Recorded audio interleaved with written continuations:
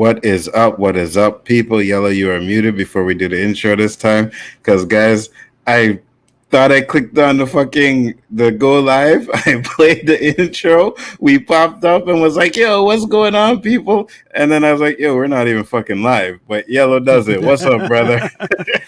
Yo, man. Listen, man, we just trying to keep the energy up. That's all it is. Bullet. Now, let me chill. Let me chill out. How you feel tonight, Anzo, man? You look good, son. You look good. You shining, baby. You shining. I'm trying, bro. You know, I try to do my thing every time we come up on these streams. You know, got the ladies watching. Gotta make sure everything look crisp and curry. How you doing, though? You know, I'm chilling, man. All day. All right. That's an American trying to speak Jamaican. Let me chill. Guys. Oh, my fault. Yeah, that's disrespectful. It's disrespectful, man. It's disrespectful. Like mountain roundabout Jerusalem. Let me pull out my fucking and start looking off some Bob Marley and shit now, eh? My Shabba ranks. Oh, you're going Shabba, trailer the gal. All right, there we go. I don't play, man. I don't play, bro. What's up to the people in the chat? Tony Robinson is up in here. David is up in here. Thank you very much. Yo, there's a lot of shit that was going on today, man. Like, yeah, it went crazy, bro. I feel like it went crazy. A lot of shit popping off. We got the Eternals, we got the He-Man trailer, and we got the shit that huge. I got a Nerd Man hot take. Oh shit! Yo, where is Nerd Man at? Yo, that nigga is infamous. I think he got a girl now, man. Cause that's the only shout reason. Out to let's go. That's the only reason why a bro stays away. You know what I mean? Thanks, it's like okay, a girl or a job, right? And he already had a job, so I think this is a girl. Yeah. But hey, man, good for you, Nerd Man. But yes, my Nerd Man hot take is that it looked better than the shit that we got. I ain't even gonna answer to that one. That is correct, guys. Completely and wholly. But I can see why you would say that though. Yeah, because we got He-Man. Well, we getting He-Man, you know. Did we? Well, it looks like it. Man. Look like He-Boy in the legs. Why he looks so what you call that shit? Disproportionate, bro. Why his legs as long as his arms? His torso. Crazy as hell. We're gonna show the trailer. We're gonna react to it. We're gonna react to the Eternals trailer as well. Yo, Eternals? That trailer did a good fucking job, bro. Yeah, man. I still don't know exactly what the story is. Like, I got an idea for it, but like that should look like it's gonna be crazy. Had me fucking saying total night and day from the first trailer. Total night and day. Definitely. First trailer. It wasn't really a trailer. It was just like a teaser, you know, and it was just showing us aesthetics, you know. Right. They didn't show us shit. And that to me was I was like, nah. You know, but then when I seen this one, I was like, okay, this looks interesting. So for those of you that don't know, they dropped the Eternals trailer. I'm gonna pop it up here so we can react to it as well. Should look alright, man. Facts. It looked really good. I actually should have had this all queued up before, but you know how we do it. We just on the fly. But I got it here. I got it here now. Let me share a screen.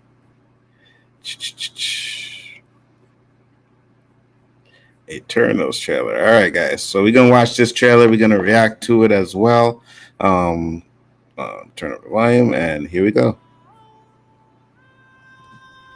Nigga, what? You don't make that shit big screen? What is this? My bad. There we go. Yeah, this should look amazing, bro. Selma look good. As always. Yo, I love me some Salma Hayek, you know. Aging like fine wine. Facts. Yo, I seen a meme. It was in Spanish. Yo, that shit said, you get rid of one Stark, two more pop up in his place, bro. I was dying. I was cracking up, bro. That shit said, winter is coming.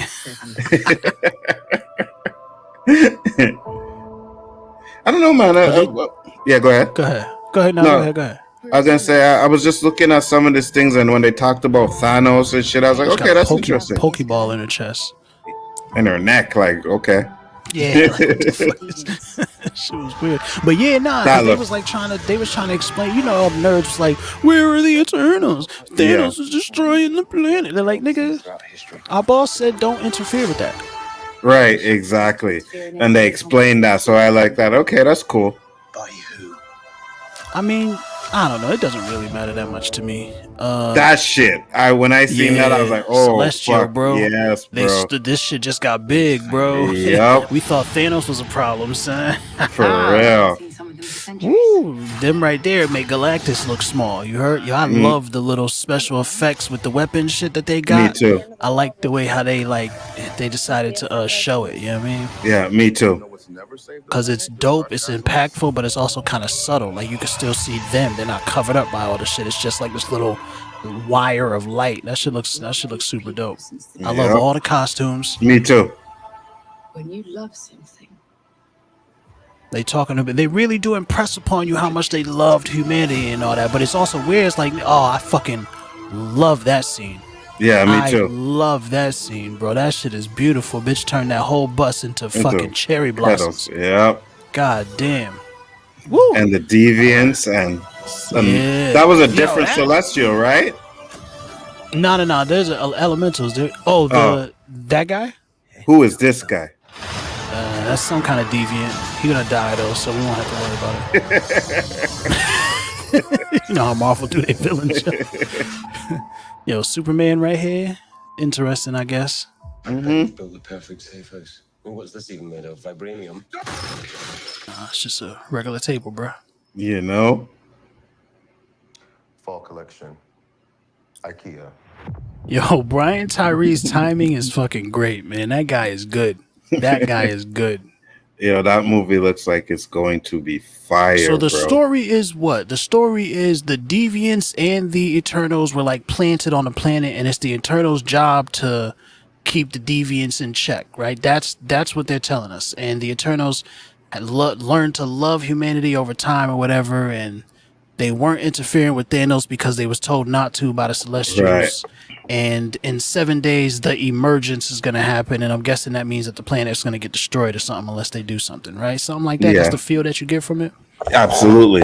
And that's like, okay, because when you put Celestials in there now you're going into a whole different level of cosmic Marvel shit. Raising the bar.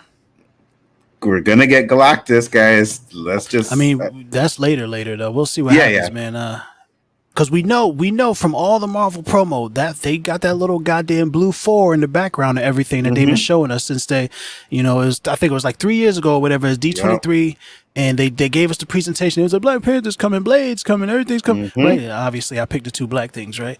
And then after that, Kevin Feige's on the sideline, and the lady's like, "So, do you have anything to say to the people who are expecting to hear about, anything else that's coming to the MCU in the future?" He's like, "Oh, don't worry about it. At the end of this phase, you feel what I'm saying? We're gonna start teeing up Fantastic Four and the Mutants, and ever since then, we've been seeing that little 4 in the back of all their promotion. They ain't give us no images or no characters or nothing like that, so we know that the Fantastic Four is coming at the end of Phase 4. Facts. Does that mean Galactus is coming too? That's the question. I hope so, because I want Galactus done right. Because that fucking Galactus that they did in that fucking smoke cloud shit, I'm like, what? All you got was a little silhouette of his fucking head, and then it was a smoke cloud. And I was like, yo, this has to be the worst fucking interpretation of a villain that I've ever seen in a movie. It was fucking You know what's bad, crazy, bro? That's like, it's the early stages of the internet. When it came out, we didn't have social media like we have now, and everybody said the exact same thing. Like, For what is real. this cloud, bro? Get this shit out of here.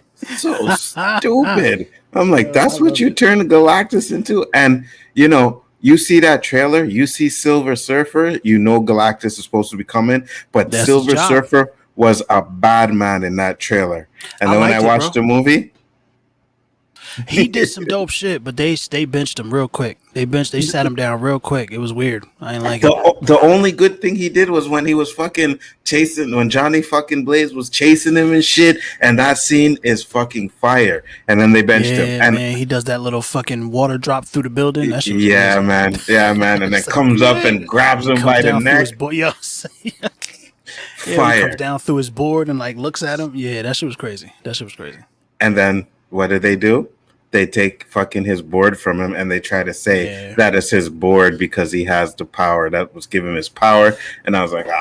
I mean, that was kind of true for a while though. Like it was kind of like, because if I remember the story right, Galactus, he snatches him up, Norman, whatever, Reedus or whatever his name, he snatches him up, gives him the power. And then I think in the beginning it was like when he gets disconnected from his board, you know, he I don't know if he was ever like completely useless, but I'm pretty sure that was the case. But they shouldn't have done that in that movie though. Absolutely not. They fucked a lot of stuff. It was a joke, you know what I'm saying? That's not the point, man. We're here to talk about the Eternals, bro. All right. The little finger guns that my guy Kumail Nanjiani pulled out, son. He had his little like tattoos on the back, and that shit was like fire. That shit, I like that shit, man. Fire. That shit look dope, bro. And you get to see Angelina Jolie in a Marvel movie. You got that guy from Harold and Kumar. No, it's from Stuber, the taxi movie there, right? Yes. Yeah. Him in our Marvel movie. The black dude, can't remember his name. He's in Brian Tyree Henry, man. Atlanta, Godzilla vs. Kong, Spider-Man Into the Spider-Verse, of course. You feel what I'm saying? He played Pop Dukes. You know what I mean? Yeah, right. With great ability come great accountability. That's not how it goes, Dad. Yo, my guy is nice. My guy, Brian Tyree Henry, man, he's got super skills, super talents, and he deserves to get that Marvel check, man. I certainly hope they paying him. You feel what I'm saying? But fucking around with Disney, you never know. Listen to ScarJo. For real. For real. David said, I thought that was Galactus at first. No, right away. Yeah, you know that. Yep. A lot of people did. Really? Mm-hmm. Because they don't know what a celestial is then. Exactly. Yeah. They don't remember from the first Guardians of the Galaxy. They were talking about the Power Stones, and they showed that same dude. Right. With you know what I mean? So it's I'm excited to see what they do with it, man. I'm super hyped. I like that shit a lot. So that's the question. Do you think they're actually going to do something with him, or is it just going to be like a scene where they show him?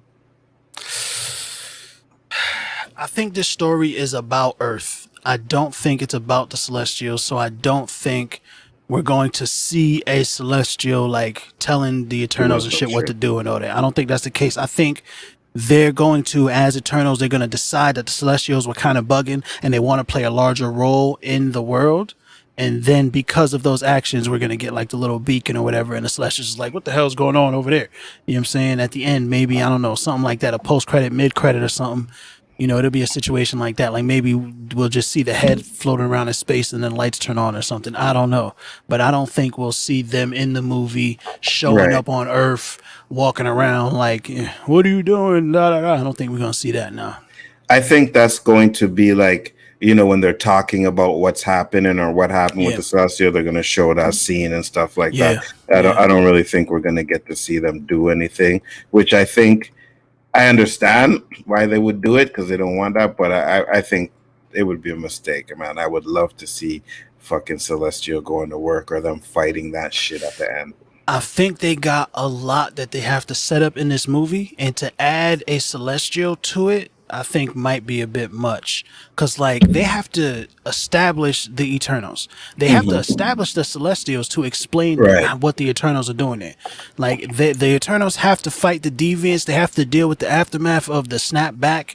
And I really think this is how we're going to get the mutants, guys, because that's kind of how it worked in the old comics. You feel what I'm saying? Like, the Celestials came, did a bunch of experiments on Earth and other planets and shit, and we got the Eternals, we got the Deviants, and we got the mutants because of those experiments. You feel what I'm saying? So I think this is definitely how they're going to push the mutants into this universe, which I think is much better than like a portal opened and they came from another planet. That's some trash shit, but I don't know. We'll see how they handle it. No matter what, it's going to be a little disappointing. But I think they have a lot of stuff that they have to introduce in this movie, and to have them like beating up on the Deviants. We clearly have our bad guy there stringing up Angelina Jolie with the little tentacles and shit. What's with Marvel and the tentacles lately, son? They must have hired somebody recently in like the last 5 years that's like got a thing with tentacles, man. Because we just saw him in Captain Carter, and now we see him again. And I don't know what's going on. I thought it was just gonna be James Gunn with Volume 2, but whatever, man. I mean, however you get your shit off, I guess, man. It is what it is. Sarah said the name of the celestial they show is Arishem, the judge, or whatever the fuck you say that. Arishem. Yo, shout out to the comic nerds, man. I try to reach out to y'all on Twitter, man. Go follow me at Yello Does It on Twitter, man. And don't be afraid to support your boy, man, on the Cash App. But anyway, I tried to ask y'all somebody to explain all the celestial stuff to me because I'm not a super heavy comic nerd, man. Yeah. You feel what I'm saying? I read a lot of comics, but I ain't read a lot of comics, like, you know what I mean? So anybody who could tell me anything about any of this stuff, I greatly appreciate it without, spoiling too much about what might be happening in the future of the MCU.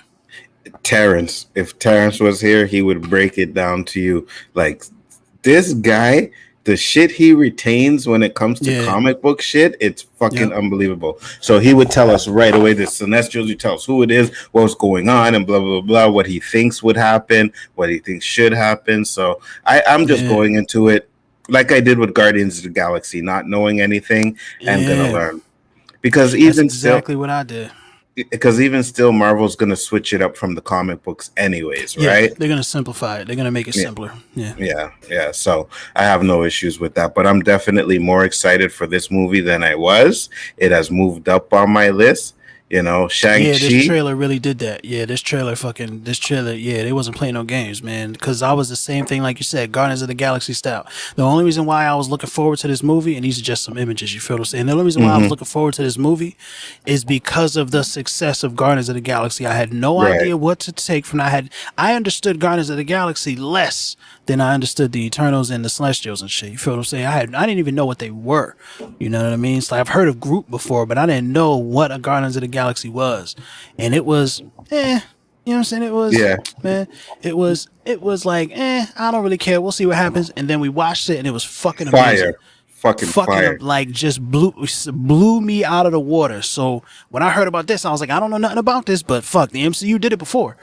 You know what I'm saying? So let's fucking go. Look who popped into the chat. I see the hate, man. I can read it. Look who popped into the chat. Look at these images, though, bro. Like, what is this? The ship? Like, what is this, fam? Looks fire. She made a beautiful movie, bro. This Chloé Zhao, she made a gorgeous fucking film, man. Where did you send it, nerd man? Because I don't see no message from you, man. You sent it to the wrong person. See, send it lied. Again. See, bold-faced lies. See. Yeah, but he sent a message. No, I didn't get it. It's just like DC, man, to come through here and just lie.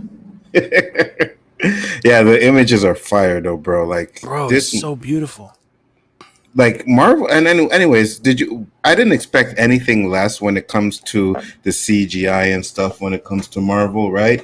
But just having a Celestial, having, you know what I mean, the effects that they have, and they're simple but effective. The laser eyes, I like the fact that they're yellow too. I like that shit. Yeah, fucking shit is well done. Well done. Beautiful, and it really gets me excited about what's coming after this, right? Because like Shang-Chi, I'm still way more hyped for Shang-Chi than I am for the Eternals. Like way more, by a lot. Like, it's Yellow Panther, as far as I'm concerned. I'm all into it. I grew up on Kung Fu movies. You know what I'm saying? We never get to see this kind of a thing. Shout out to the Asian community, you feel what I'm saying, for just existing. Because, like, now, because of that, we get to see a full-on Asian on Asian situation in comic book style movies. And I love it. I love color. I love jumping into different worlds. You feel what I'm saying? So I'm excited to see what they do with that. But this trailer showing me how beautiful it is, showing me how giving me an idea for how their powers work, and giving me a feel for the impact that it's going to have on the MCU moving forward. Right. Bro, I'm all into it. I'm all in. This shit jumped up a lot of levels. I might be more hyped for this than I am for Spider-Man No Way Home. Keep it a buck. Really? I was gonna ask you, what about Shang-Chi? Are you more excited? Shang-Chi still got this. Shang-Chi still got this beat. Cause boy, Stun started jumping around with them goddamn 10 rings, man. Oh man. Oh, my guy, yo, Pop Dukes the Mandarin had the 10 rings like flying around him, blocking a whole bunch of arrows while he was riding a horse on some Dynasty Warriors shit. I was like, yo, let's fucking go. Like, nah, man. I always like, but you know what I do love about this is the ancient civilizations that they go in to visit that we don't get to see much of. We always go into Greece. We always go into Rome. Right. You know what I'm saying? They're going to Babylon here, Macedonia. I like that. Ooh, give me some of that brown energy. I love it.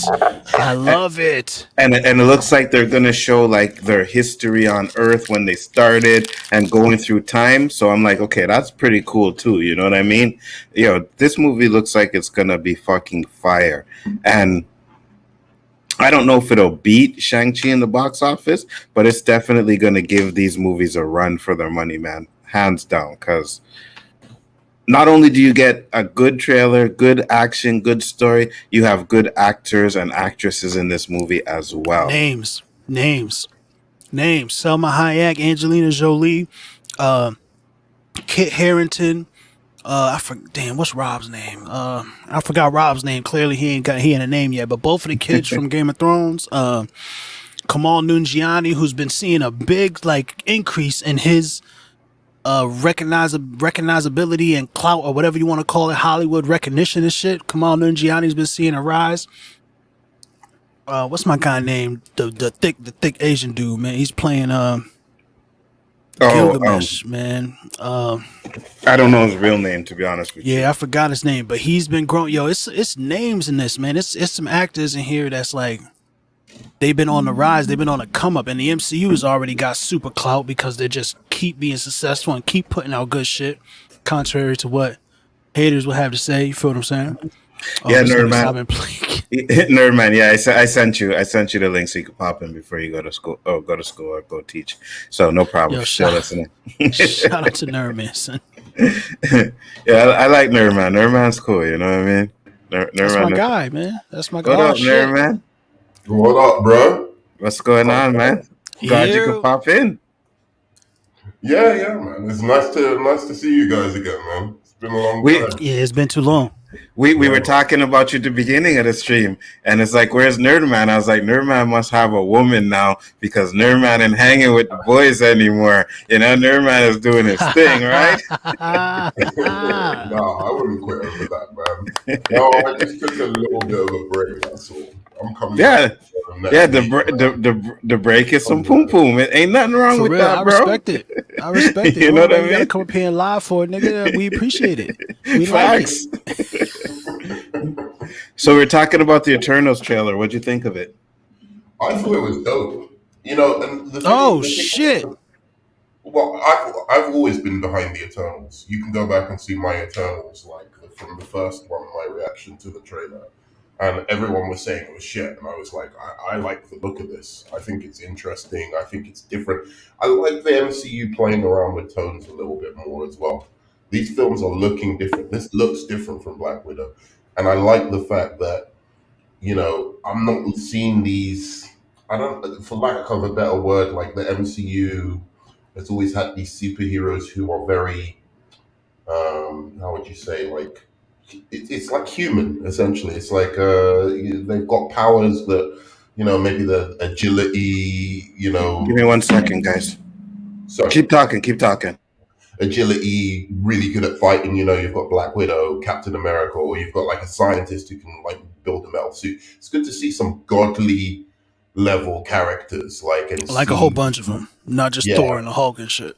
Yeah, exactly, and see them be the focus and like them, you know, as I said, I'm looking forward to see that MCU with all the special effects and everything do that rather than just doing like characters who have a metal suit and can like fire lasers. So it's safe to say that you really like the brunette white boy with the lasers coming out of his eyes, flying around, punching stuff really hard. You really enjoy that aspect of this whole Eternals thing, right? So what did you think of it? I haven't heard. I fucking loved it, man. The same thing. When I saw the first teaser trailer, everybody, it's so bad, it's boring, there's nothing in it, nothing happened. I was like, guys, this is an aesthetic thing. This is just to give you a feel for what the movie's going to look like, and it fucking looks like it's going to be beautiful. And then this trailer come out, but my hype level didn't really raise that much. You feel what I'm saying? Like I was saying earlier, Guardians of the Galaxy proved that the MCU could take some shit nobody knows nothing about and make it good, right? So I was already like, okay, Eternals looks like it's gonna be good, hype about it. And then this trailer drop, oh, get the fuck out of here. The way they had the powers looking with the spear, with Angelina Jolie with the spear and the shield, had Sun with the fucking man with the iron fist like style. What overlay, like celestial power overlay that he was hitting monsters with. Son had a couple of little finger guns that he was finger banging a monster. I was like, this is some interesting shit, man. I was really excited to see what they're going to do with that. And they have some new faces that we haven't seen, in very many things, if any, who are like given the opportunity to be a god, be a superpowered being. I'm super excited about this shit now. Yeah, no, you're right. I mean, they've got the two guys from Game of Thrones that I thought are like they were really good, like stand out in Game of Thrones. And they're yeah, as you said, they're on the come up. And then who else they've got? Also killing me, tearing up the whole worksheet right now with the. Oh my God, what's going on? You can hear that shit? My God, yes, very loudly. I think it was that shit was crazy. Go ahead. Was like, Did I just freeze? a little bit, yeah. Shit. But Go ahead, nerd man. I was gonna say, like, actually, the thing that sold me from the last trailer, not this one, but the last one, was the way Salma Hayek's breasts. What? Yeah, you got me, man. You got me, bro. No, it was the way they showed super speed. Because I was like, okay, there was that speed character. There's one of them is fast. They didn't show her, or I think it's a her in this trailer so much, or at least they didn't show the powers, right? In this trailer. But the way they showed it in the first one, it was really exciting to me because it wasn't the typical speedster, you just slow down the character, right? Like, so you see that he's moving and, the rest of the people around them are frozen or whatever. I mean, it's fun to see not Gareth Evans, whoever the guy is from the X-Men Evan Peters. do that. But I think too much of the time they typically rely on that kind of thing to show super speed. To the see it done differently, kind of like how Zack Snyder did it, by the way. But to see it done differently was really interesting to me because that meant to me, I think they're going to try and capture these god-level powers in different ways, in interesting ways. Don't trick yourself. No, they're not. This is the MCU. It's going to be simple. But the little glimpses of the super speed stuff, yeah, I agree with you. I like the way that it looked. They're going to have a slow-mo moment. That's just how you do it because that's how our brains understand it. But for the most part, I do like the zippies. I do like the little zippies. I like that stuff a lot. But as far as how they're going to show the powers, I mean, we see it a little bit like they're just going to have the kind of, which I like very much, but they're going to have the little light wires that move around and then stuff is going to happen, Yeah. Like it won't be too creative with how they demonstrate the magic. I don't know. It already looks creative to me. I like the way what's her name? Brad Pitt's old girlfriend, Angelina Jolie.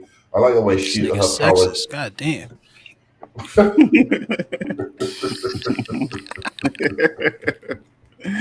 Yeah, I like the way she displays her powers, man. I thought that was kind of creative. Yeah, it is cool. It's dope, but that's what it is, right? It's the light wire.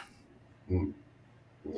And it looks super dope. I loved it. I love the way it looks, but I think that's going to be the extent of like it's not going to be a whole lot of like Jack Kirby-esque style imagery or transmutation or any of this other kind of magical stuff that never gets done anymore. It's going to at some point they're either going to be using energy weapons or shooting energy at whatever they're, you know what I mean?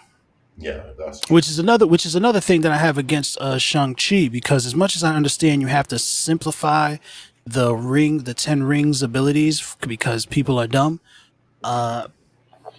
I would love for them to not do that. Just deep dive. Have them all do different things. Take your time with the magic system. But that's not. I mean, that's a lot to. It's the whole what's it called, the Infinity Stones. That's what messed that up. Otherwise, What they is would have that done too? it. But you could have done it because there's the rings are very. It doesn't matter. It's not Different. really. We get into a Shang-Chi thing. Yeah, we'll You do a know, Shang-Chi thing have some other you time. heard about the Shang-Chi reactions, right? What are your, Yeah. People love it. People love it. yeah. I mean, I was looking forward to Shang-Chi and Eternals most, and then the Spider-Man one. The rest of them, not so much. But those three specifically, I was really hyped for. So I'm glad to hear Shang-Chi's looking good. But the only thing that lacks excitement for me in, say, something like Black Widow or Shang-Chi is I still don't really see them as like superheroes. Right.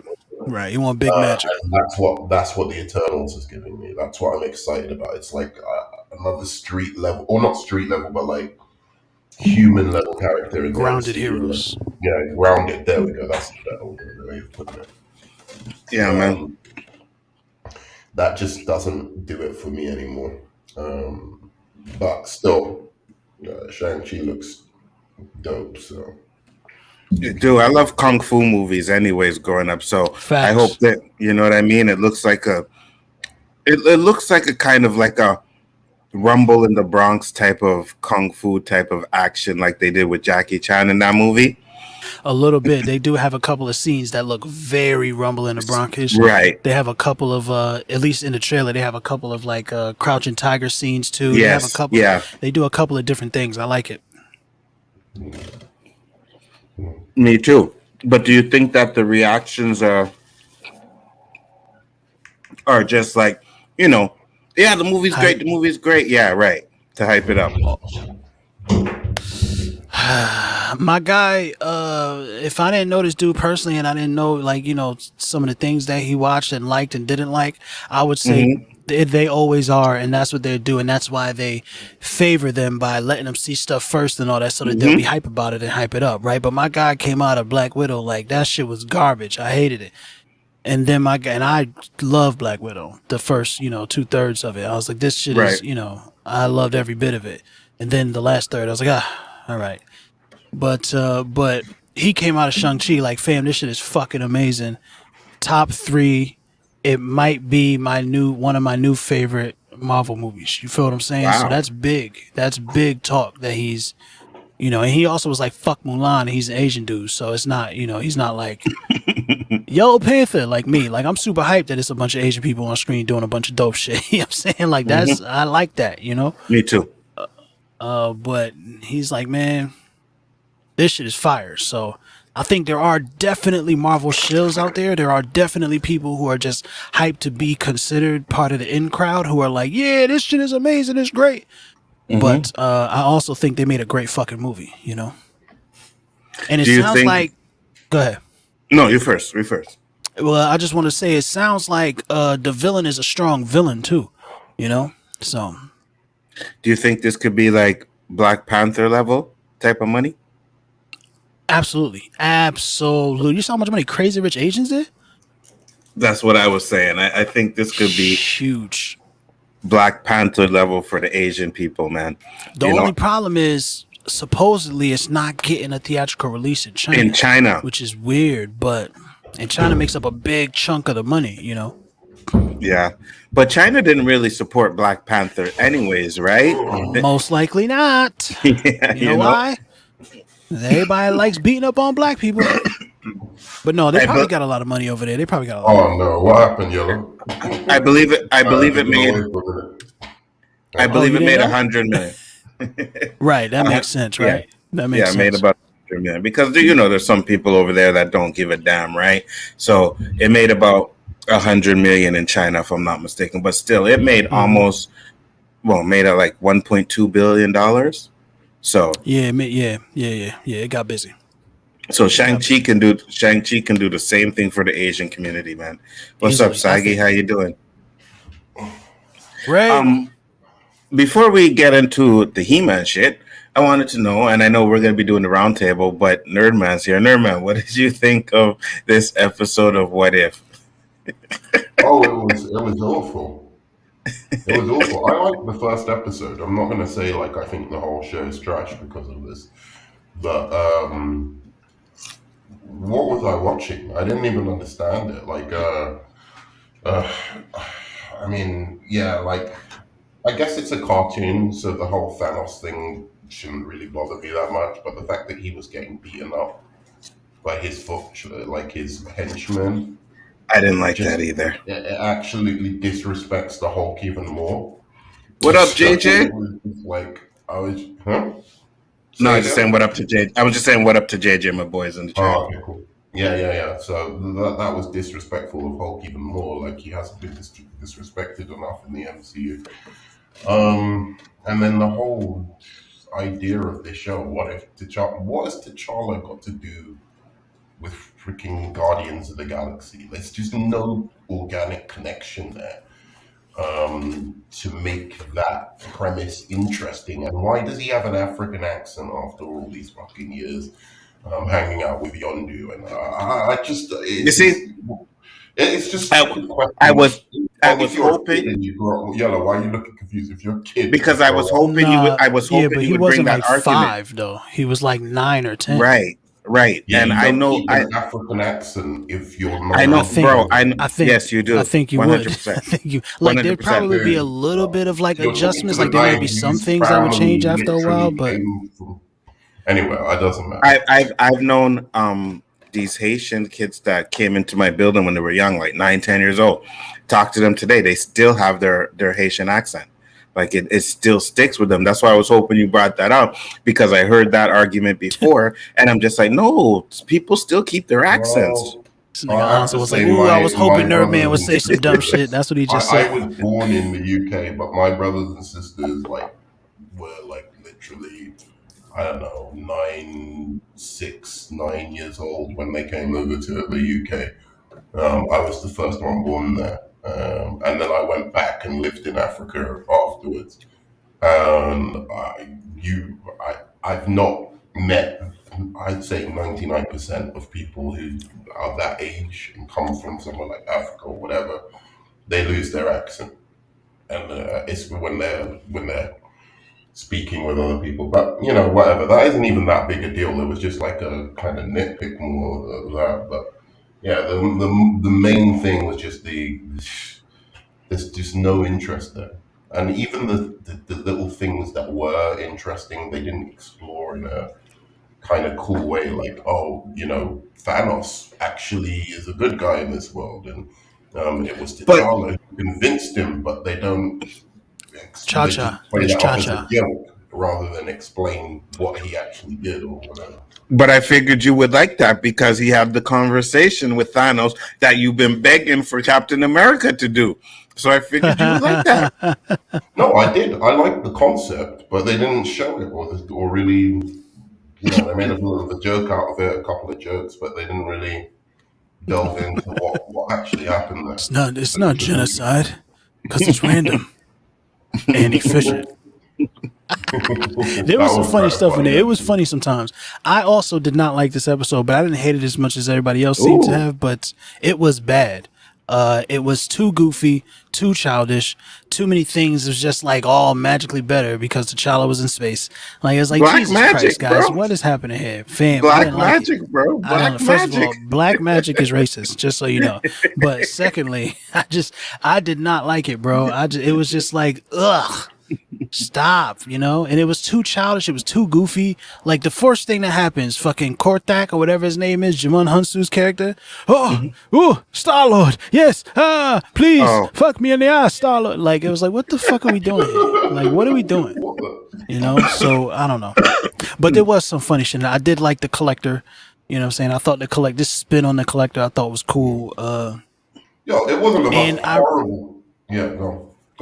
And I really liked the scene where T'Challa discovers that Wakanda's still thriving, Alive. and his pops are still looking for him in that whole little hologram, and he saw it, and just seeing how he became a fully grown man, and then watching how he What up, sees Jason? pops after all these years, completely old and still looking for him, like scouring space, scouring the heavens to find him. I thought that was really well done and really strong and powerful and emotional, but no, it was whack. It was a very bad episode. It was four out of 10. One of my Well, biggest I didn't think issues. it was the most horrible thing in the world, but I have a question. No, for it you was guys quite bad. After, before you move on, because I have to Yeah, go no, to go ahead, Noah. class Go very ahead. soon. What did you think of the episode, Enzo? Then before I didn't hate it. I had my biggest issue was how they fucking found T'Challa. I'm like, first off, why the fuck are they like even so close to Wakanda? And then you mean to tell me, yeah, they picked Well, up, they and I told know you. they. What? Yeah. Go ahead. You about to say it? Go ahead. No. And then they picked up the black dude, and I know they said, oh yeah, he has 2 months, but I was just like, nah, that just didn't work for me, man. No, it's because they were drawn. The readings of the vibranium drew them to that area because they were looking for like otherworldly energy, and they were like, well, this place has the highest ratings of whatever the fuck magic energy so it has to be a Celestial's kid, but it wasn't. It's the vibranium. Vibranium. Okay, yeah. I missed that part. And then he walked outside of the veil, and they're idiots, and all humans look the same to me, which I thought was also funny. But don't you think it because would I have like a made little more light sense racism. if it was like Peter Parker they picked up or something? Do you know what I mean? Like, Say it again. If what? If it was Peter Parker they picked up, right? Like, it would have made All right, much more sense. but now we're just talking about stuff. Anything else that could have happened, it would have made better because I like this idea better. Now we're not talking about what the show did. We're talking about what the show didn't do. Yeah, no. I mean, I get what you're saying there, but I'm just saying, like, in general, it doesn't compute to me, like, to pick up T'Challa for this mission, and they didn't justify it in the show. Like, of all the people you want to pick up to be the other Star-Lord, I don't think the concept of having another Star-Lord is very interesting in and of itself. It's not right. It doesn't have as much relevance to the whole universe. Well, apparently it completely changes the whole universe if you have a competent guy out there being Star-Lord as opposed to a bumbling idiot. This is the thing another thing that I had with this episode. It's like, so wait, I don't think these shows are connected anymore, because when the fucking collector opens up his shield, you see Captain America's shield in there, and I was like, no, there shouldn't be a Captain America shield if these things are connected, right? Well, there could still be a Captain America because there's still an Erskine, but but I agree with you. I think this one is not connected. We'll see. Right, and that's what I was saying too. There could be still one, but I mean, then it would have to be what?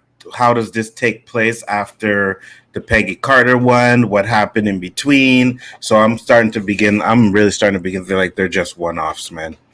Because I would rather that. That's what a what if is supposed to be, and I wanted it to be that from the beginning. I didn't like this idea that they all come together in the end or something, that they're connected and all that, or it's a multiverse and this is canon, but it's another part of the multiverse. Like, I didn't like any of that. You know what I'm saying?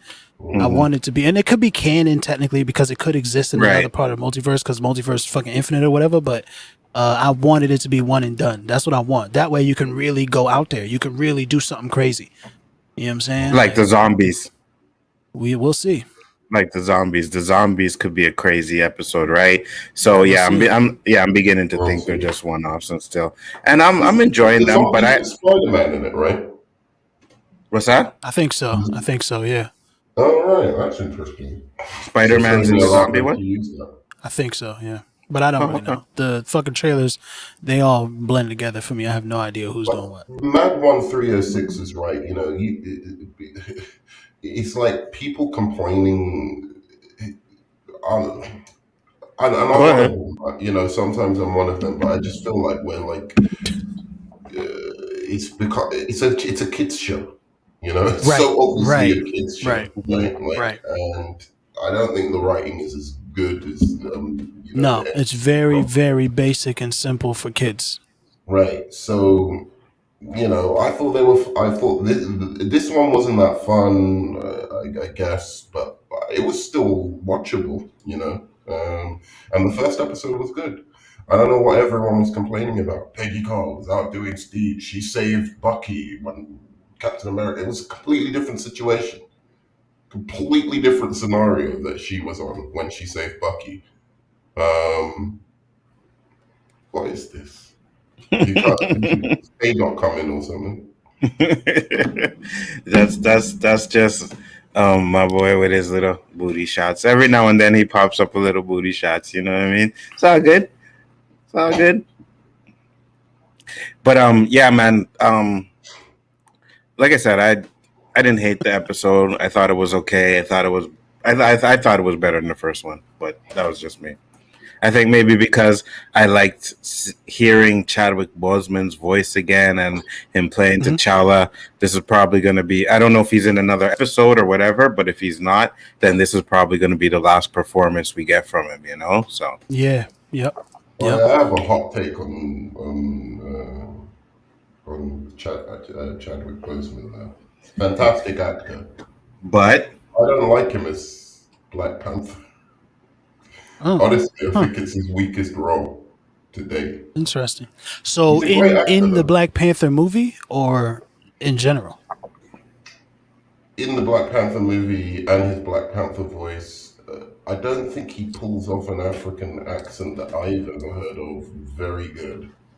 To be fair, it's I haven't passable. been all over Africa, to be fair. So like, No, it's passable as an African voice. I wouldn't say it's the greatest, but it's passable.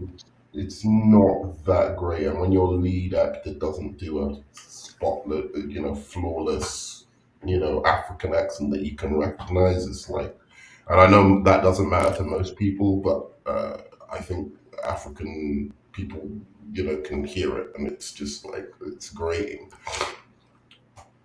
But he is a phenomenal actor. Don't get me wrong. He really or was a phenomenal actor. But just that role, I don't know if it was. Yeah, because he acted through that accent good as fuck. I could feel what you're saying, where it's not like the most perfect African accent. But I agree with Anzo. It's passable, bro. It didn't distract me in any way. And I kind of have an ear for when the accent, like I can usually hear when the English dude is coming here doing the American accent, right? Like I can usually hear when the American dude is all of the, I could be like, wait, what is that? What are they masking? What accent are they hiding right now? You know what I mean? So like, this didn't really bother me that much, but I'm also American and we make fun of African accents a lot. So I might not even be able to really tell the fucking difference at this point. You feel what I'm saying? Just because of inundation. I used to work with an African dude who had a thick African voice, so I can tell, right? Just like Jamaicans, when you hear a Jamaican in a movie, I'm like, nah, bro, that's not doing it. Like the best till this day, still the best Jamaican in a movie. Well, from what I can think of off my hand right now, because there was another one. I know there was another one, but was the Steven Seagal movie Marked for Death. Those weren't actual Jamaicans? You talking about Screwface? Screwface, no. But what you talk about? Two white boy against one black man? That was fucking Jamaican. Wait, who was that? That was the dude with the dreads, right? Yeah, the dude with the dread. Fam, do you remember Marked for Death? Yeah, good boy. His name is... You're on some bullshit, bro. What has Gal Gadot got to do with what I just said about him doing an accent? Because Gal Gadot's accent is pretty bad. That's why. That's why. It's her accent.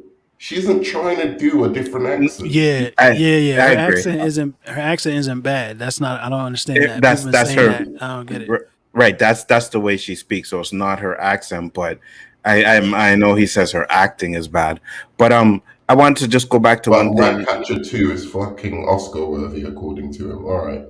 Anyway. No, Ratcatcher's acting was horrible in that movie. I can agree with that. No, he said Black Panther too. But the question I wanted to ask to Yello, you said you can tell when like a British dude or whatever does an American voice, right? Yeah, you can usually hear it slip. I can usually hear it slip through. Okay, so Idris Elba in The Wire, did you know? Because I didn't. No. Okay. Not at first. But that also when I was watching The Wire, I wasn't as good at listening either. But now when I hear them, I can hear some of the vowels how they're just a little bit funny. Yeah. You know what I'm saying? Like I can kind of hear some of the. I'm like, oh, you tricked me for a long time, bitch, but you won't get me again. You know what I'm saying? But like, fucking House, Hugh Laurie in House, my nigga, great, incredible. But there's some of those vowels. I'm like, Steven. I mean, Hugh, I know you and Steven used to get busy. I got you now. You know what I'm saying? Like Christian Bale, Bruce Wayne. Christian Bale's really good with the American accents. But I can still I got you. I got what's my girl's name? Rebecca Hall. Rebecca Hall is fucking Rebecca phenomenal. Hall is amazing. She's fire. Fucking phenomenal. I was astounded when I heard something in Iron Man 2. I was like, huh? I mean Iron Man 3. I was like, huh? Well, who? Wait a minute. I didn't know she was. I swear to God she was American. Dallas Buyers Club, bitch. Oh, get the fuck out of here. I swear to God she was from Texas. Rebecca Hall is on Viola Davis level of fucking Facts. brilliant No question. actress. No question. What about Harley Quinn? No. Yeah. No, that's yeah. Nobody talks like that. Yeah, Not even close. I didn't know. That's but You that's mean a is Margot ridiculous. Robbie as good as Rebecca Hall or Viola Davis? No, he's talking about the accent. He's talking about the accents. Yeah, the accent. the accents. Yeah, I had no idea what Harley Quinn until I heard her just recently, and I was like, "Holy shit!" Okay, I didn't know that. Yeah. But like so my ears are sensitive to that type of shit, and I wasn't really bothered by the now somebody put Don Cheadle in Ocean's 11. Woo! What was he doing? A British accent? Yeah, yo. He said He was Bonnie. good, wasn't he? Bonnie Rubble. Trouble. No, he was good. Go watch it again. Oh, okay. Or maybe it's a part of England I'm not familiar with, maybe, but he sounded like a brother doing a London accent. I was like, brother, just put it down. Just let it go. Oh, really? That surprises me because Cheeto's the man. Cheeto is the man. Cheeto is the man. He just got a whole Emmy for 3 minutes on Falcon and Winter Soldier. That's the man right there. What's it called? Hotel Rwanda. He did the African accent good, bro. Oh, he killed it. He killed the fucking Tootsie. Ichue, who are we talking about? That was very specific to that accent as well. It wasn't just like Don Cheeto in Hotel Rwanda. Oh yeah, okay, yeah, he killed it. What about the bad dude? Chiwetel. Yeah, Chiwetel. What about him? Chiwetel Ejiofor. That's my guy. Yeah. Yes, I heard it in Four Brothers. When he played Victor Sweet, I was like, you're doing a good job, guy, but you're from somewhere else. I don't know where you're from yet, but you're not from Detroit. Come on, Bobby. Yeah, that's my shit. Hold on. You know what accent is the best accent that don't get enough respect though? I don't know why we're talking about this, but yo, shout out to Brad Pitt's man, Jamaican accent, son, and Meet Joe Black, son. Come on. Oh, miss some love. Oh, you're taking the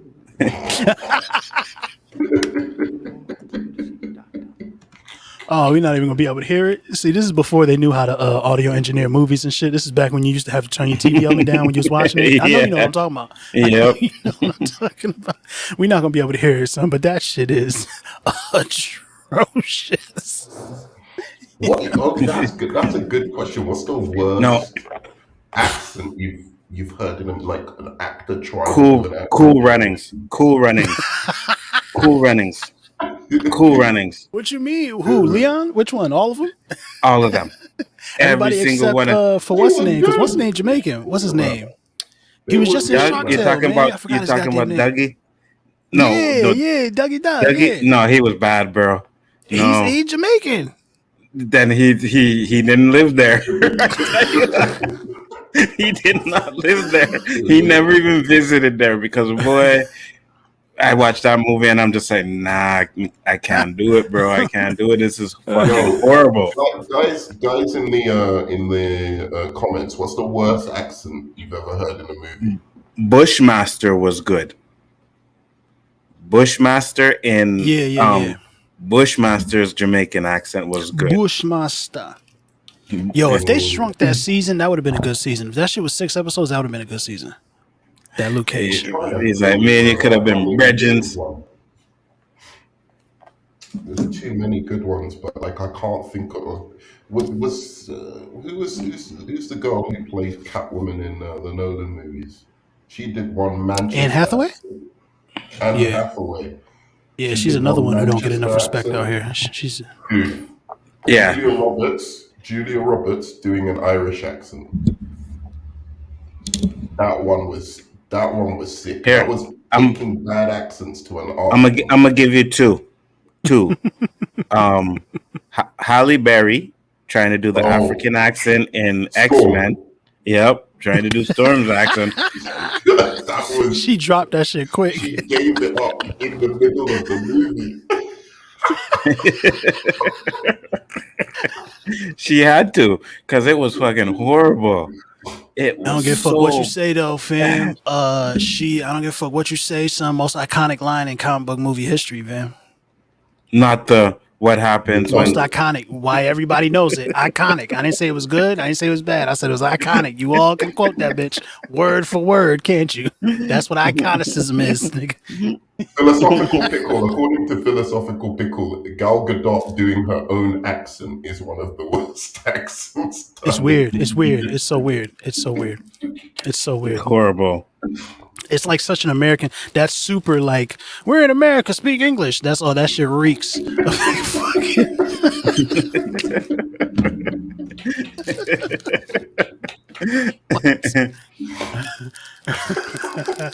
He said Eddie Murphy does the best African accent Already know. coming to America.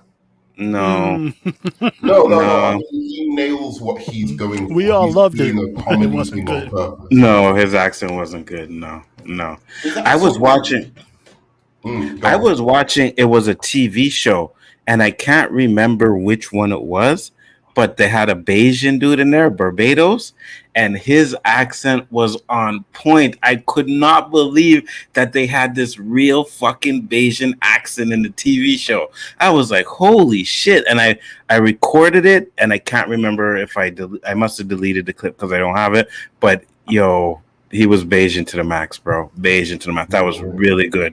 So I prefer, if you're gonna do these accents, you get people that can pull them off, man. Because I'm tired of hearing bad accents. I really am. Bushmaster's from St. Croix, so he from the Virgin Islands. So he right around there anyway. That's why he did such a Bushmaster, good right? job. Yeah, Bushmaster. Yeah. Yeah, I agree. Right down the street anyway. Can I ask my question now? Yeah. Oh, Right, it's to Yello. I haven't heard what you this nigga be think killing me with the. of the Suicide Squad. Oh yeah, nah. It was a lot of fun. Also- It was funny. 7 out of 10. It's had the story is trash. I didn't care about any of the characters, and Nanawe is the best character in the movie. Yeah, and also I just remembered, by the way, my class loves your track. Yeah, you said that earlier. It was weird. I was uncomfortable about it. Just as long as I get my royalties, we're good.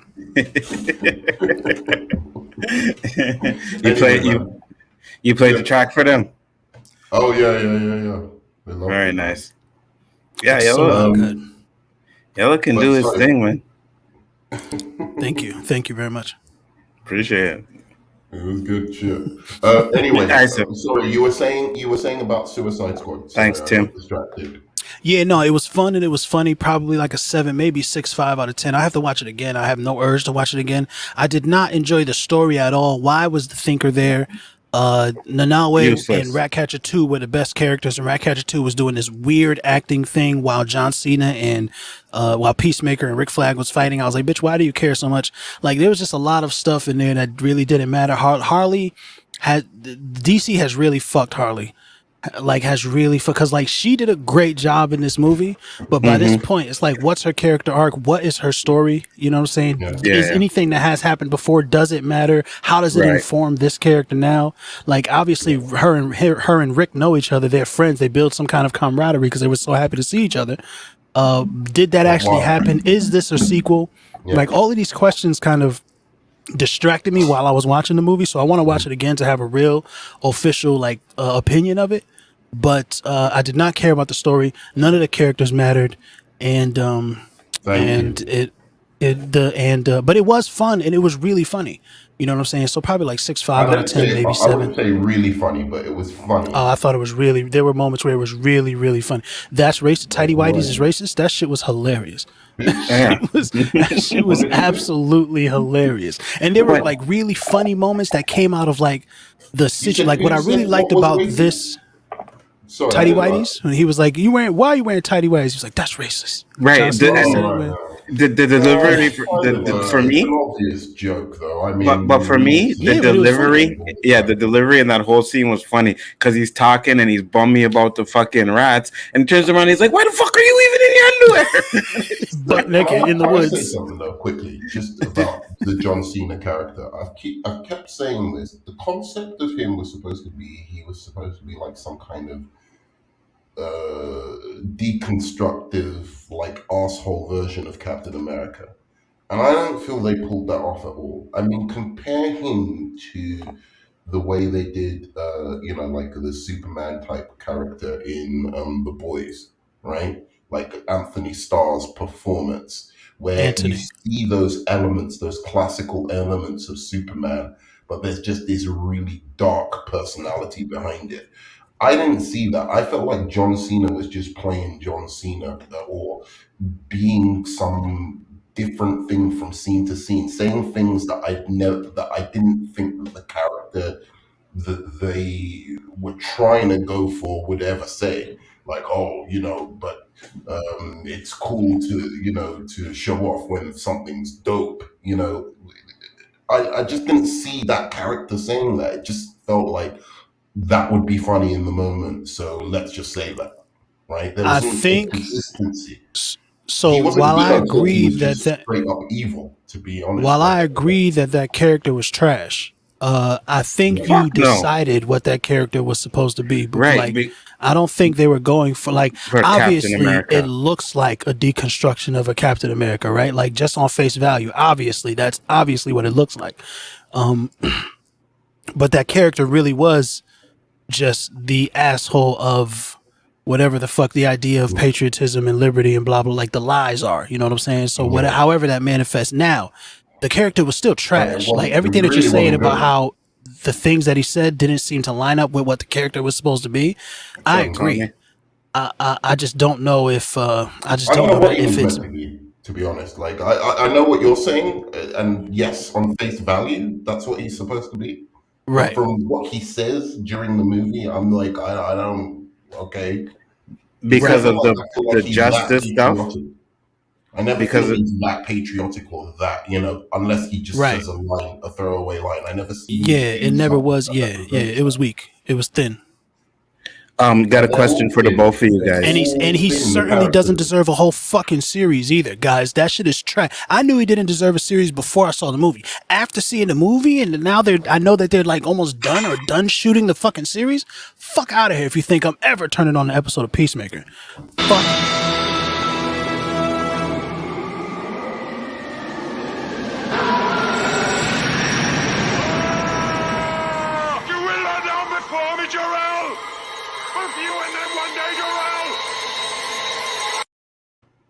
I had to send Yellow to the Phantom Zone. He talking some shit over there. And I see him. And another thing, goddammit. I wasn't saying shit. I had to send his ass to the fucking Phantom Zone for that. Listen, I liked Peacemaker in the movie. I thought he was really well done. Fucking cornball. But the way John Cena played him, it was supposed to be played that way, and I think he did a good job. I definitely want to see more fucking Peacemaker, but not even a little bit. Yeah, he was supposed to be cornball, and he didn't do a good job. Success. I think he did a good job of it. But I got a question for you guys. Well, I got a question. David has a question for you guys. Question to Yellow or Nerdman. Any opinions of Stargirl? Have you seen it? Oh, yeah. The last episode was great. So I watched the first 2 episodes of Stargirl from the first season. And I just couldn't get into it. I think the little girl is adorable. I liked the angle. I want to be a superhero so bad. Who is my father? I think he's a superhero. Like, I like that energy. I like the moxie. I like the actress. I didn't like Luke Wilson. I don't understand. Oh, really? I don't get it. The car, I don't like mechs, so hopping in a car, I'm like, cool, I get it, but I don't care. The villain is super cheesy and corny, and I know it's supposed to be, guys. I get it, JSA, I understand. I still don't like it. I just couldn't really get into it. You know what I'm saying? Like I I'll tell you tried. I'm what. gonna check out this I'm just gonna skip the first season because I don't think the story matters that much, and I bet you when I watch it, it won't. But because of the Green Lantern Mm, stuff that they're talking about in this season 2, I might tune in for that because I hear they did a good job, and we desperately need Oh, the some Green Green Lantern Lantern stuff. power is excellent. But let me Right. say So I'm gonna check that out. something I agree with you on there, Yellow. I would have loved this show when I was like 14 or 13, Right. yeah, 14. yeah, yeah, yeah, Right. yeah, You yeah, know what I mean?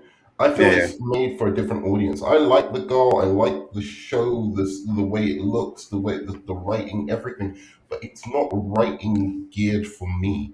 So Right. I was watching it like trying my best because I thought they were doing such a good job of it.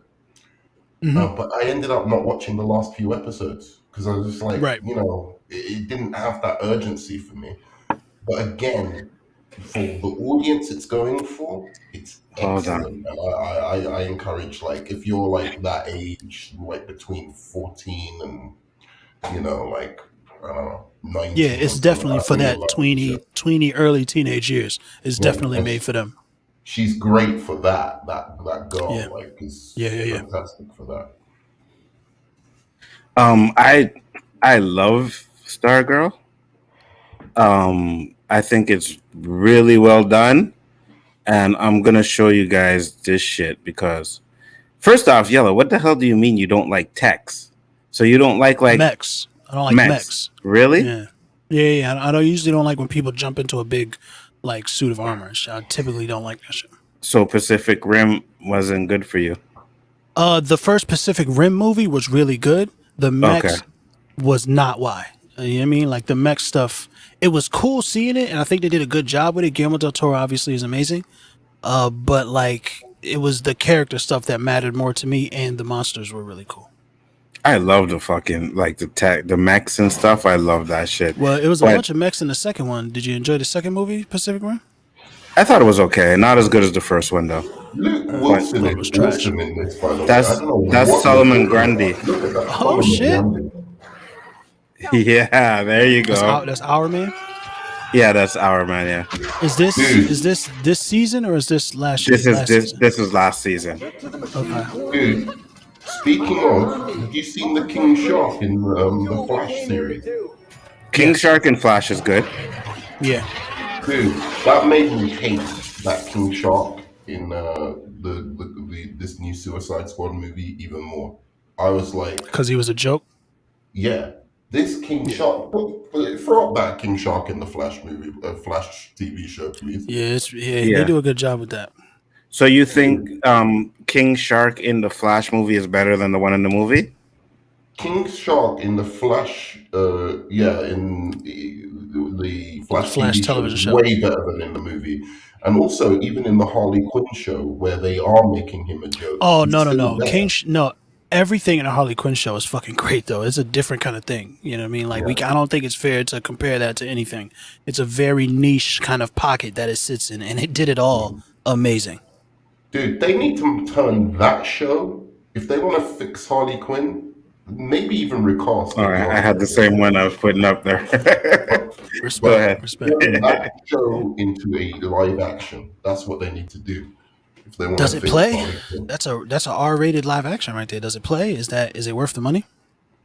I No, but like you that. can put the whole universe, like have cameos by Superman, Wonder Woman, all of that stuff in there, so it's more like the MCU in the sense of, it feels connected to something, not just divorced from, the DC world, right?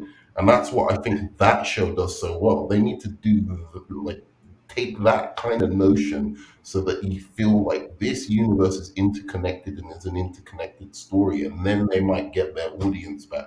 Because I think DC's next couple of movies, apart from the Batman, might bomb because they're not threading a universe together, and that feels like it's moving towards anything.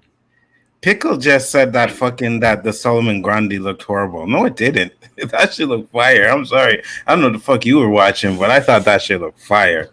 Pickles. But I need. What's up, eyes sci-fi? and Tommy ears said and everything like.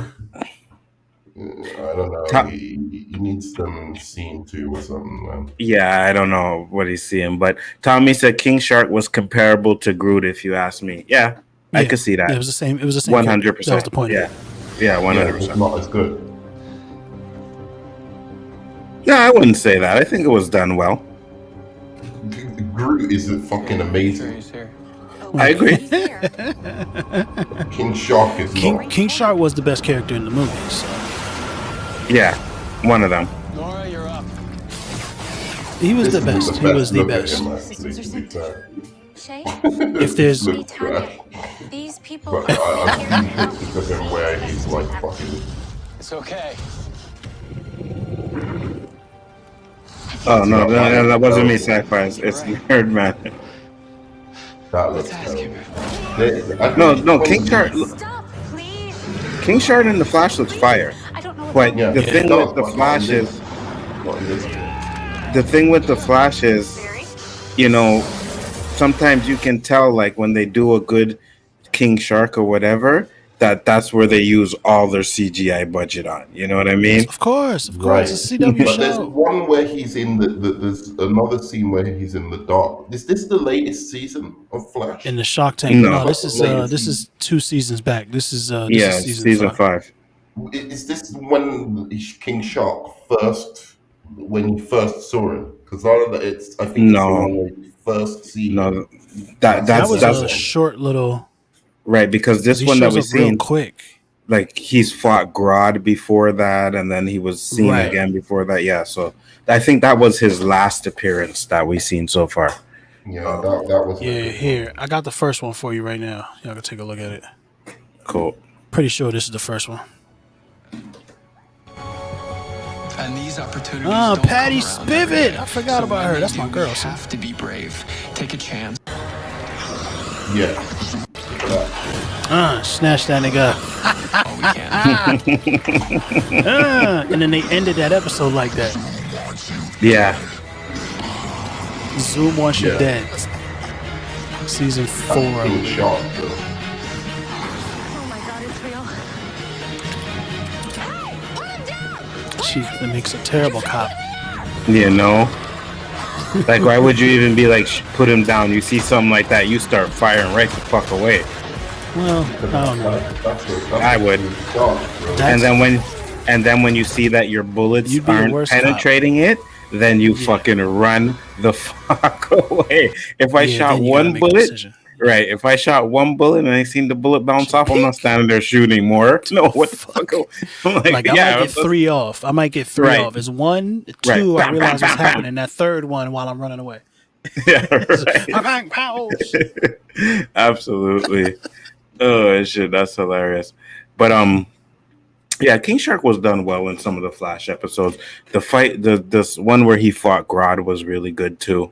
Yeah. You know, Yeah. Yep. he was done very well. But I just think that we got a different King Shark in the Suicide Squad, and like Yellow and Tommy said, it's like he was more like a Groot type in that movie. You know, like it was No, definitely yeah. Groot. Yeah, it was definitely Groot. Look, I just think the movie was ill-conceived, honestly. Like, they needed more mainstream known villains, like, to up the ante of the last movie. They needed to bring back Kitana. I don't like the fact that they just dropped the only Asian character. That's not a big deal, but that pissed me off. But instead of developing her. But I think Well, in general, that's a part of the whole is it a sequel or is it a reboot thing? You know what I mean? Like that's all of that is lost in DC never having a plan. All of that shit, you know. Yeah. So, 100%. I just think the tonal shift. You can't start a series with one tone and the movie be successful. I don't care what the critics say. The movie was successful. It had an audience. You can't start it with one tone. Leave it for about fucking 5 years. What was it? 2016 Suicide Squad came something out? like that. So you didn't build on the momentum of the people who actually liked that movie, even though I know everyone thinks everyone hates it. And then just shift the tone so wildly. It's the exact same thing they did with BVS and Whedon's Justice League. It does not work. You can't shift the tone that wildly. You can't expect a successful movie to Yo, be shout out to Candace that Patton, man. Wow. She been giving it up on Okay, IG. you know how to shut me up real quick.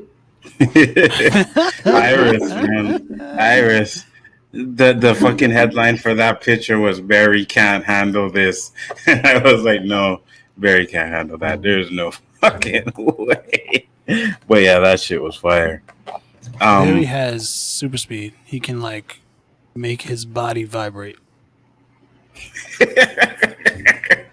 Good point. But Good point. You see That tongue action must be fire. Crazy. Crazy.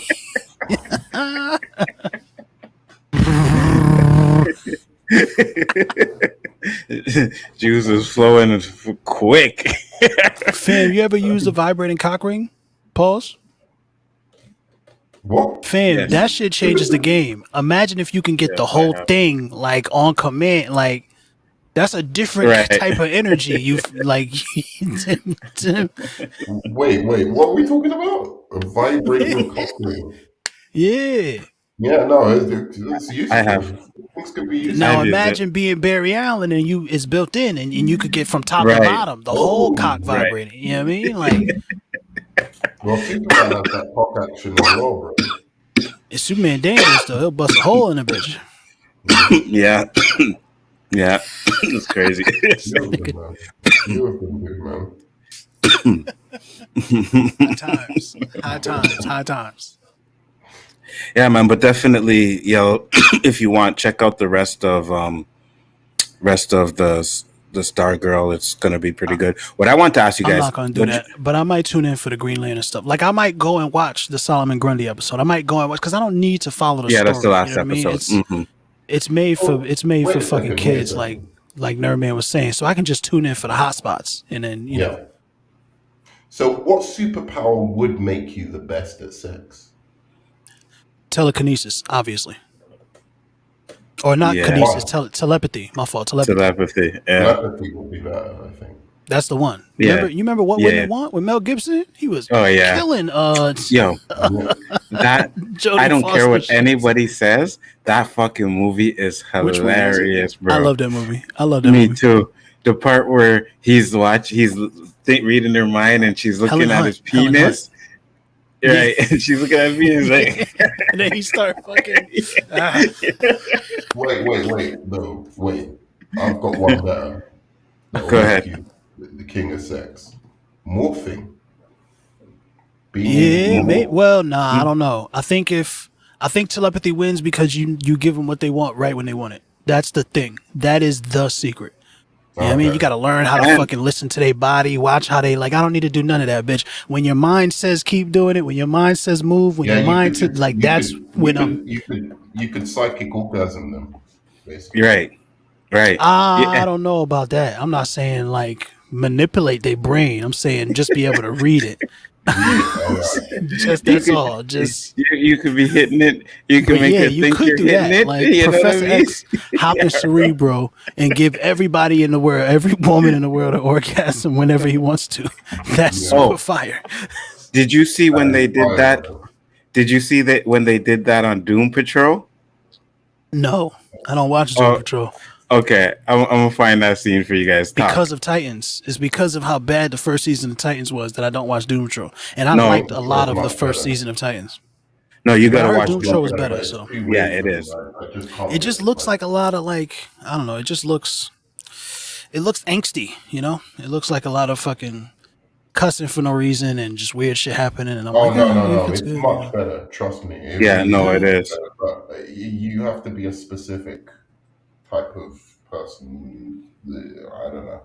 It's not the show's fault. Again, it's something that doesn't appeal to me as much. But Doom Patrol really well. The Titans isn't. The Titans is just bad.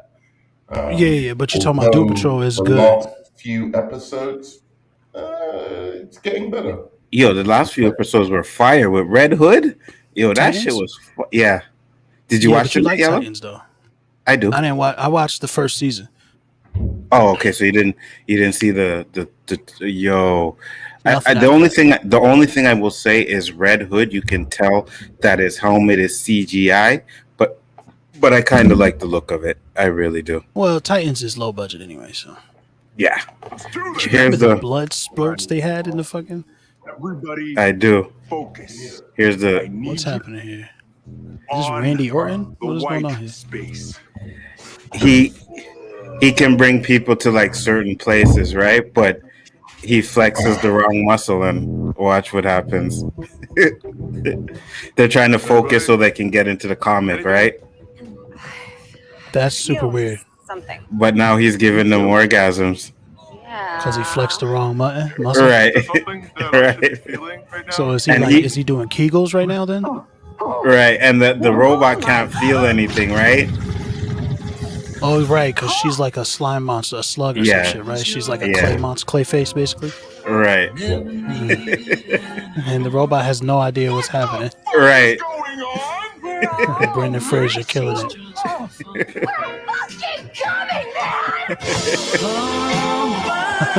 Wacky wavy inflatable arm flailing too, man. Wacky wavy inflatable arm flailing too, man. What is her name, man? Crazy Jane. She's cute. Why would you Diane orgasm Guerrero? like that? Why am I showing myself in this? Now watch the robot. Were you? Watch I missed it. Brandon Fraser.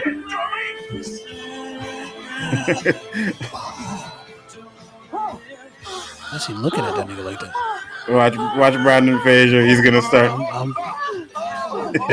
He just start faking it. That's Just hilarious.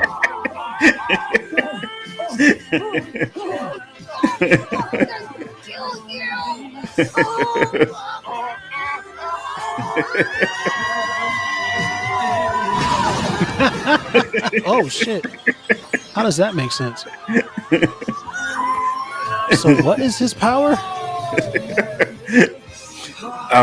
It's something about flexing. He's able to put you into the comic world or something like that, right? But if he flexes certain muscles, he gives them Yeah, up. that sounds like some nonsense right there. This just seems like stupid though, I am so. and it was so funny. sorry. I was But, shooting like- That's this, and I accidentally flexed the spleen cervicus. They're right next to each other. Give us a moment. you see. So he flexed the wrong muscle. I'm so sorry. I meant to flex the spleen cervicus, but I accidentally flexed the spleen cervicus. What is he saying? That nigga's talking nonsense. It's funny though, bro. The show's pretty good. You should watch it. You might like it. Maybe that was funny. That was funny. Right. And there's a lot more other funny stuff in it than that. I just haven't seen the second season of it yet. But yeah. Okay, that was pretty damn funny. Went on too long, but I liked it. Yeah, it was funny. So next thing we were going to talk about Word. is, What else and is I'll there? bring it up. I will bring it up. Hold on. Here we go. The new He-Man trailer. Oh So yeah, right. we gonna react to this shit. With that sword, Shit looks stupid, man. soon be out. It's just way too childish. It's just super duper. Like I like a lot of the power stuff though that they're doing. The way the magic and shit works, I like that. You know, some of the tech stuff they bring me to a new world. I like this kind of like urban, beat up world that they set up here. And I like whoever this is, this character. I like Yeah. who that is. But that By the power and of He-Man's Grayskull, body, I have the power? like all of this shit is. I don't like that. It's clearly Okay, I like see. it's. I see what you're talking about. Fucking Yeah. what's those shits that Nintendo sells? What did it feel like? Oh, You put them next to the toy and you put them next to the Right, yeah. gamepad or whatever. Yeah. They look like them. They look like a bunch of those. The same on the outside And it's a Yeah, toy I company. agree. I get it. You feel what I'm saying? It's a toy company. They're trying to sell toys. But Right. this shit, A lot of questions. And you could tell right away it's really kiddie, right? It's super duper childish. Yeah. Now it might be interesting, right? Like I like seeing the dude who becomes Skeletor. That's interesting. Don't you recognize your Uncle Keldor? I like all of the magic stuff. Our fight too. I like the world. Animation looks pretty good too. It looks good. I don't like that style of animation, but it's it's high quality. At least. Master of demolition. And then people are complaining that they might change Ram Man into a female. I don't care. I don't know who that is. Yeah, I don't care. Oh, you don't know who Ram Man is? Nah, which one is that?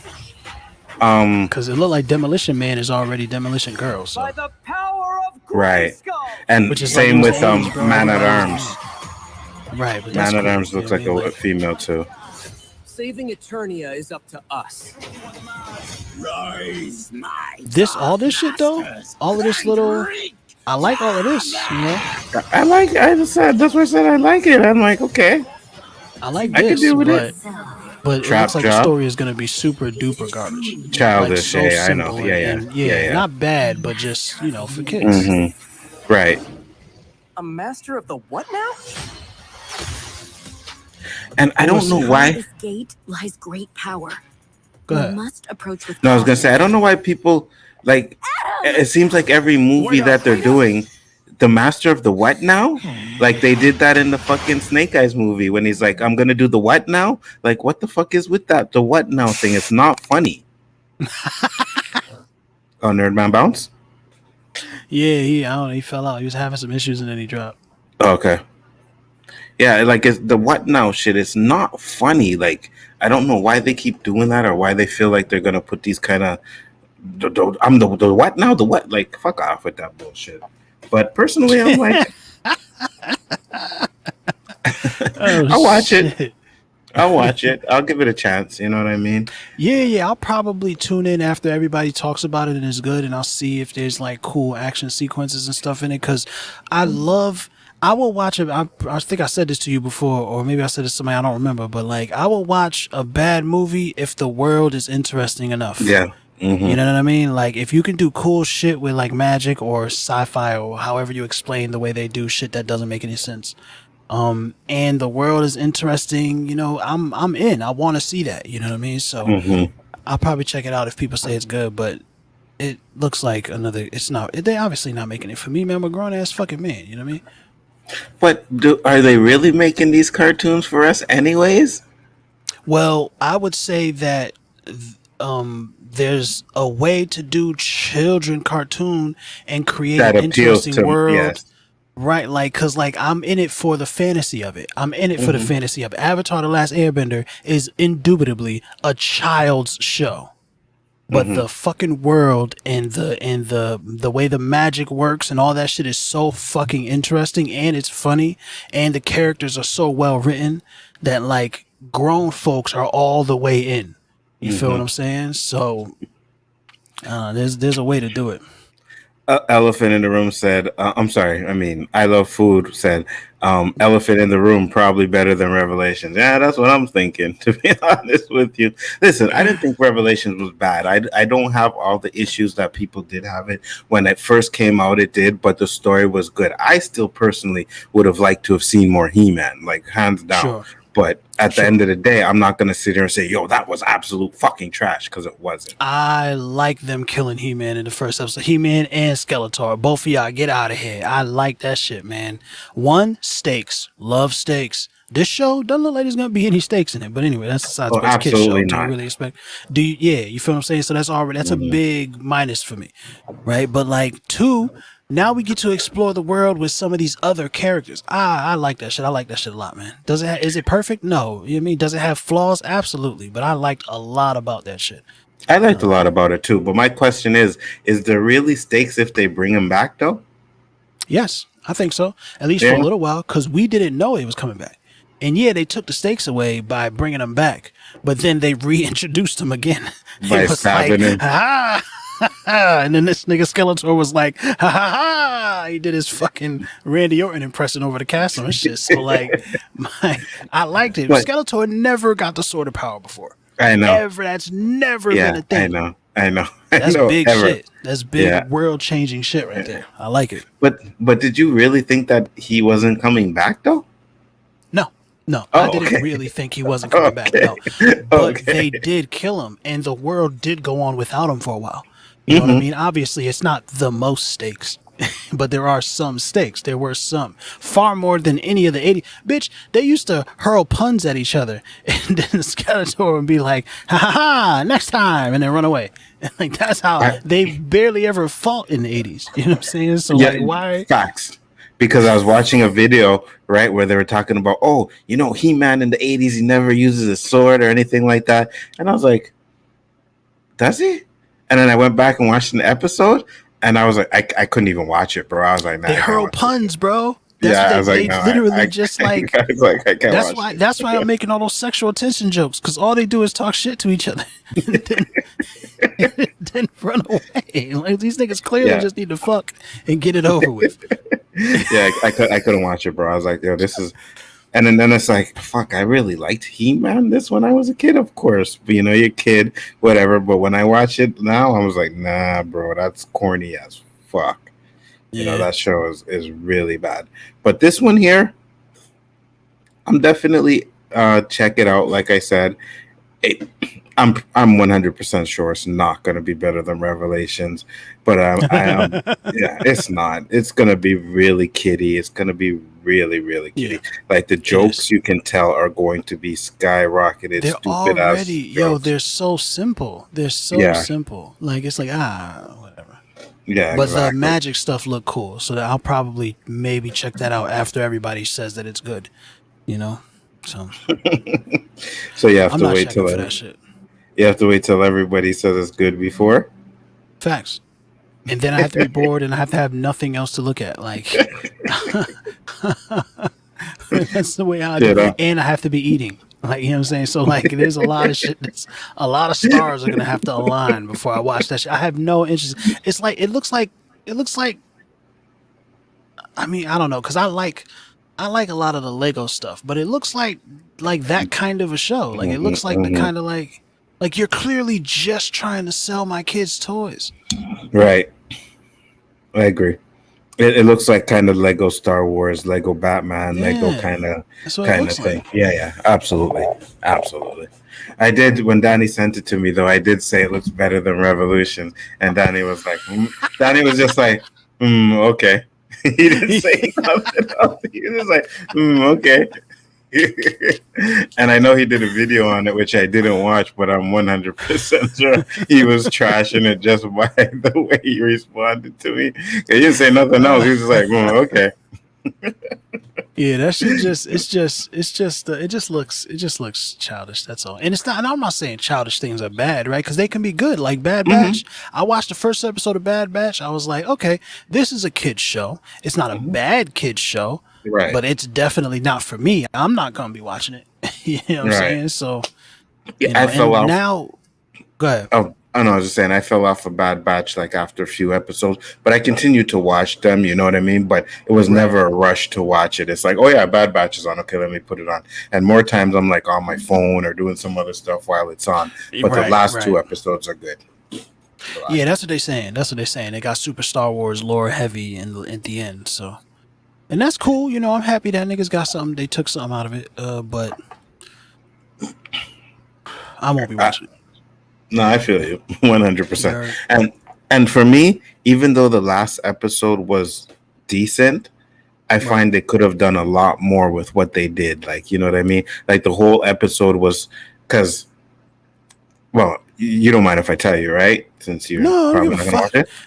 Yo, they not even a little bit, my nigga. The Empire destroys the fuck out of Camino. I mean, we know that's gonna happen. Right, yeah, right. So they show it in the Bad Batch, right? And the last episode is them trying to escape from it falling into the water.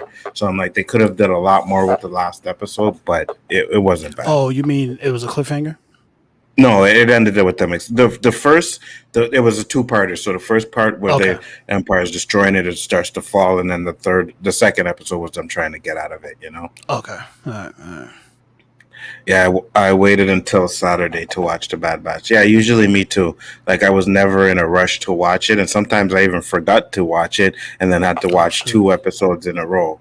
But they were only 30 minutes again, so it wasn't too hard to watch it. But yeah, Bad Batch is not a kid show. They burn off someone's face in an episode. Do they? It's a kid show. They also killed a bunch of like civilians or hostages and shit like that, right? It's still a kid show. That's how kids shows work. And it's a kid show. But it's just by the fact that you're trying to like say that it's not. Did you see skin melting? Was there like a whole lot of blood, or did it like happen off screen and then you saw scars when he came back? It's a kid show, fam. Yeah, I don't remember that, but I know when they shot the people, they like showed the fucking bullet hole, like the people they fall down. I was like, oh, that's interesting. You know what I mean? Right. That was interesting. Like the laser bolt hole or whatever, and it's like a little smoky and shit like that. Yeah. You could get away with that on a kid show. It's a kid show, guys. You know it is. Yeah, absolutely, 100%. You know it is. The Bad Batch is more of a kid show than Mandalorian. So there you go. I wouldn't say Mandalorian is a kid show. I would say maybe it is. Teens. It's made with kids being available to watch it. Like that's half of why Grogu is there, because kids and women. That's women for sure. That's the thing. You know what I'm saying? Yeah, women for sure. That baby Yoda. You know what I mean? Like, oh my god, he's so cute. Everybody had a fucking baby Yoda, bro. And I'm so curious what they're going to do when he's not in it. Like go ahead. No, go ahead. No, you first. I just when Mandalorian ended, I was like, oh, this is the perfect ending. That's it. It should be over now, right? Like no more Din Djarin, or maybe they could show up in some other stuff, but this story is done. And then when they at the end after the credits, they was like the Book of Boba Fett. I was like, that's how you can continue. Mandalorian, the Book of Boba Fett. Like that's a dope way to keep the series going and having this story, which is clearly finished now. That's a whole complete story. You know what I'm saying? Complete arc, character growth, fucking good plot stuff, lore revelation, incredible. Best thing Star Wars ever made, right, Anzo? Right. Yeah. So like that the fact that's a complete story. I'm like, this is the perfect way to end it, and then we can have Din Djarin show up in some other shit or whatever. And I think that was the plan. I'm convinced that was the plan. I don't give a fuck what Disney say, right?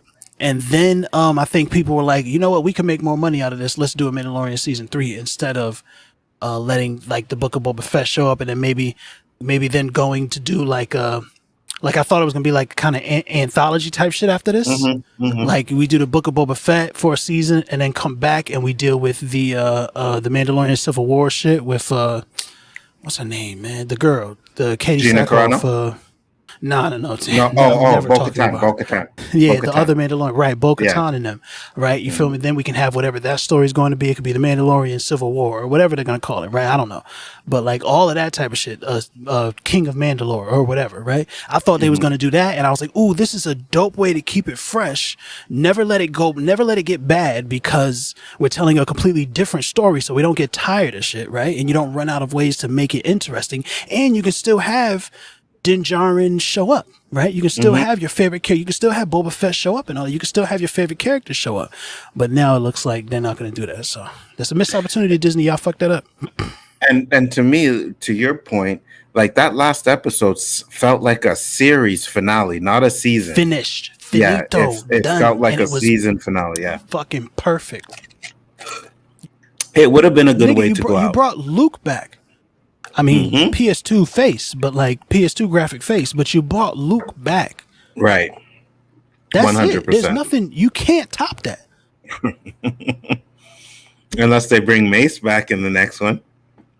That's not going to top Luke. That's not going to top. I would love it more. I would love to see Mace more, but that doesn't top Luke. You can't top Luke.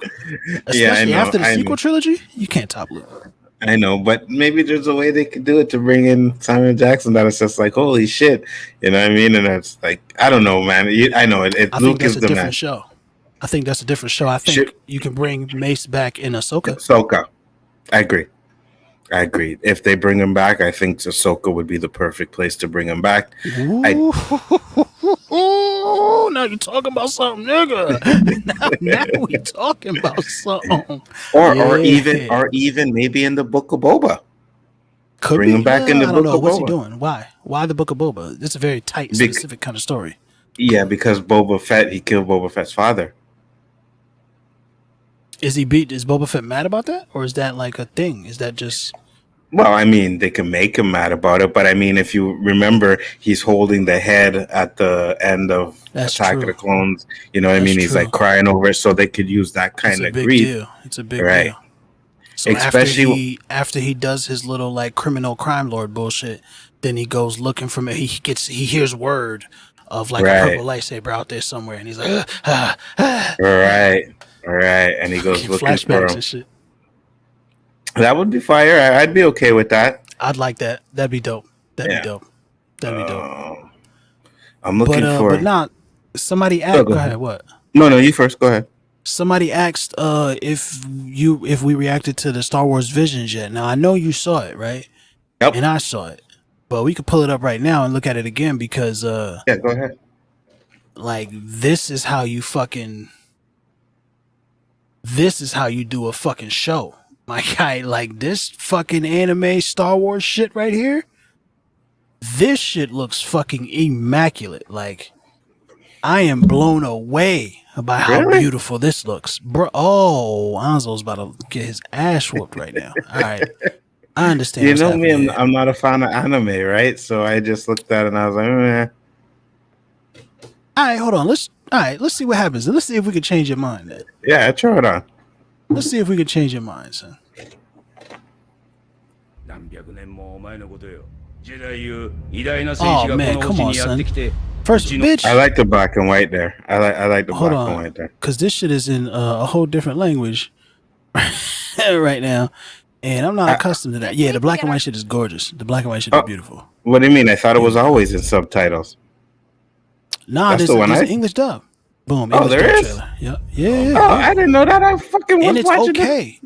It's not great, but it's okay. It's a good English dub. Like, I wish they would have veteran anime dubbers do the shit. Like niggas who, like us anime nerds, we know the name of. They got a bunch of celebrities. They're good actors, but I think, anime dubbing is a different thing. Right. A little bit. And having a veteran there, like the fucking dude who does Vegeta's voice, or the dude who does, fucking what's my guy name? Spike from Cowboy. But anyway, you're not an anime fan, so it doesn't matter. A great warrior came to this village. Fam. Okay, I didn't even know there was an English one. Okay. Yeah. And entrusted our ancestors with Princess Mononoke looking shit. Yo, this black and white shit, I love that shit because they only show the lightsaber colors, the weapon colors. That shit looks so fucking good, man. The lightsaber inside the traditional Japanese box. Yo, whatever the fuck is going on with those twins, bro. This shit's wild. See, the 6 lightsaber thing that I seen there, I was like, Oh, you a General Grievous hater. I understand. At last, the moment arrives. Fam, she's on the dark side. But look at it. Caught the beam and then threw it back at him. Come on, son. Pouring the tea out. Little Astro Boy looking shit. Time I've confronted such darkness. Woo. Yo, grabbed the rings like, nah, we're not doing that today. The old man son with the yellow eyes. My son got a lightsaber umbrella. We are going to be a proper family. That's adorable. They're gonna kill one of them. I'm gonna cry. I would hope so. Let's make this our best show ever. I don't know what that is, but it looked dope. I look like fucking Mega Man. Right. Yo, old girl, fam. Did she eat a cyber crystal? She plunged it into her chest. A kyber crystal or whatever. Yeah. Look at my girl. Hold on. Pink. Nigga, calm your ass down. What? Oh, this shit looks amazing. This responsibility. I ain't gonna lie, that person. Fam. Yo, you gotta look. They're floating in the air, bro. She's force controlling them. Nigga, get the fuck. This shit looks amazing. Yo, wrapping the light. I don't know how that works. I don't know. The Force, like, Anakin Skywalker is Force Jesus, right? So, like, they can do it. The Force can do whatever it wants, right? It made a baby. But, like, I don't know how that shit works, but that shit looked amazing when she wrapped those fucking lights around that nigga's sword. And that shit looks... I'm hyped, bro. I'm so hyped for this. And it's short stories. Get in and get out. You feel what I'm saying? Just tell the quick little story and then get us the fuck out of there. I'm hype about that shit, man. Very much so. You see, I won't lie. That's the thing that I do like about it is the fact that it's like short episodes. Someone said like 12 minutes or something like that. I don't know if that. I don't know if that's true, but I know they're one-offs, right? Each episode is a one-off, so I'm okay with that. I'm like, okay, I'm gonna check it out. Like I will, but I'm kind of like what Tommy said here. I give the graphics, I give him the graphics look good, but the story and over-the-top weapons are a little bit ridiculous, and I kind of agree with that.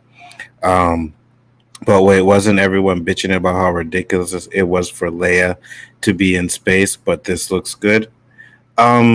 Yeah, but Leia was, it was horrible though. I'm not even gonna lie. The Leia shit, Mary Poppins in space. I mean, even the way she was flying it through space, it just looked bad for me. But it was weird. No, it was super weird. It didn't make sense. It came out of nowhere. I definitely was like, this is stupid. It could, but the Force can do whatever the fuck the Force wants to do. Like, so the only reason why I don't think it's okay to compare those things is because this is clearly like not canon stories. This is not based on everything that y'all grew up watching or blah blah blah, whatever like childish bullshit that you niggas. This is niggas saying, here's Star Wars, play with it, do whatever you want to do. You feel what I'm saying? And I like that. Like, it's okay to have different kinds of stories. I love that shit. You feel what I'm saying? And all of that shit looks super dope. My nigga pulled a lightsaber out of a fucking sheath, my nigga. Like, bro, hold on, cause bro, like, what is that, nigga? Fam, like, look at how my man's just giving it up. Yeah, but lightsabers, the way they work, I don't. What? Like, why would he have to pull it out like that? Why? Because that's his training, nigga. That's his fucking training. That's why. Yeah, but that's how he learned to pull fight, it out, bro. Turn it on when it's fucking great, out, man. That shit is great. All right, well, now watch when he slices and dices motherfuckers with it. This is such a great shot, bro.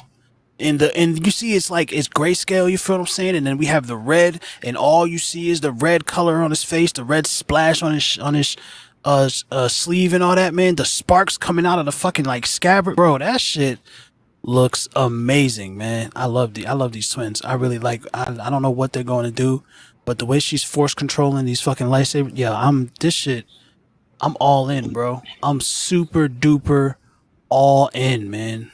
I love everything about it. When's it start? September 22nd is what they said. Okay. Tommy said everything Disney stamps and endorses and does is considered canon. Yeah, but these aren't though. Like, it's been confirmed that Visions is not a part of canon. They're just little stories that they outsource to some. I love how not hyped Anzo is compared to how hyped Yello is. It's a balance that Thanos was talking about. Yeah, because I've never been an anime fan though. We talk about Dragon Ball Z all the time, and I can't do it. I tried to watch the animation Wolverine one that they did. I couldn't do it. At all. Yeah, that's a little bit different though. That anime was like they were trying some new shit, and I liked it, but it wasn't great as a Wolverine thing or as an anime thing. So that's like I don't know. You don't like anime shit. I don't get it, but I can probably suggest you a couple of animes that you'll fuck with, just because they are amazing. Well, let me be real. Like, there are a few that I've liked, and I always talk about Ninja Scrolls, but fucking amazing, love classic that movie. Shit. Yeah, absolutely. And the fucking Afro Samurai. You know what I mean? Same kind of energy. That shit was badass. Super fire. Amazing. Yeah, that shit was badass too. So Yeah, I'm guessing if there are some that I will like, but I remember when I was like, my boy had like worked at a video store and all they had was anime, right? So I found Ninja Scrolls like that and I was like, holy shit. And then I just started watching a bunch of them after that. And I just, even Ghost in the Shell, I didn't like. Yeah, Yeah. Ghost in the Shell's a little slow. It's a little, it's super cerebral. Like, it's a different kind of thing. You know what I'm saying? Like, it's not for animantanium. What I think he meant adamantium. When he has a bad dream, the animantanium comes out. Sure. Yeah, it is what it is. You know what I mean? But yeah. So like I said, for me, but I'm not gonna. Not doesn't mean I'm not gonna watch it. Definitely gonna watch it. And if that first episode captivates me, then I'll be like, okay, this is fire. And another thing I heard is that they're supposedly dropping them all on the same day, so that would be good too. Are they? That's another rumor I heard. I don't know how true it is though. Yo, I did not hear that, but I like that. Yeah, me too. Because as much as I understand why they dropped them episodes, I wish they would have did What If all one time. I really wish they would have did it all, dropped them all at one time. Yeah, you know, Mandalorian. I understand. Because we're waiting to watch it. Well, for me, we're waiting to watch it week to week, and it looks like a kid's show, and I don't want to wait to watch a kid's show week to week. Right. You know what I mean? And we're doing watch parties. I'm doing watch parties for it, but I'd rather them. Yeah. That's why I didn't do it. I was like, wait, nah, that's not the show. This isn't the one because it's a kid's show. And also, like, it'd be nice to just skip and watch the episode that I want to see. You know what I'm saying? Right. But I don't know. And find out where the fuck they're leading with this shit, right? Because like I said, they showed that picture of the Guardians of the Multiverse thing. It seemed legit, but at this point, I'm beginning to think that it's not legit because they had fucking Captain America's shield, Short's hammer, and why the fuck does Hela's helmet give them powers? What do you mean Hela's helmet gave the Collector powers? Yeah. I don't know, man. It's the helmet, bro. It's because when he put the helmet on, hammer, he started taking the swords out and shit. Yeah, and then he started, he started Thor's hammer. You know what I'm saying? Why does Thor's hammer let Captain America shoot lightning? Yeah, I guess. Yeah, I guess you're right. Okay, Donnie, Disney, you got me. I'll keep Plus until Visions comes out. I usually shit look good, huh? Yeah. I keep Disney Plus anyways. Like these streaming service, I'm keeping them because sooner or later something's gonna come out that I want to watch, and then what am I gonna do? I'm gonna go back and sign up again, and like I just When it was only The Mandalorian, I get why folks was talking about Disney Plus, whatever. We don't need it because it's like I don't want to watch all the old Disney stuff. You know, I own most of the MCU. Like that's the type of conversations that niggas was having. But and a lot of people don't rewatch shit. Like I rewatch shit a lot. You know what I'm saying? I don't rewatch it as much as some people that we know and love, but I rewatch shit a lot. You know what I'm saying? So it's like, so I can understand why some folks won't want to subscribe to Disney Plus because it's just a bunch of old shit on there. But now, come on, fam, we got 4 MCU shows. We have Star Wars. We have 2 Star Wars shows. There's a bunch of new movies and shit that's on, like all of the Premiere Access stuff. So it's like now we're not having that kind of conversation. But if you're still having that conversation, you're not getting the value. I understand, right? Stop paying them niggas. Re-sign up, but don't be mad when they hit you with that extra dollars because you know what I'm saying. Yesterday's price ain't today's price. Right. You feel me? That's what I'm saying. A bunch of movies on there that like niggas want to see. So. That's what I'm saying. So if they ever fucking raise the price, I still have it. I'm grandfathered in, so I ain't worrying about, unless of course they do Universal, right? Yeah. Right, which they probably will do. But usually those type of they'll things, be like, there's new subscribers first pay a higher price. You know what I mean? So yeah, I'll just keep it for that. And plus, only that. Let me share my screen because since I'm in Canada, right? You get Star. I get this over here, right here, which is basically Hulu. Right. So now I go into Stars, I get MODOK, I get Family Guy, I get a lot of stuff when it comes to the Star stuff. So I like that, Taken, Die Hard, all these old stuff. So that's another reason too. Because if I ever want to go back and watch, like, granted, Onzo Vision, I can go on the sites and watch anything I want to fucking watch. You know what I mean? Like, it don't matter. I could do it, but at the end of the day, I'm not always gonna want to bootleg shit. I'll pay for services like that. Right. You know, certain things I'll bootleg, but other than that, I'm gonna pay for the service because it is what it is. You know. I mean, you know, Disney don't need my money, but no, they don't. You know, I'm all about group economics anyway. So I'm saying, right, and and for me, at least paying for Disney Plus and Amazon Prime and Netflix kind of offsets me whenever I watch something for free. You know what I mean? So at least I'm offsetting certain things. But I can understand. Like, it takes a village. It takes a village to stream everything that, you know what I'm saying? Like, you know, I got access to HBO Max. Somebody else might have access to Netflix. Somebody else might have access to Disney Plus. Exactly. You know what I mean? And you can put up to 3 or 4 accounts on one account. Sure, you know what I mean? Now now you're getting too specific now. See, I don't know what you're talking about. I'm just talking about community streaming is all. I feel you. I'm down with community streaming. I go to my friend's house and I watch stuff with them, you know? Got you. In my mind. Gotcha. You see, in America, it's a little bit different. You gotta be careful what you say. Over in Canada, I talk about fucking bootlegging all the time. I've never had to worry about getting a letter from a cable company, be like, "Hey, you're on this site." It's not the you know what I mean? It's not the talking about it that does it. It's the fucking IP address that they watch you download and stream all that shit because they got access to it. Because net neutrality isn't a fucking thing. Because everything in America is about capitalism. I understand that you all want to live this dream where one day you can be rich. Guess what? Most likely you're not going to be. Stop allowing these niggas to take your rights away so that you can dream the dream of one day being rich, guys. A little bit of socialism is okay. Absolutely. And a little bit of free movies doesn't hurt anybody either. You know what I mean? And to be honest with you, though, like, what do you expect us to do when we don't have HBO Max here? Yeah, you don't have access. You know what I mean? Not even available. Right. So the fact that it's not even available, what do you expect me to do? Suicide Squad drops on HBO Max. I can't watch it, and it's not in theaters. Well, it wasn't theaters. No, I'm gonna go on my options. But to go on my site and watch that motherfucker on there. That's what I do.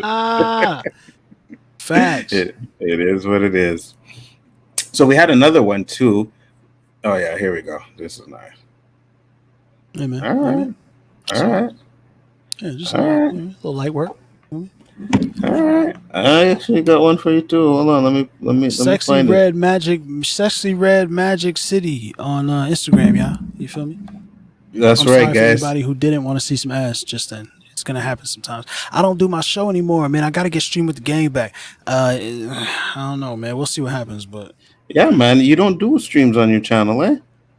I did them a lot for a while because I had my real life niggas on the internet because during quarantine and shit. But now niggas don't want to do that no more because they bitch ass niggas. So I'm unable to keep doing my Streaming with the Gang show that I was doing for a while. But I'm thinking of starting something else up with, you know, the internet gang. So we'll see what happens. I gotta think of a clever name for it though. Even though Streaming with the Gang is not clever at all. You let me know when you want to do your shit, bro. I'm down. Yeah, the problem is I usually did it on Wednesdays. Oh. So now I got to find a new day for it and all that, and you know. And now Wednesdays, that the world's what opening time? back up, and you know what I mean? Well, I usually did it early on Wednesdays, like it'd be like 8 to 10, 8 to 10:30, 8 to 11, but that's when y'all doing the OOC and shit, so. Yeah, we do the chaos list first and then the OOC. Right, exactly. You're doing all kinds of shit. So I might look for another day anyway, just cause you know, I guess we're trying to build some kind of community or something here. I don't know what the fuck you niggas is trying to do. Wow. He's like, I don't know what you guys are trying to do. You guys are trying. Have. He's like, you guys are trying to build some community. I don't know what the fuck you guys are doing, but whatever. I don't know what that is. So I told you I had one for you, right? Watch this one. Yeah. Oh yeah. I don't know why it's not playing. She don't move though. This side though. No, she do move. Morgan. Oh, she do. Oh, I gotta press play. That's why. Dawson. There you go. Yeah. Okay. Yeah.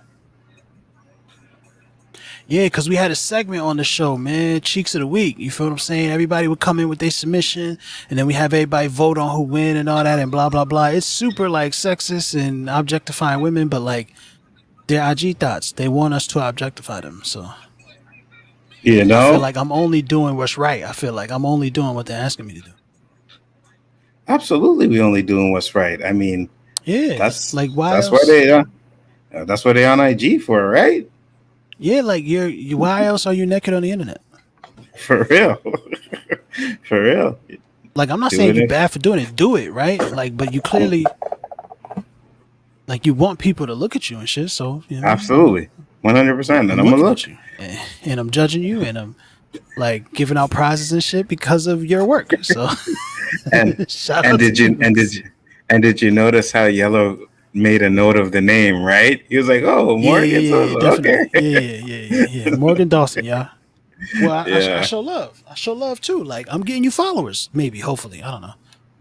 Oh, I know she got a new one on this stream tonight. I know she got a new one on the Yeah, tell you, man, gotta add to that.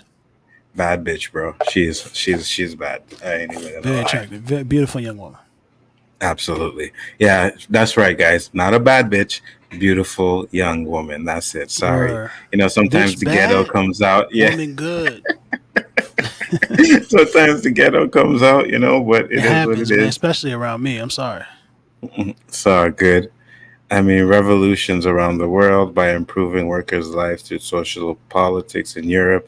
It kept Oh, he away the talking about spectrum. And yeah. He got yeah, another. He got a whole other paragraph before that. oh, do we? Oh, okay, here. Yeah. I Because know. I was like, a little bit of socialism is good for us, guys. And he's like, socialist ideas actually saved capitalism full on revolution against it in the early and mid 20th century, I guess, which is, yeah, obviously. I mean, revolutions around the Wait. world by improving workers' lives through socialist policies in Europe. It kept away the specter and influence of Soviet-style communism and a lot. Yeah, that makes sense, actually, because, like, niggas did not have workers' rights and shit, and all of that stuff is socialist ideas. And you have to do that because capitalism will destroy itself. You need to balance it, but that's not what we're here to talk about today, man. So, I mean, but you're absolutely right there, man. You know, I agree with you. You already, man. I'll take this shit to a whole further extent. Absolutely. So now we have Finn possibly getting a series. What do you think of that? I don't think it's true, but if it is, because they also said that it might be a prequel. Oh God, That no. sounds like. I mean, I think there's a way to do it, but that does not sound like interesting at all. Unless Yeah. the series is about him trying to hide the fact that he's force sensitive, or figuring out that he's force sensitive and then trying to hide it. Right? If the series is about that, then it could be interesting, but it also there's not much to mind there. So give me six episodes of that shit, and then he goes out to the fucking field that day where he decides I'm done with the stormtrooper shit. Right? Like, Bro, just do it real quick. If it's a prequel, what are we gonna get to see? Him mopping fucking floors? That's Right? definitely gonna be part of it. You know what I mean? Because it's some sanitation. So we're gonna watch Finn mopping floors and learning to be a good fucking sanitation dude. Like, nah, fuck that, bro. I want to see that shit. Yeah, I feel you, man. There ain't nothing in a prequel that they can do that I think will be very interesting, because we already know from Force Awakens he don't even know he's force sensitive until The Last Jedi, right? So to make him be hiding something that we never know until The Last Jedi would kind of be stupid. So if you're going to do something that happens after The Last Jedi, where he starts to train as a Jedi or some shit, I think maybe that could be interesting. But at the end of the day, they have to redeem that character if they're going to do the show. Like, they have to redeem him. And that's exactly what Lunga was saying earlier today on our midday mashup show over on the Great Council, guys. You can go ahead and check that out about 4 days a week, 3 p.m. Eastern time, 2 p.m. Central. You feel what I'm saying? I don't know wherever Great else show, you might be guys. on the world. Figure that out, right? But he was saying the same thing. If it's a sequel series, he's all in, and I agree. If it's a sequel series and he's figuring out how he not training to be a Jedi, I don't think he should be a Jedi, but he's figuring out how To use his the Force or relationship with whatever. the Force is going to be, Right. whatever that's going to Mhm. be. I'm super into that. And Lunga made this point as well. Big Star Wars guy. Me, not so much. Him, big Star Wars guy. Guys, Great Council. Go check it out. You can watch today's episode. You can see him go more in depth. We can also have. I know you didn't like the sequel series. Nobody does, right? I think Force Awakens is great. People have problems with that. Whatever. Lando's daughter in that third movie. Yeah. Right. His love that interest. was the third movie she was in. Lando's daughter, right?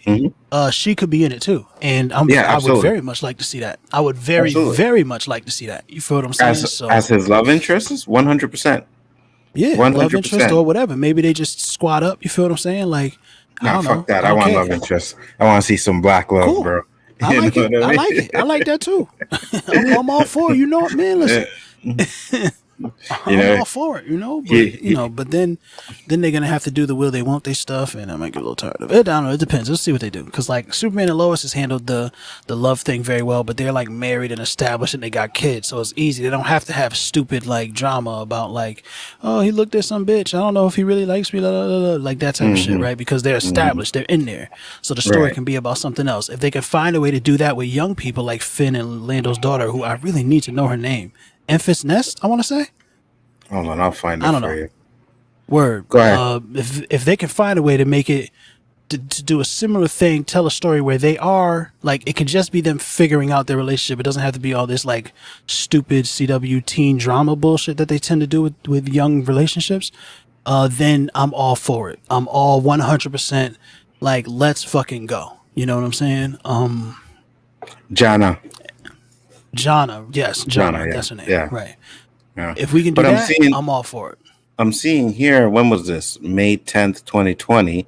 Star Wars The Rise of Skywalker book debunks Jana as Lando Calrissian's daughter in film. Oh, damn. Yeah, I didn't even know that. I didn't even know that. But like, yeah, no whatever. Such thing as canon. Just fucking. Like, whatever they want to do it's with it, better right? that way. Yeah, he's fucking mad holes all over the universe. It's probably his daughter. And robots. Yeah, clearly. And robots and whatever, you know what I mean? But it is what it is. But like I said, man, if they do it, like I said, if they do it in a sequel trilogy, like you said, and right, he can't be a Jedi because there's no really Jedis, and Jedi is more of an order, right? He's Force sensitive, so they show him how to use the Force and maybe get some training from Rey or some shit like that, because he can't get training from Luke, can't get training from Leia, so it'd have to be Rey, you know, and get a little training from Rey or whatever. Then he goes off into his own series or whatever, something like that. They could do that. What if it's Mace? Oh yeah. What if he just bumps in the fucking Mace Windu out there? Oh yeah, you see, that could work too. That could work too. How the fuck old is Mason? Why is he still alive? God damn. Hey, you don't know. Maybe he ages slower than everybody else. Who knows? You know what I mean? We don't know if he's human. He look human, but he might not be human, or maybe midichlorians. You know, I mean, cocoa butter. Right, because do we really know if anyone in the Star Wars saga is actually human anyways? You know what I mean? Like Han Solo, them, yeah, maybe, but they look like humans, but they could be aged. It could be done so well. Like they could age slower, kinds of ways, right? You know what I mean? So there's all kinds of ways that they could do it, but I definitely... The Force can do it. Right, because the Force can age you when you're in the dark side. They say the Force, when you use the dark side of Force, it ages you. So maybe the light side can slow down your aging. Maybe it's a Force power that he learns. Yeah, maybe it is that in-between spot that really does it, right? Yeah. So maybe because he's supposed to be the in-between balance, he taps into the dark side a little bit to do, but maybe somewhere in that in-between, because like, and I know this is weird, we're about to get super nerdy, guys, but in Dungeons and Dragons, right? The healing spells are also necromancy. Necromancy is death magic that's supposed to be bad, but the healing spells, folks, are death magic. So it's like maybe there's something in there where you're in between the light and the dark. You find that silver lining and you're able to stretch it out a little bit and you live longer. I don't know. It would be dope. That'd be an interesting thing to explore. You feel what I'm saying? Killmonger said cocoa. It's facts, yo. It's facts. Yeah, I was gonna say it could be some cocoa butter. You know what I mean? You know how us black people love our cocoa butter, bro. Trust me. I mean, we swear by cocoa butter. Put cocoa butter in your stretch marks. They're gonna go away. Put cocoa butter on this. You know what I mean? We love our cocoa anything butter, for real. So, could And be if you some earthy or you hotep, it's shea butter. Oh, shit. But yeah, I'm shitting on shea butter, but I love shea butter. coming from a black man, it figures, right? The white people are like, what the fuck is shea butter? What is- Nah, they know what shea butter is. They seen it underneath their Neutrogena shit with shea butter. You know what I'm saying? They've seen it. They've read it before. It's under the Curatel or whatever that shit is called that they got for all the eczema. Right, it's there. It's on the bottom shelf, guys. You know, the white stuff on top, and then we're on the bottom shelf. So if you go there, you look on the bottom shelf, you'll see the shea butter. Bending over. Yeah, but let's be real. I don't know because I never seen the article. I seen you guys talk about it today, but yeah. No, could be it's true. from some. It's a rumor. It's from some iffy site. I would call them iffy. I don't. It would be interesting if they were developing a show with Finn because he, I think, got the most disrespect. I know everybody's like, they shitted on all the old characters, but the old characters have 3 movies right that they got their respect in. Right? Finn has not. I feel like he got the most disrespected out of all of the Star Wars stuff. So it makes sense that he should get on in front of and behind the camera. Like, you feel me? On and off screen. Like that whole China shit with the poster and and everything else. Like all of that stuff. He got the most disrespect, so giving him the opportunity to redeem himself in the same way that Mandalorian saved Star Wars, they need to go ahead and let Finn get busy. So absolutely. And just remember, when that first Force Awakens poster come out, it's Finn holding a lightsaber, and you're like, oh shit, they're making Finn a Jedi. Okay, that's interesting. And then you watch the movie, and it's not even close. And I was just I like the Force Awakens. It makes sense that it's weird that he turns the lightsaber on. I'm like, oh shit, this is crazy. And then it makes sense that he gets quickly dispatched. It's like, oh well, yeah. Yeah, but I think he should have got dispatched a lot quicker than that. Kylo Ren could have just used the Force, grabbed the lightsaber out of his hand, and it was over. Not if he's innately Force sensitive and he could just hold on to it. It might just be. Yeah, but I don't know. I don't know. But he don't even know he's Force sensitive in the Force Awakens, though. Right, but that doesn't mean it doesn't work. Anakin didn't know he was Force sensitive. He was a Force baby. He's the baby of the Force. He could pod race, and that's the only reason why he's the human that could do it. He didn't know what that shit was. He just knew he could do it.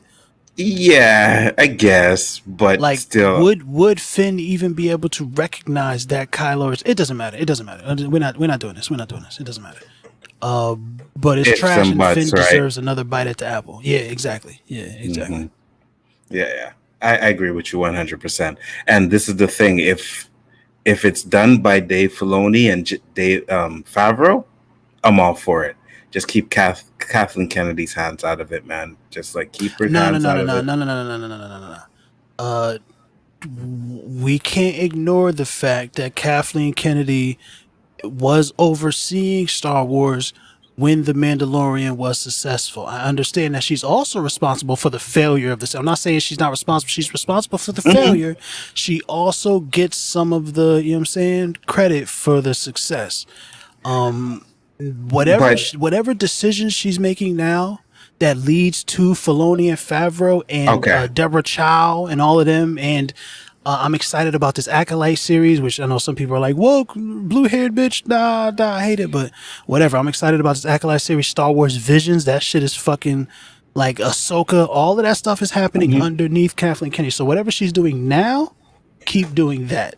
Okay. Right? No, I will give you that, right? Yes. Yeah. If you're going to talk about her failures, we got to talk about her successes too. But I think the reason why Mandalorian is so successful is because she don't have her hands in the writing, directing, or any decisions like, no, you can't do that. You have to do this, right? And I think she was way more hands-on with the sequel trilogy like that than she is with the Mandalorian. So yeah, keep doing the decisions she's doing. Just stay out of the creative process. I think and I agree with you. I just wanted to say I think the reason why the sequels fails because they had no plan. So because they had no plan, Kathleen Kennedy was doing all this stuff. Mandalorian works because somebody had an idea. Filoni, Favreau, and them, they had a plan, they had an idea, they had a story they wanted to tell. and it was fucking amazing. You know what I'm saying? So as long as we keep doing that, we keep empowering our creators, I think we're gonna keep getting dope shit. I agree.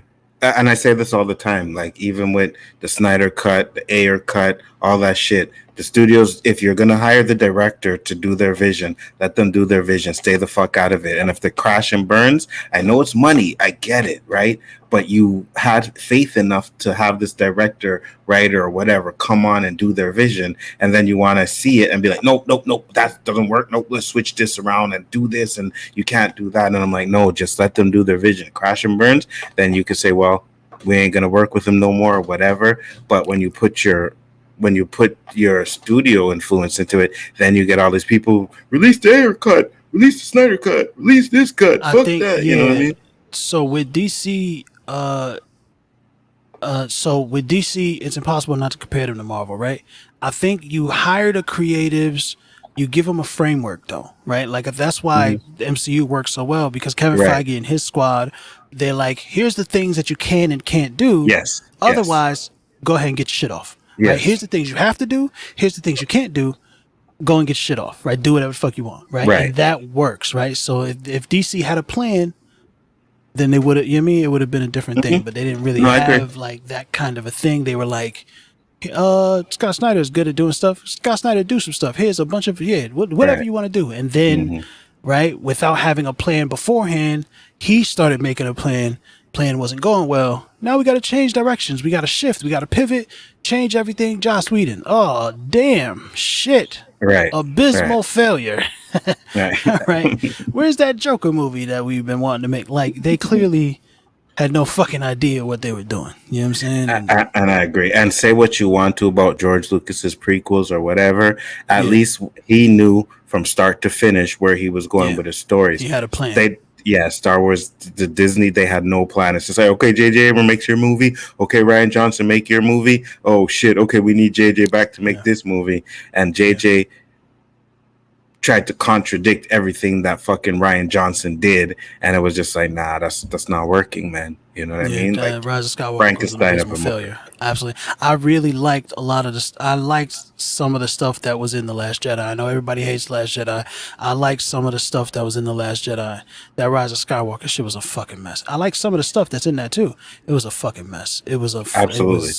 Like, yo, that first scene for me, that first scene where the ship is going to fucking Exegol planet, where to find the Emperor, the music and everything, and that scene fucking hit. And I was like, oh shit, yeah, this is like Star Wars. I'm like, this is Star Wars. He talks to Palpatine and everything, and then just from that scene after that, I just goes like, woo. From the opening crawl, I was over. From the opening crawl, the dead speak. I was like, no. Palpatine's alive. What the fuck just happened to me? Yeah, like what just happened? That was the worst. Did these other two movies happen? Like, what is happening? Like, what is the worst fucking crawl in Star Wars history, bro? I've made better crawls than that fucking crawl.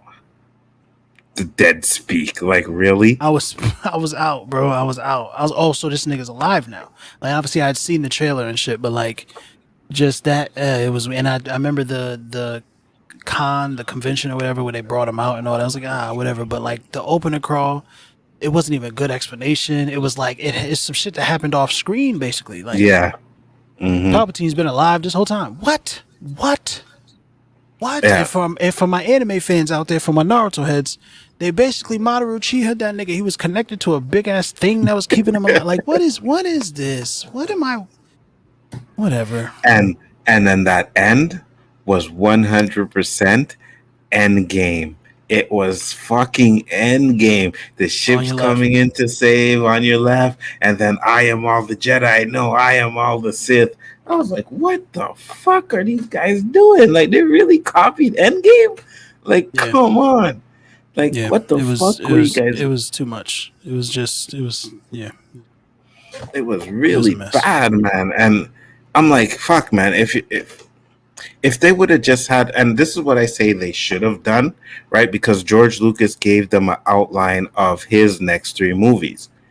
If they didn't like it, what they could have done is still did the stories that George Lucas wanted, but tweaked them in a way that would have been more appealing for them. You know what I mean? They didn't have to do the stories exactly as George Lucas wanted them to be, but they could have at least tweaked them to a way where you're still doing George Lucas's stories. And I just thought, I don't know what those stories were. I don't know if they were good or bad. I do know that he had free reign on the prequels, and he's a great world builder, right? We know that from the original trilogy. We know that, right? He's a great world builder, but he had somebody on the OT that helped him make good movies. And so I agree with you. They could have maybe, I don't know what the story was, but they could have taken those scripts and made good movies out of them. Right. And trusted him to control the world, right? Right. If there's a mention of midichlorian, get rid of that. Yeah, right. Like, there's things you can do, right? Like add characters to, because there's a lot of like the prequels are hard, man. The prequels are hard to watch. It's just they're so long, they're so bloated. Just people just kind of talking at each other forever. There's so much. It's just I'm not. I'll give you Attack of the Clones, even though I like Attack of the Clones still. I'll give There's you a lot that of cool one. shit in it. But Phantom Menace and Revenge of the Sith, those movies are fire. Right? I love Revenge of the Sith. I think Revenge of the Sith is arguably the best Star Wars movie. I think it's hard. It's just I don't hate you for that. Yeah, it's so beautiful. There's a lot of problems with it still. Right. But like it's really, really good. But goddamn, Attack of the Clones is hard to watch, bro. Like those fucking politics scenes, man. I'm like, Jesus Christ, man. Like exposition, like just fuck. And it's like, I get it. The Emperor's like secret machinations, and we're supposed to watch him be all devious and watch people slowly. I understand, right? I get it. Cut an hour out of that hoe. Cut a whole hour out of that bitch. You have a fire movie. And Phantom Menace.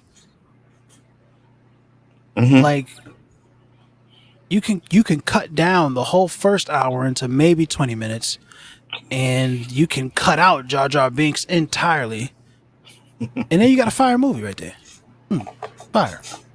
I would agree with you about the Jar Jar Binks part. You don't really need him in the movie, but and the OT, like as much as I love it, it's just old, man. It just feels like an old movie. Every time I go back and watch, they just feel old.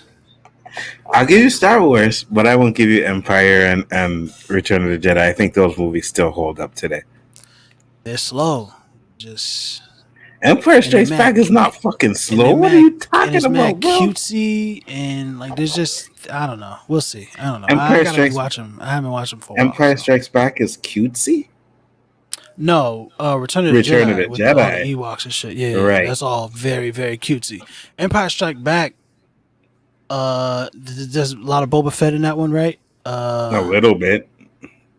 Yeah, but the Boba Fett because he doesn't show up in the other ones, right? No, Jabba he shows up in them. is Empire, right? Jabba and them, and okay. No. Well, Jabba the Hutt with Leia as a slave, and no, that's Return. That's Return of the Jedi. Oh shit. Yeah, okay. That's well, the I don't beginning know. of Return of the Jedi. When I watch them, I usually watch them all together. So I don't know. They all fucking run together for me. But Empire is I'm your Luke father. getting his hand back. Yeah. Blah blah blah. That's Empire, right? Right. Yes. Absolutely. Yeah. That's all great. That's all great. That's the best Star Wars movie ever. Empire Strikes Back is the best Star Wars movie ever. I like Revenge of the Sith much better than that. I get it. It's newer, Recent, and I Same love with Danny. fucking Grievous. I love General Grievous, and obviously the lightsaber fights are so much more interesting. I agree. Because like all of the fighting in the old one is just. I don't know. I still like the fucking Vader Luke fight in Empire Strikes Back. I really love it. You know, it was more Vader dominating Luke, but I think it's well done. But I can understand. Sense. I can understand why people like gravitate to Revenge of the Sith more. I get it 100% because when you watch Anakin and Obi-Wan going at it, and when you watch the Mustafar, bro, that was them, not sped up or anything. That was them. They trained so hard for that, and it's fucking paid off. Yeah, man, paid off. Like It's really done. That fighting in that scene is done really fucking well. I think that's the best lightsaber fight in any Star Wars movie, hands down. You know, the one with Darth Maul, I would give second, but that Anakin and Obi-Wan, oh fuck, it's fire. Yeah, It's yeah. fire. And there was this one here. I definitely want to show the trailer for this and talk about this because I didn't watch it yet. I was waiting for the stream to watch it. And if this is anything like fucking One Night in Miami, oh my god. No. It's not a movie. It's not a movie like Oh, that. it's a documentary. Yeah. It's more of a documentary. Shit. So it's more like it looks dope though. It looks dope. Plus I I love that. Go ahead. Do you watch on Netflix? They have the Untold series that's going on right now, right? No, I don't watch those. The first one was The Malice in the Palace with but the second one was the first female boxer. Yo, her story is fucked up, bro. Where? Her husband tried to kill her and shit, bro. Of course. Like she wanted to leave him. She was a lesbian, right? And at the time she wasn't coming out, whatever. But she married him. She was with him for a long time. He was a trainer, whatever. And then she went up against Layla Ali, and Layla Ali fucked her up, bro. Yep. Yeah, banged her up, right? And she basically quit. Like her husband, trainer, wouldn't throw in the towel. So she got hit. She went down on her knees and she didn't get back up. But now she starts to like want to leave him, you know? So she goes, she finds one of her old high school love interests. She runs away. He finds her, brings her back home. And she's like, oh, she was on the phone. And she's like, he has something behind his back. He has something behind it. Then next thing you know, she says, you got to go. Boom. He stabs her up, bro. You know what I mean? They have a fight. Shit. Yeah. Right. And while she's on because he ends up, they're wrestling on the floor. He cuts his leg, cuts his hand too. So he goes to clean his hand, but he keeps walking back in the room to see if she's alive, right? And he's like, okay, goes and grabs her gun. She had a pink gun and fucking shoots her. Bam. But she doesn't die. She does not die. She gets out the house, takes him to court. He's in fucking jail. That's crazy. You know, it was serious, bro. It was fucking crazy. But that shit is bonkers. Yo, I remember the Layla Ali fight because I think they said it was in 2005. So I remember the fight, but I just never know that she went through all the shit she went through. Like, people are fucking mad, bro. Mad. But let me see this because I definitely can take your best friend. No, hold on, slow down. Go back. Make it big and introduce it again because you started talking about some other shit. Yeah, my bad. So we're doing the Blood Brothers trailer, as you guys can see. Malcolm X and Muhammad Ali. I thought it was a movie that they were doing, but it's a documentary series. Yeah, it's a documentary. This just by you telling me, I know it's going to be fire. So let's check it out and see. Destiny I'm excited about can it. Take your best friend as an instrument to cause you harm, and your worst enemy to do you good. Muhammad Ali, Malcolm X. They define a whole generation to be themselves and be bold. It's facts. 100. It's time for you and me to fight for ourselves. There were two different worlds, but it was destiny that they would meet. Absolutely. 3 short years that they would spend in their lives. Oh, I can't wait for this. Did your brother like being around, Mom? Love. I did too. Malcolm X was a genius. They had the student-teacher relationship. He comes back home thinking, okay, I've done this for America, I'm the champ, I'm everything, but I'm still in a segregated world. The Nation of Islam and Malcolm provide a language of Black excellence and Black supreme achievement. My father wanted to be great. Be careful when you put Black and Supreme next to each other like that. You scare a lot of white folks. Until his last day. For my father to take his wife and his babies and go to his home meant that my father trusted him 100%. Nice. That was their blood brotherhood. They're changing the way the world saw the Black man. But there were these outside forces that prevented them from continuing this beautiful relationship. There's a cross to bear. It's tremendous cost for being a free and loving person. They didn't want some Muslim being the heavyweight champion. Right. Interest and the interest of try to send him to the army. My father was right up in the middle of it. Then went to prison. Of all people, right, out of the Black Muslim movement. Malcolm X and anybody else who talks about attacking Elijah Muhammad will die. Do you remember anything that Muhammad Ali regretted? That's a hell of a question. Damn. I want to know what that is. They got old Ali there? Shit. I want to. Oh, September 9th, next month. Wicked. Yeah, boy. Oh my gosh. Yeah, boy. Hype. Yeah, hey man, I love those things, man. Like me too, personally, sometimes I just like to sit down and watch a really good documentary, man. Like there are some really good ones that I've watched. I can't think of them right now, but there are some good ones. Even the movies that made us, right? They do the Back to the Future. Yeah. Did you see that? Yeah. That was well done, man. That was good. And to find out how the fucking studios wanted to call it something like the Man from Pluto or some shit. I don't know what they want. Or that they had a whole nother dude that like was gonna play Marty McFly. Absolutely. It's crazy. I knew that though because I read that before and I've seen some clips about him before. But yeah, that dude, it didn't work, man. But this documentary, can't wait for it. You know, once it drops, I will definitely be watching that because I love especially when it comes to like Malcolm X and, you know, that whole Night in Miami type of scenario shit. So Fam, that One Night in Miami is so fucking good, and it's just four brothers talking in a room. Then they talk on the roof. Then they go back and talk in the room again. And that shit is amazing, bro. It's crazy.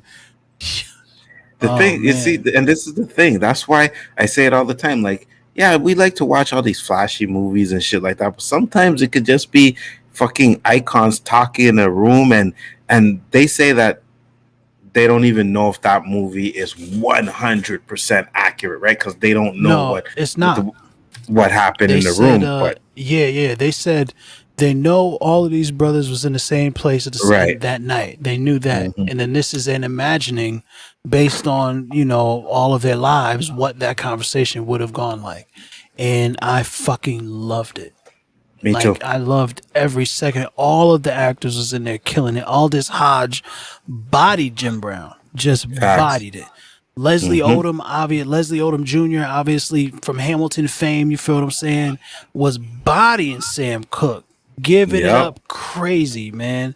I forgot the other brother's name. I think Elijah Cole, I believe, played Malcolm X. Played Malcolm X. I believe that's what his name was. Hold on, let me get that one night because he got to get this respect. You know, and you know what? He really does, because even the way he's sitting in his fucking chair, if you watch pictures of Malcolm X sitting in a chair, he had it down packed. Facts. It looks exactly the same. He behaved like Eli Gorey. I completely fucked his name up. Eli Gorey, son. Bodied it, man. And then, of course, Kingsley Ben-Adir played Malcolm X, man. And that guy, we need to see him. I need to see him do some more stuff. A lot more stuff. I think there was talk they wanted him to play Blue Marvel. Oh, really? I think the internet wanted him. I don't think Marvel said anything like that. Or no. Kingsley Ben-Adir was cast for something in Marvel. Hold on, let me see something real quick. I remember his name coming up. He's in Secret Invasion. That's what it is. Kingsley Ben-Adir is in Secret Invasion. Deadline. Hold on. Yeah, we're gonna pull this up real quick, man, because I remember this coming up. I forgot about it for a little while, but yeah, Deadline reported. Kingsley Ben-Adir to star in. Let me shrink this a little bit.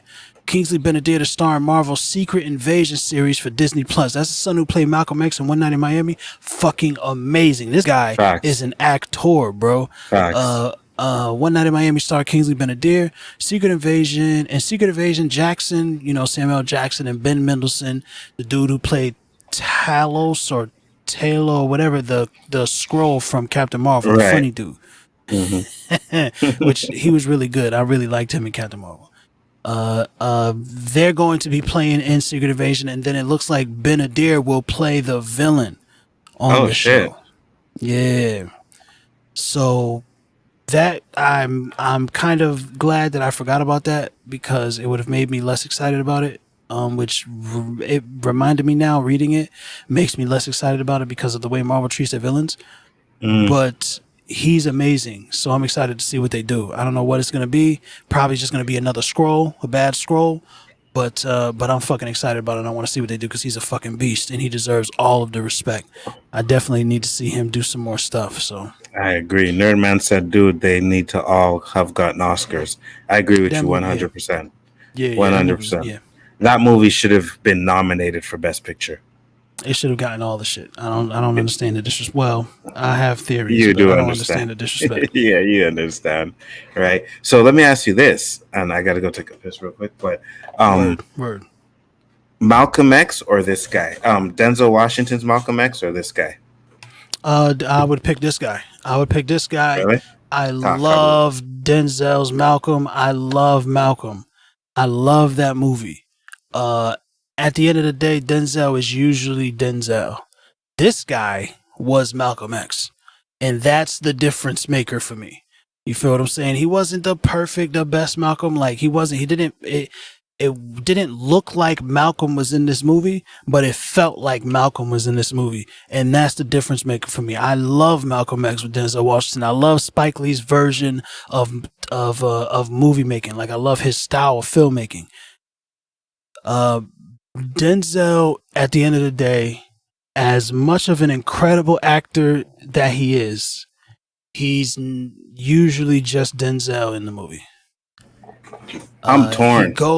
He goes to certain places as Denzel. He shows us that he has, good range, but he's mostly Denzel. This guy was Malcolm X. Now, I grew up watching Denzel be Malcolm X, right? Mm-hmm. So, like, my understanding of Malcolm X will always be, like, tinged with a little bit of Denzel.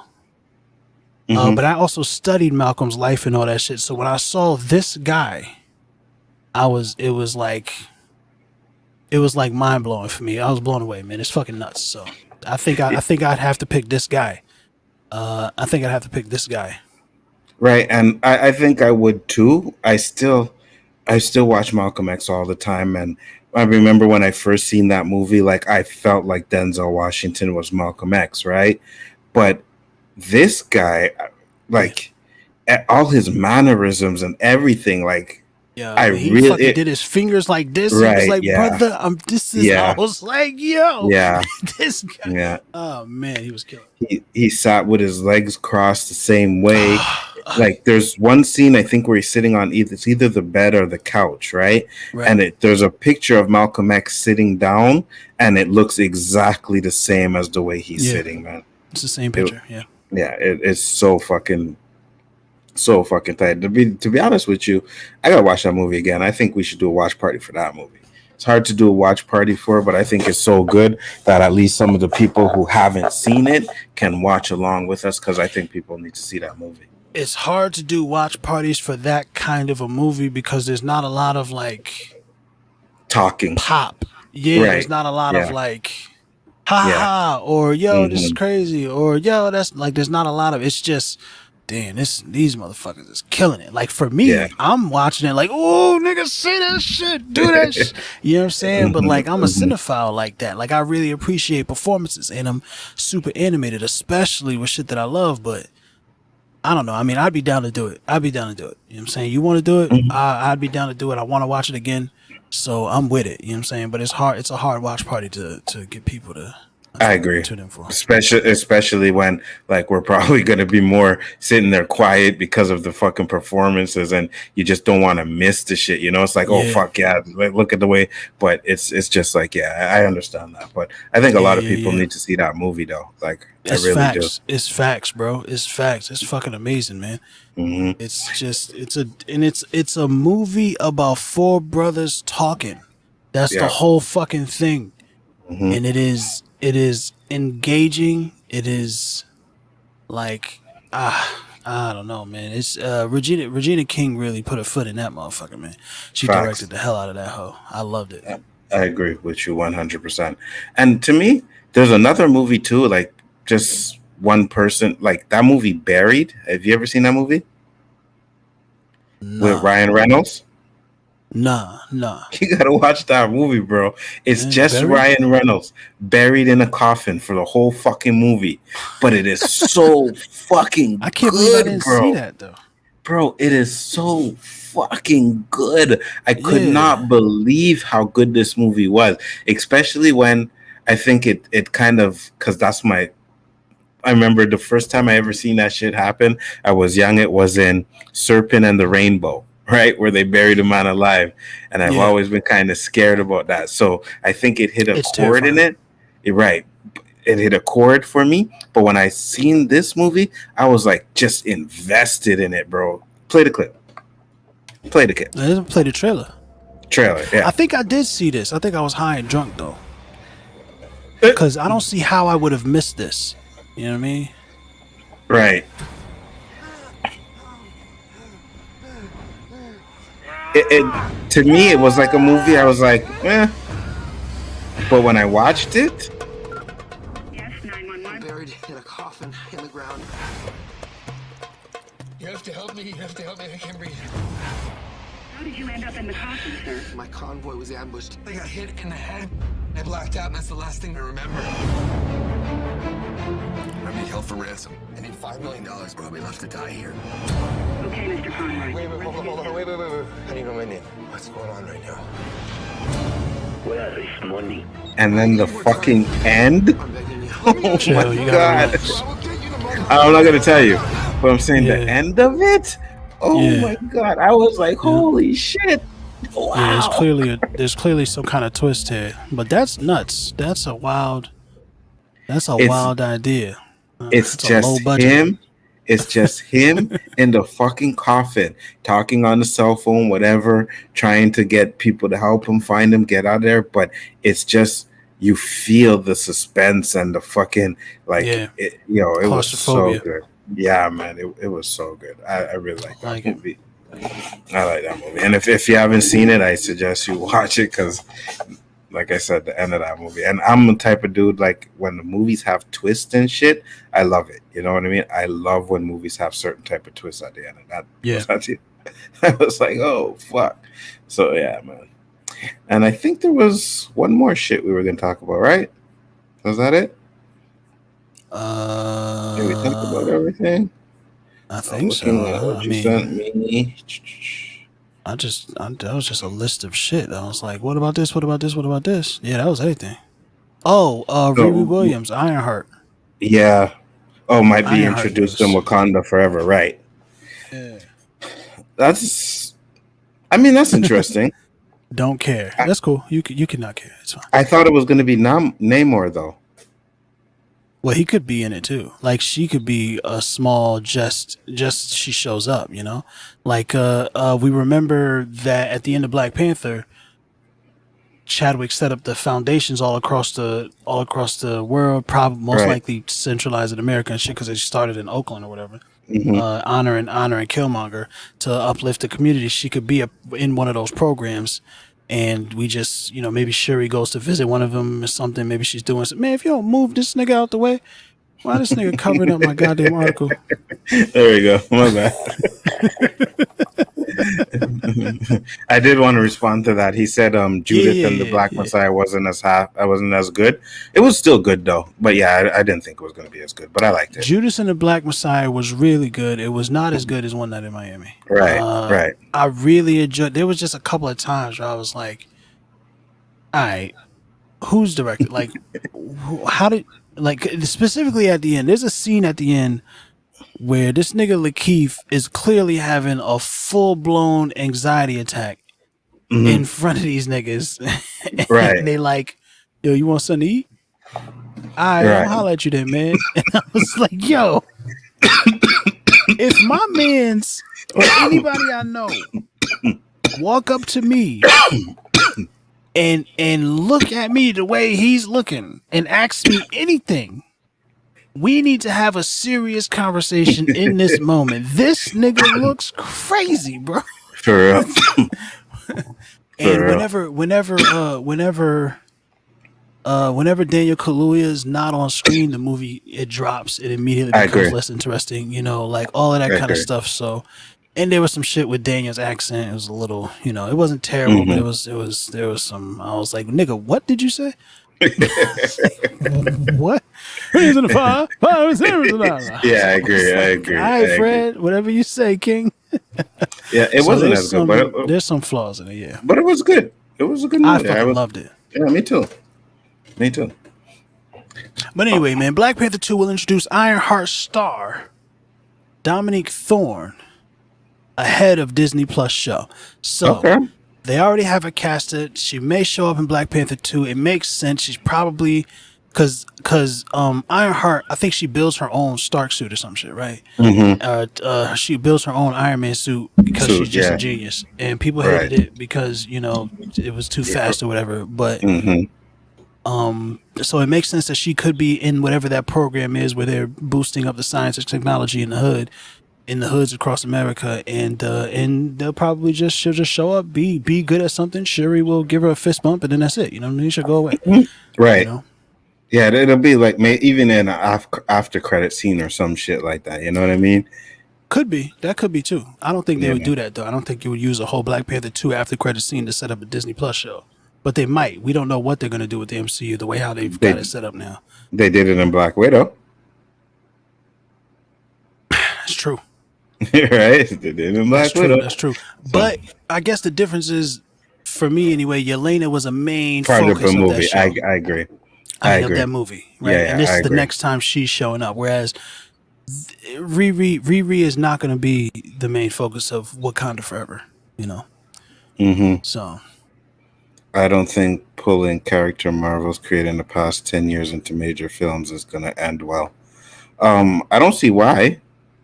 We're going to need a new Iron Man. Who cares? I get we got War Machine, but if they end up taking War Machine and making him the next Iron Man, then people are just going to say, oh, look what you did. You took fucking Falcon, you made him Captain America, and now you're taking War Machine and making him Iron Man, right?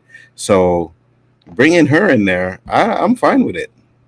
I'm 100% fine with it. I don't have an issue. Yeah. I want to see it, and if it's bad, I'll tell you. You know what I'm saying? But this nigga's crazy.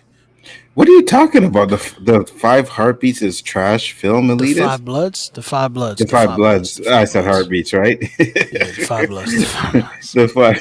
And the Five Heartbeat was good too. That's word. Don't get it fucked up. Right. The Five Heartbeats is fire. Take it to church. Choir boy. Take it to church. That's my shit, bro. Me too. That movie's fire. In the house. But where you get off saying the Five Bloods is trash? That movie was not trash. Yeah, Nerdman's nuts, man. That's a Nerdman take for sure. You're crazy. You're absolutely crazy. But yeah, man. He called him a film pauper.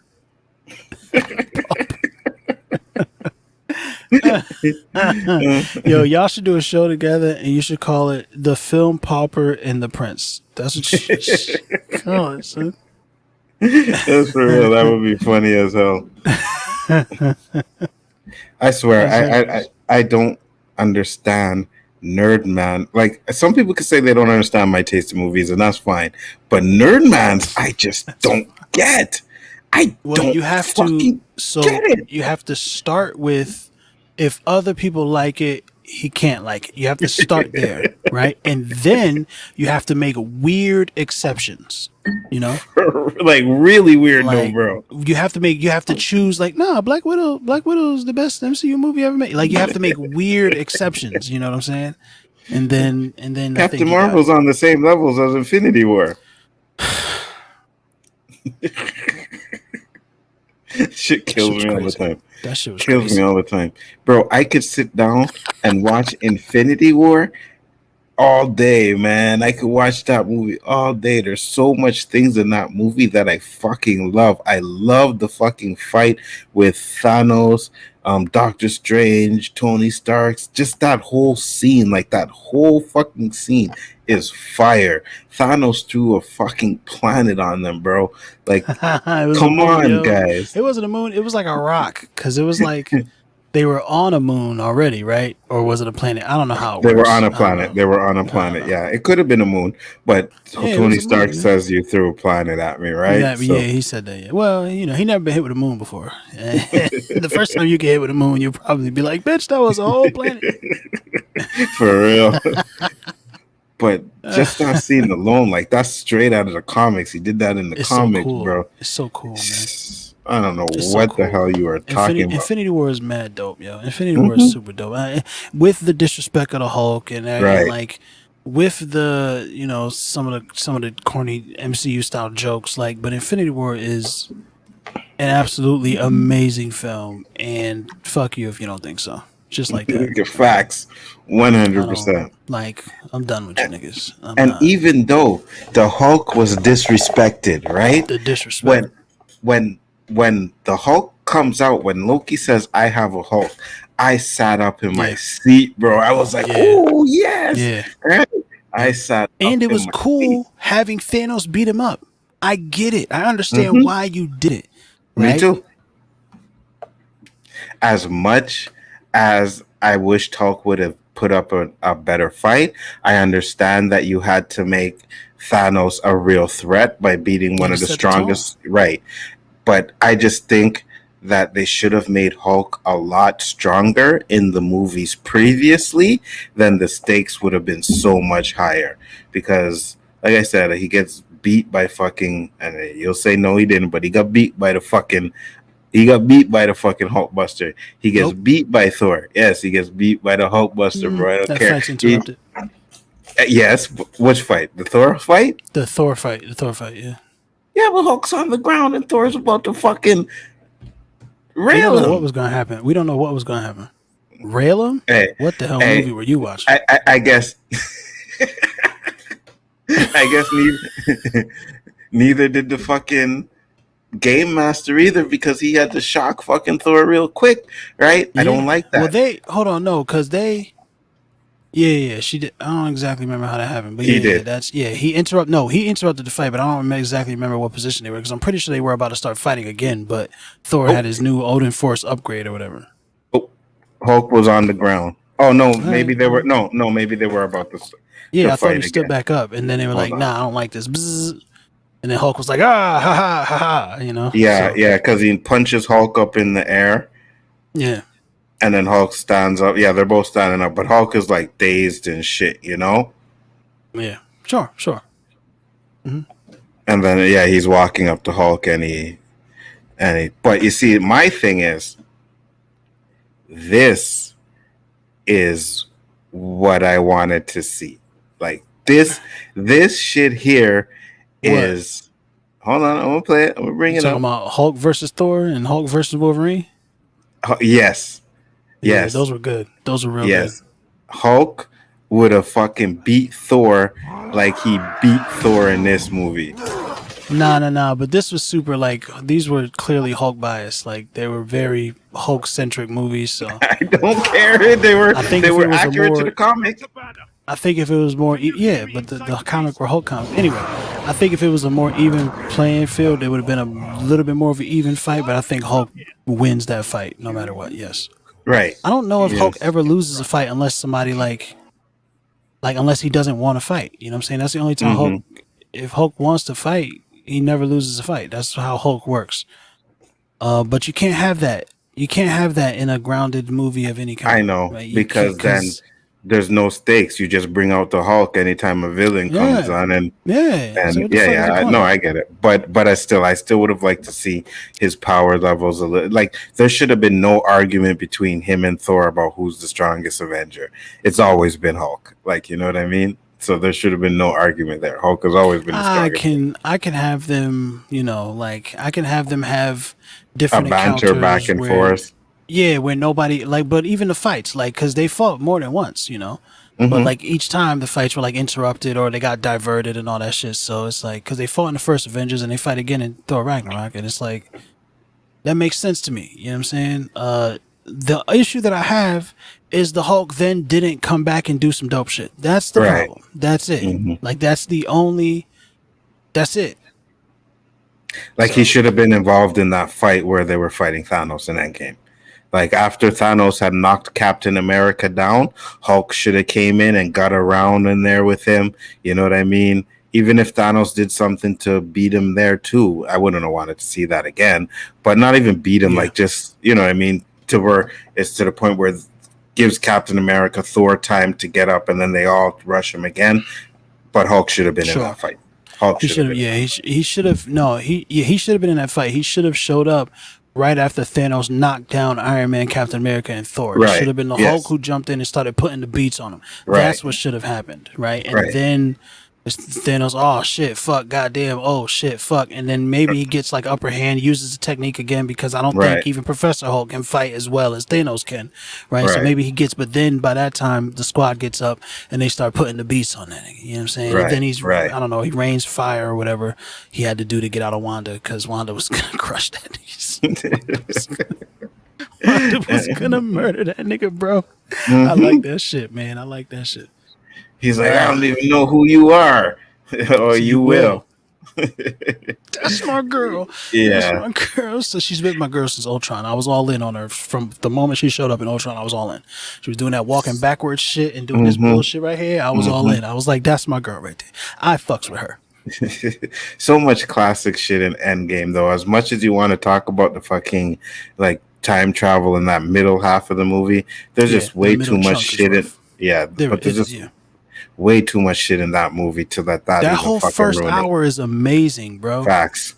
They just the cleanup. They're just getting life back together. They open up. Well, that shit is amazing. And then the last hour is like just I don't care. People, all those girls posing up at that moment. That was stupid. It didn't make sense. It looked cool as shit. And then they don't even do nothing. Captain Marvel just flies away. Don't care. It looked cool as shit. I don't give a fuck. It was a part of the best hour in comic book movie history, bitch. Point to another hour better than that hour in comic book movie history. Point to one. Fuck out of here. That shit is amazing, nigga. Even when the fucking Wasp she's little and then she stands up and it's like, we got this, and she's walking, she's checking. The first thing I said was, well, they don't, because when Captain Marvel takes off, I'm like, well, they didn't really need to do that scene, right? Like Captain Marvel didn't need them at all, but it was just any sense. Cool to see. Yes, it does. It makes no sense at all. 100%. It's stupid. I fully agree. I still loved it. Me too. I don't care. I don't care. It look cool, bro. You know what I mean? Too. It's a fucking amazing scene, and I don't care what anybody says. I've always said that. Like I know the Spider-Man, argument. Yo, fucking activate insta kill. Oh yeah. Come on, son. Come on. Come on, bro. That shit is dope. That shit is so dope. Good. So good. Even. You know, you get the Easter eggs if you watch closely. You see Howard the Duck in that fight and everything. It was fucking well done, bro. You know what I mean? He's like, is that all? You wanted more? Like, really? Yeah, we wanted more. We wanted fucking everybody to come up in this shit. The only thing that does not make sense is the Queen being there. What Queen? T'Challa's mom. Oh, mommy was there? She's the one that walks out of the portal with them. Huh. Yeah, the mom was there. Crazy. And that she must be getting busy. Let me make sure. Find out she was the Dora Milaje, bro. I don't think she was there. Angela Bassett is fire though. Like, fam, have you seen her? She's still jacked, bro. Like, she's in incredible shape. She's hot, fucking gorgeous. Like, Yeah, yep. Yeah, she's hot, bro. Like, even now, she's like, what, 50 something plus? Yeah, still hot. Yeah, that's that black don't crack shit, bro. 63, my nigga. Damn.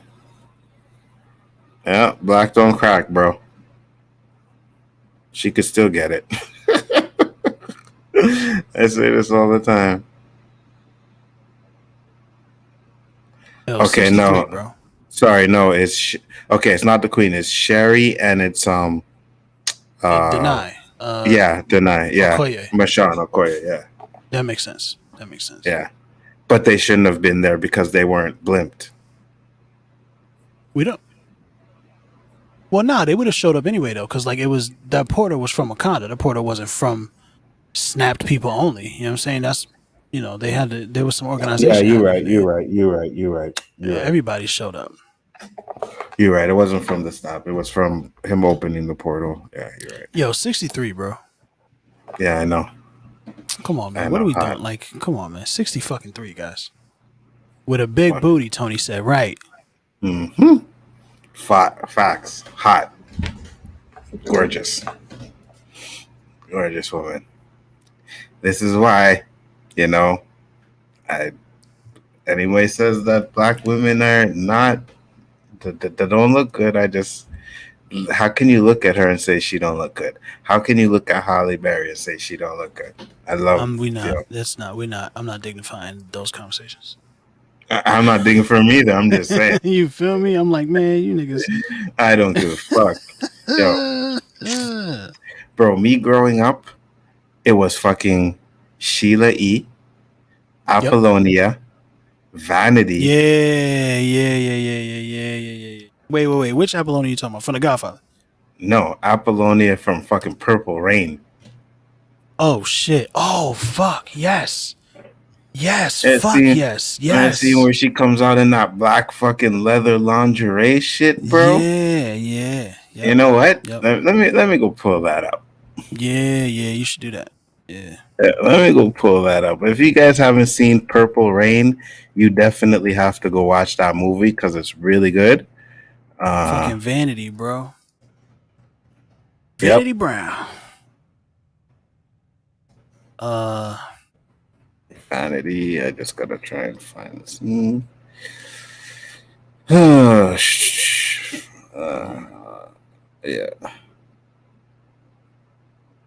Yo, Sally Richardson, bro. We was just watching Black Lightning the other night, man. Black Dynamite the other night, man. Not Black Lightning. Yeah. Low Down Dirty Shame, Sally Richardson. Yeah, boy. Fucking right. I'm trying. What the fuck? I know this shit is on here somewhere. Shit. That shit is on here somewhere. They showed a by the lake scene, but I want the fucking sex scene. Yo, share Vanity real quick, man, because I just need niggas to understand. There's nothing crazy happening in this scene. God. She's just sitting there being gorgeous. Fine. This is 1984. Oh my God. Yeah. Fine. 83. When did The Last Dragon come out? 80 something. Yeah, it was early. It was. About 80. Yeah. Yep, 85. 1985, 85. man. All right, so mid 80s. Shout out to The Last Dragon, man. Vanity was giving it up, bro. God Facts. damn.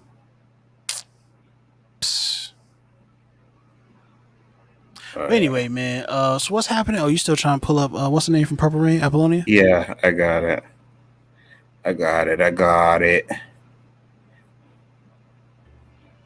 Yeah, man. Yep.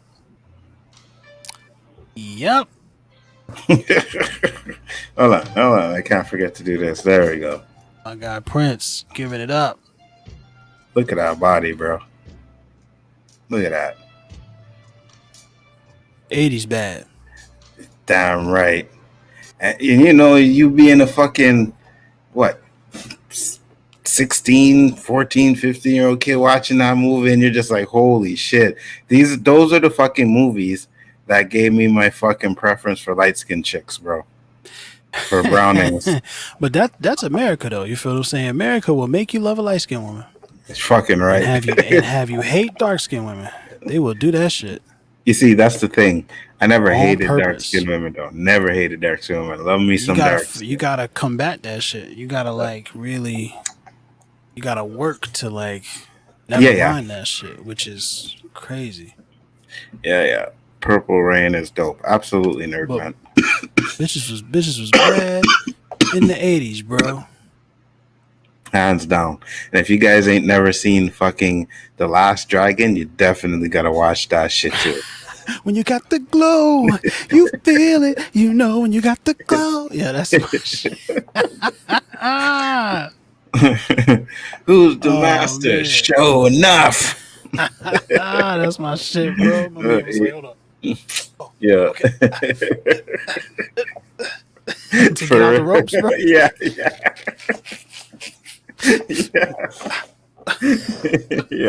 What are you doing? Fine. I watched Purple Rain when I was 7 Kino years giving old. it up in The Last Dragon, man. Kino from Ninja Turtles, man. Come on, man. Y'all ain't fucking with me. Surf Ninjas, man. Y'all ain't fucking with me. Y'all ain't fucking with me. Yo, you see, this is why, again, I love the era that I grew up in, because we got those type of fucking badass movies. So I was like, yo, Last Dragon, I think when I first got my VHS, I had that movie. I recorded it, and I used to watch that movie all the fucking time, bro. All the time. Hilarious. Last Dragon. That shit was so good. That's incredible, bro. It was so good. Yeah, that's right, guys. I'm showing my age, but it's all good. That's how we do it, you know? Ain't no shame in my game. Definitely not. Is there anything else that was going on? Not that I can think of, bro. I mean, there was here in America, we had a Capitol building bomb threat, because, you know, good old fashioned homegrown domestic terrorism. But but it ain't shit that I want to talk about, or at least I can't think of nothing that's out here happening that I want to talk about. So. Yeah, except for the shit that's going on in Afghanistan. No, I don't want to talk about that. I to be honest with you, I hadn't, because I don't watch the news, so I try to avoid that shit. I had no idea until Terrence was talking to me about Afghanistan. I was like, Afghanistan? What's going on in Afghanistan? And I went down to YouTube and I was like, oh, the shit. never stopped. What's going on? The shit never stopped. Right, I know, but now that the Taliban have taken over and shit, and I'm just like, okay, well, it is what it is. It was given. It was like, here you go. Enjoy. We got all the oil we needed. We got everything we needed. We're done. See ya. Survive on your own, right? Hence why Suicide Squad is so good, because that's the type of shit that they did in Suicide Squad. Bro, it's the exact same shit they did. Here's the thing, like I like the movie. It's got a 7 out of 10 just for being funny and fun, and the way they open the film. But like, and a 7 might be high. It might be a 6, 5, 10. We'll see. It might change after I watch it again. I might go up if I watch it again. We'll see. But that story was garbage. Absolute garbage. And I didn't care about the characters enough. It was the simplest, go there, do this. Like, there was no like, oh, guess what? Somebody's a betrayer. Like, bitch, we know. I can tell. Like, what do you mean? I don't know. It just, and I didn't care about any of the characters, even the characters that I like. I liked Ratcatcher 2. I thought she was absolutely adorable. Didn't care about her at all. Did not care if she died. What up, MSK? Nanawe. Did not care about him at all. Like, the best character is King Shark. Didn't care if he died or not. At no point in time was I like, and I think the way they opened the movie was incredible. But it was also super predictable. Like, as soon as I saw the squad, I was like, oh, all of y'all are about to die. Me too. Right? And it was supposed to be. I think we were supposed to know that. But then what's the intrigue? Watching them die? I don't care if somebody blows up and all their parts end up everywhere, or some guy with his arms off gets shot to death while his arms are doing weird shit in the air. Like, that's cool, I guess. It was funny. It was funny, but like, that doesn't make me interested or invested in the story. And if I'm not invested in the story, then, you know, who cares? For me, it was the moment they walked in front of the American flag, and they did that walk in front of the American flag. I said, oh, they're all dead. Like right away, like they're all dead. I was like, they're all dead. You know what I mean? Yeah. And I do like the fact that it just starts right away with the fucking killing. It's just like bam, bam, bam, bam, bam. You know what I mean? I was like, okay, this is definitely interesting. I can understand where you're talking about the story, but I like that story because it's just a simple. We got to go get this, and then boom, and done. You're right. Why was the Thinker there?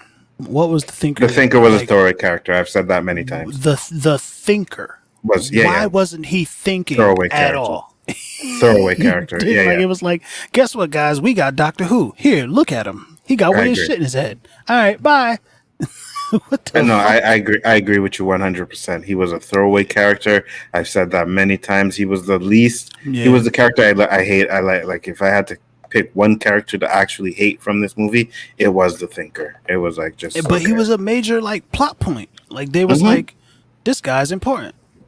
No, he's not. But he wasn't. Yeah, right. He's important, but he wasn't responsible for Starro. Doesn't matter. And you're calling him the Thinker, right? And he did no fucking thinking. Like he didn't think one time. It was a day off. What was this? You mean to tell me he was certainly he was the drinker. Tell you that much. And all that shit in his head, which is supposed to make his brain power stronger, he couldn't figure out a way to get out of the situation he was in. Of course he should have been able to. That's what the Thinker does, right? So yeah, he was just a throwaway character. He should not have been there. I agree with you 100%. Bunch of fucking Venezuelan wherever the fuck they were, drug lords. Like, come on, man, what are we doing? What are we doing here? I didn't mind the drug lord thing. I didn't mind the drug lord thing. I just didn't care. I just didn't care. That's why I say it goes into today. We went into a country, you know what I mean? We did experiments on there. And then when the fucking thing got loose, we were like, see ya. Fend for yourself. Yeah. That part of it, I can understand. People can pretend that there's depth to it because of that, because it's so true. But, like, I know. Like, I've known for a long time. You know what I mean? So it's like that movie, The Suicide Squad, is clearly made for like middle school, early high school kids. Like that's what it's made for, that kind of gang of rowdy, rough boys who want to see, grotesque blood and all that type of like that's what it's made for. You know what I mean? They didn't even have like sex. Like there wasn't even like tits in it. Like, yes, there was. There were, but there wasn't. It was like they were dancing in the club or whatever. You know what I'm saying? Right. So it's like, all right, I and get there's it. a That's fucking cool. penis shot. Right, and I'm like, sure, balance, right, fairness, whatever. I understand. It didn't make a whole lot of sense to me. Like, why was that nigga's dick out? He was just was he pissing? What was he doing? He just turned around and he came out of his house with no pants on, and his dick was hanging out.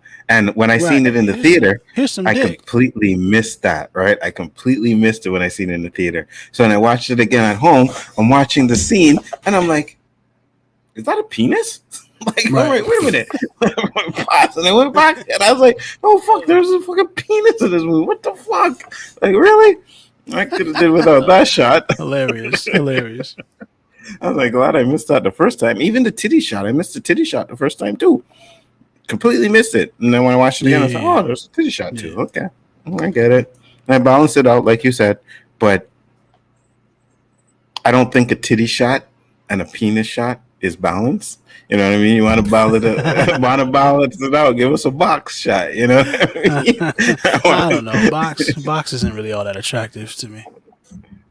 It can be if it got the like runway pad shaped up nice. It's very rare for a pussy to be attractive. I just think that like it's like, well, not fucking spread eagle. But I mean, if she's standing there with a nice little runway, then are you looking at the pussy? Then you're not looking at. You're looking at pelvic bone. What are you looking at? That's fine. I'll look at the pelvic bone. I mean, pubic hair. Pubic hair. You know the runway or either it's shaved or it's like it's got a Nike swoosh in it. Like I don't care. Give me the Nike swoosh. I can do with that.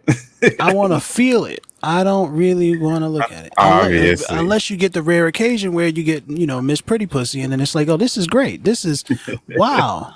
This is so if it's Halle Berry, I don't know what a pussy look like. Do we know what Halle's pussy look like? No, but I'm saying if it was her that was gonna do the shot, would you be okay with the pelvis and the shape up and to see what it looked like, or would you just feel like, nah, I want to see the whole? It makes no difference who it is. I don't care for looking at vagina. That's it. Doesn't do anything.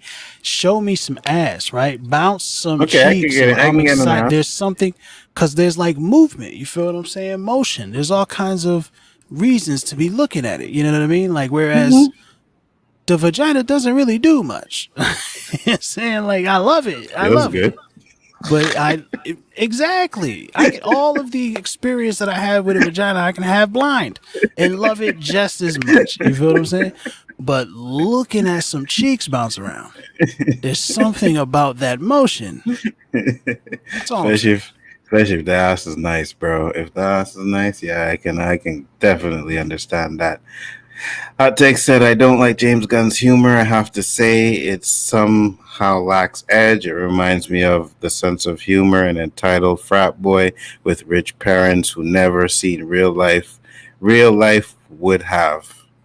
I agree. It feels exactly like that. I guess, but I like those kind of fucking stupid ass humors though. Like, yeah, you know what I mean? Like fucking funny. This is the end. The humor in that movie is fucking funny as fuck, bro. You ever seen it? Yes, I have. I Didn't don't like remember it sticking with me. I remember there were a lot of funny parts in it. But I also remember thinking, oh, these guys have made better versions of this movie. Because like all of their movies are basically the same thing, right? It's a bunch of niggas doing some dumb shit in a crazy situation. And I remember being like Pineapple Express. I was like, Pineapple Express is way better than this. You know what I'm saying? Or what's the other one that all them niggas did? They did a few. I can't think of them right now. But like, I just thought that there were a couple of movies that they had done that were better than This Is the End. They did the one in China. I love seeing Rihanna. Rihanna's always great. Rihanna's always man. Yeah, the Sony tried to kill him. Not China, Vietnam, yeah. Korea. Right. The interview. Yeah. That sure was funny. But I think I actually liked This Is the End better than Pineapple Express. Even though I loved Pineapple Express. Pineapple Express was funny as fuck. I'm not gonna lie. But there's just that scene with Kevin Hart where he kicks the dudes in the fucking hole. The scene where the fucking dude what's his name from Tropic Thunder? Shit, big ass titty dude. Comes in the house and he starts fucking cooking up their fucking rationing their food. And he comes in the house and he cooks up the bacon. He cooks up the eggs. He fucking doing the slow motion shit. Danny McBride? Yeah. Yeah. Eastbound and Down or whatever. Yeah, right. Yeah, he's funny, man. So Kenny Powers. Yeah, he's funny. He's funny. He was great in Pineapple Express. Oh yeah, 100%. And Tropic Thunder. He was great in Tropic Thunder. Yeah, he was good. Tropic Thunder is fucking hilarious too. Tropic Thunder, hilarious. I think, but This Is the End I think it was about all the like celebrity cameos that really kind of took it away from me. Right. I was like, but what's actually happening here, guys? You just got random people showing up doing a bit, and then like what's? I think maybe that was a part of. I don't know. I have to watch it again. We need to watch it before. I enjoyed it, but it wasn't as good as like some of the other better written stuff. Right, because at the beginning of it, you have all the cameos in there, right? But I think it's more or less because was a Hollywood actor or some shit like that, and he was having a party with all the Hollywood celebrities and shit. Yeah. So I think that was the point of it. But yeah, I can understand what you're saying. It didn't throw me out. I thought Rihanna was fucking funny in that movie. Guy grabs her ass, she slaps him in the face. Yeah, I think the movie's funny. It's not really funny. What? It is. Yeah, Yellow spitting facts again. It was probably funny, but it wasn't. It's like that's some of the simplest like humor. Like, yeah, I'm gonna laugh at a dude getting smacked in the face. You know what I'm saying? Like after you tried to grab Rihanna's ass, yes. You know what I mean? Like, who the fuck you trying to grab Rihanna's ass? And it's the skinny white dude. You know what I mean? Like the white dude you don't think will fucking grab ass, and he's trying to grab Rihanna's ass and shit. Well, that's where you're wrong. I think all white dudes is gonna grab some black ass. That's what. You right. There's only the rare few that don't like the big. I'm joking. I know white folks think I'm racist and shit. I am not. I'm very honest about how racist I am, guys. So you know. I am not joking because if you notice now, Hey man, even the white girls them getting big fucking booties. So yeah, they gonna be grabbing. You know what I mean? Yo, even the white girls, them sugar. bro. Yo, no word of a lie. And I ain't trying to be disrespectful to anybody, but when I was growing up, white girls did not have the fucking ass that they have now. Oh, maybe when you was growing up, because you like 67. But like the white girls was getting ass. It was the thing was they was hiding it for a while, because like in the 50s, white women had some ass too. But then they was like, they never had no ass like how they have now. Like it, I think it was J-Lo. Once J-Lo came on the scene, but once J-Lo came on the scene, like that's when big ass started to be like, cool for everybody to have ass. Right, yeah, definitely. Yeah, because I remember even growing up, you tell a white girl, "Oh, your ass is big." What are you trying to say, man? Big? No, I'm fat. Blah blah blah. Yeah, right. Now it's like butt injections and all kinds of bullshit, and that's right, guys. Yeah, that's a bubble ass. That BBL. That shit is fire. I like that shit. What did I say? I meant the movie The Interview was set in North Korea because you were trying to remember where it was set. Yeah. Understand what you're saying there, man. Yeah. They've done better movies, I agree. Sausage Party they did, which was pretty trash to me. There was some there's some funny things in it. Bro, there were some funny things in far it. For too long. Yeah, I think it's like it's a Robot Chicken sketch. You know what I'm saying? It's not a whole movie. Calm down, guys. This is too much. Right. I won't watch it again, but I laughed for most of that movie. Me too. I found a lot of it funny. You know what I mean? Yeah. But like you said, it's just one of those movies you watch once, you laugh. Because if I watch it again, I probably won't laugh like I did the first time. You know, There's certain things like if I watch Eddie Murphy's Delirious, I still laugh. You know what I mean? Watch something like that. There's certain things that still make me laugh. But if I were to watch that again, I wouldn't laugh again. Dexter St. Jock just come up swinging his dick. What a pretty girl like you doing on the beach all by yourself? What you crying, but? If I was your boyfriend, go ahead. I'd make love to you constantly. Man, that shit hilarious. Yeah, we don't get that shit no more, bro. It's crazy. Dave Chappelle is the closest, and even go ahead. Yeah, go ahead. No, go ahead. Well, no, Dave Chappelle is fucking great, but he's a different type of comedian, and I would say Dave's stand-up I like Dave's better than Eddie's. Whoa. Yeah, especially the newer stuff, because it's so it's so well crafted. He's so I agree. Smart and funny. I agree. Clever with his jokes. Yeah, very man. clever. And he's just kind of talking. Mm-hmm. And it's like fucking Raw and Delirious are why Dave is able to do what he's doing. Right. But I think he does it better because it's so smart, really. It's very smart. Whereas Eddie's, it's not very smart. It's very simple, but it's fucking hilarious. Still. No, I give you that. I give you his Dave Chappelle's comedy has always been like clever talking. You know, he starts off with a story and then he like gets the punchline and there's meaning to it as well, right? I agree with that 100%. It's well but sometimes I don't laugh as hard. Like Dave Chappelle, I seen him twice. Came to Montreal just for laughs, right? And the first time I seen him, I was fucking dying. Like it was so funny. But the second time he came, it wasn't as funny, and he recycled jokes, and that was an issue that I didn't like. Like he was recycling. Yeah. We don't like that. Yeah, no, you can't recycle jokes, bro. You can't recycle jokes. It's especially from a year later. You know? Yeah. You know, but he did a joke when he was here. And he was talking about he was like, yeah, my friend gave me this book, man. One of the greatest books I ever read. You guys ever hear it? It's called The Secret, right? So I started laughing and shit, you know. So he's like, I'm reading the book, and I'm like, yeah, this and that. And he said he was in Africa and he was reading the book, right? And he was like, I seen an African kid on the ground, and he was like, oh, Mr. Dave Chappelle, I'm so hungry. And then he was like, so why don't you just wish for a steak or some shit because The book is like you put your mind to. You're right. You know what I mean? You put your mind to attract a stick and just use your. Yeah. That shit funny. That shit funny. My friend brought that book to my attention one time, and I didn't read the book, but I watched. They had a documentary on it or some shit. And I watched it, and I was like, "What kind of bullshit is this? Like, what kind of bullshit is this? I would be a fucking millionaire right now of this shit. You know how many fucking days I wake up and say, oh, God, I'm going to win the lotto. I wish I win the lotto. I'm going to win the lotto. You know how many fucking days I said that? I ain't win it yet. I absolutely hate all of that shit. So stupid. With a passion. It's right up there with belief as far as I'm concerned. Well, that's what it is. It's not even as far as I'm concerned.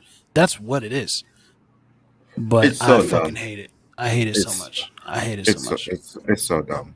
I hated it too. I was like, this is and there's always trash. A new version of it, bro. Every couple of years, there's a new.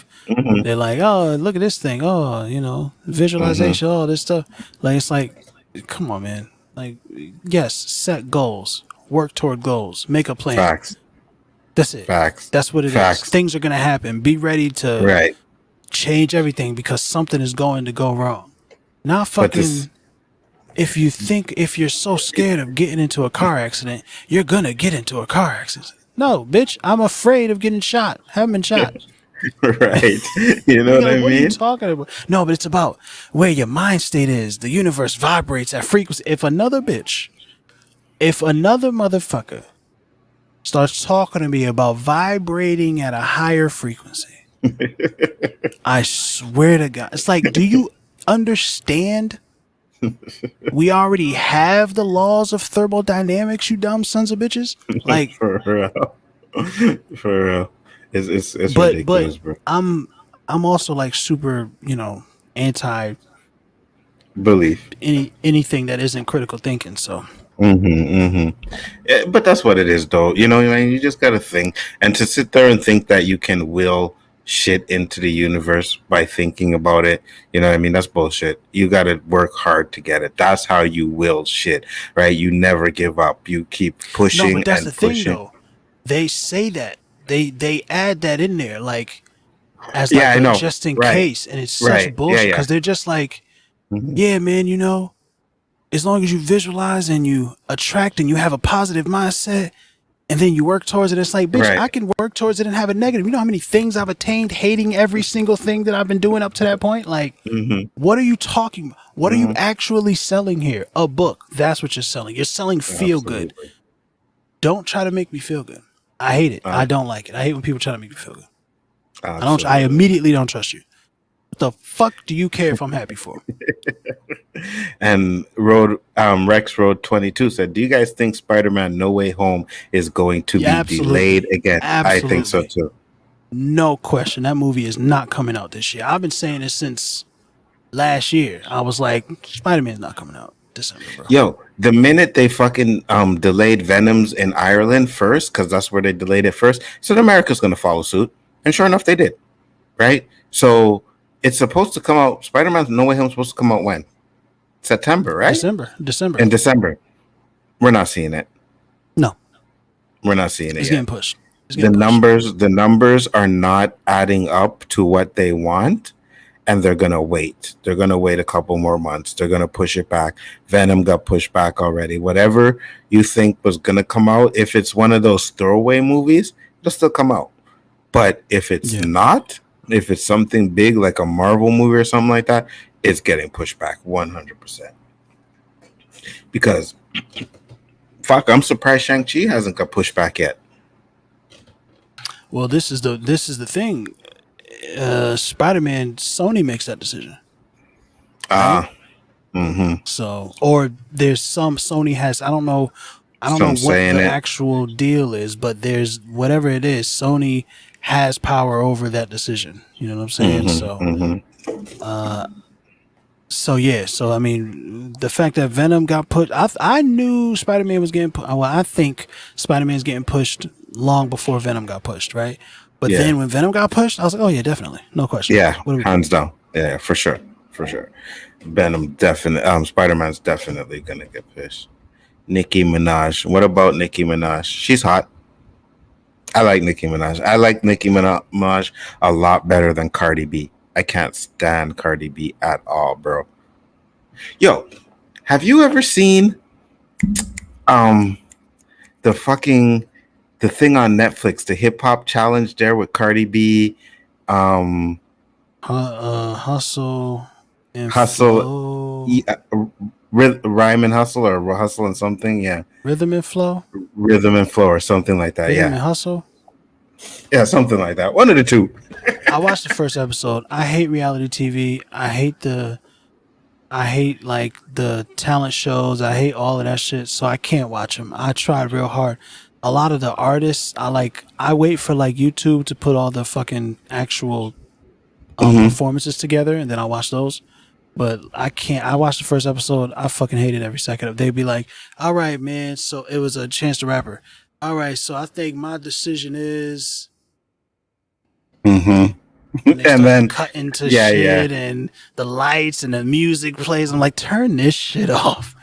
Dun, dun. Oh, what is he gonna say? Oh, here's the history, the family history of the artist before Chance gives it. I'm like, yo, just let the nigga sing the song and let this nigga choose him. Like, let's just skip all the fucking. But it's a show that they're making, and that's why I don't watch reality TV, because I fucking hate it. So I watched that first episode. Yeah. So you never seen the battle scenes? No. All right, I'm gonna play this for you. Tell me what you think about it. No, you gotta watch this. Tell me what you think about this. Don't. We're gonna get into it, so let's get it. Oh, you gotta make this bigger. Oh, my bad. Yeah. You good. Flawless. Never did I doubt him till they told me this a battle. I ain't want to, but Oh yeah. came up in this bitch, played a baby. Oh yeah, I think I seen this. I gotta wish your mother never had. You seen it? No, you ain't considered this here. I think I seen this shit. I'm eating beans all my life or whatever. Yes. Yeah. I seen a clip of this on the Instagram. I think she's nice though. Yeah, she is. Big mouth over here. I get louder on the low. Young girl try and get it. But she sound too old school. Too much Jean Grey. Too much like. Houses on the road. Need all cash money. You get ounces for a show. Difference between the hills and the mountains gonna show. Nobody wanna hear you. Fuck you shouting out for far from average. Why I got it down and out, Joe? I know you felt it coming. I get it from the start. But she gets murked though. He murks her. Yeah. He does. I seen the clip. Yeah, he murks her.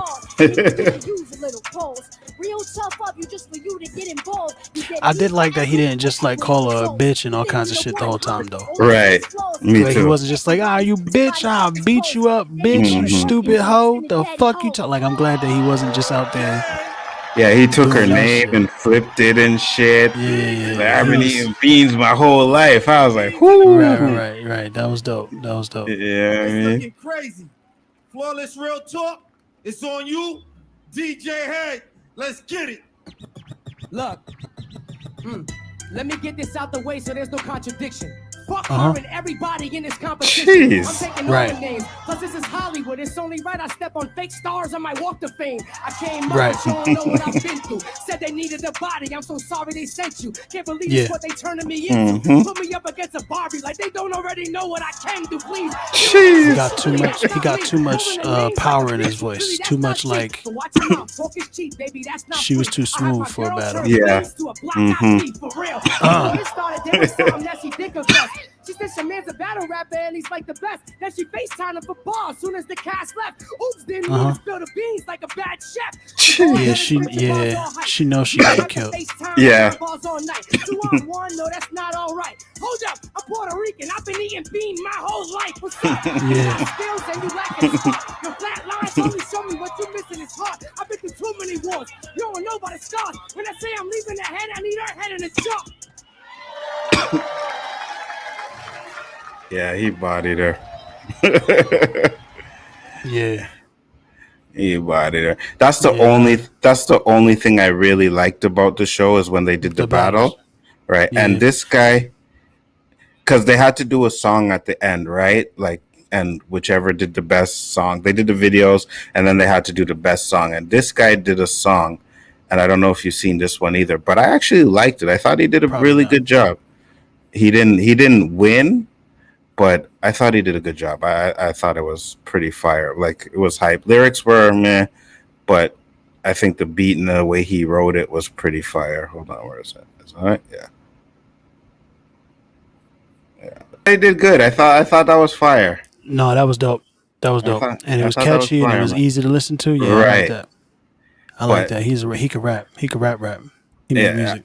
Yeah, I that's what I was saying. I thought it was really good, but hold on, let me see if I show this one. Oh, somebody beat him? Yeah, he didn't win. Oh, interesting. The guy that won, I didn't really like him, but he had like a. I'll show you him too, but I want to show you this girl because one, I think she's fucking hot too, and I'm just trying to find the one where she killed it. This one, I think this was her last one. Yeah, I think she blows everybody. It says she blows everybody away on this one, so let me pop this one up real quick. Like she was my pick who I wanted to win because even some of her raps were fucking Netflix. I mean, YouTube, eh? Yeah, man, copyright. You know what I'm saying? Yeah, but fuck that. I get it. How the fuck do you expect people to do like reactions and shit though, you know? You don't. That's it. They don't give a fuck about you, nigga. Fuck you, YouTube, you fucking piece of shit. Let me go to my channel. Okay, it should have came back now. Let's see. No, still didn't come back. What? Yeah, I mean, it'll be back. It'll be back. I seen you proved it. You know what I'm saying? You just wait a while and then it should have come back. So, right. But now all that shit playing. Yeah. Yeah.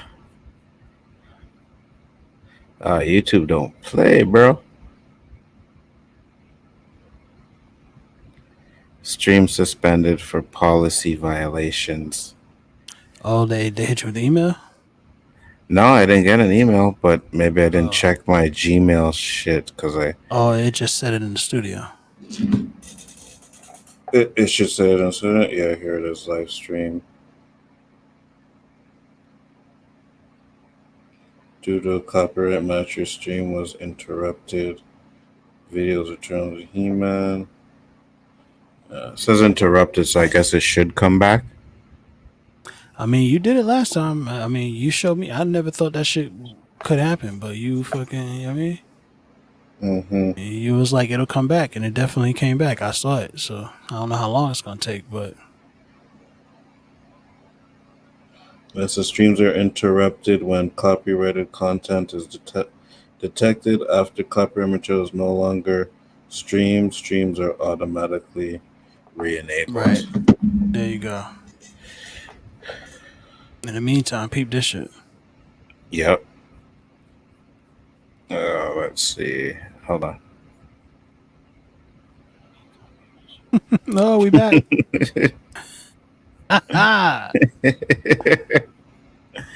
Okay, yeah, now we're back. Sorry about that, guys. I guess YouTube was fucking around when I played that shit, like, but all good. Excuse me, he asked for no pickles.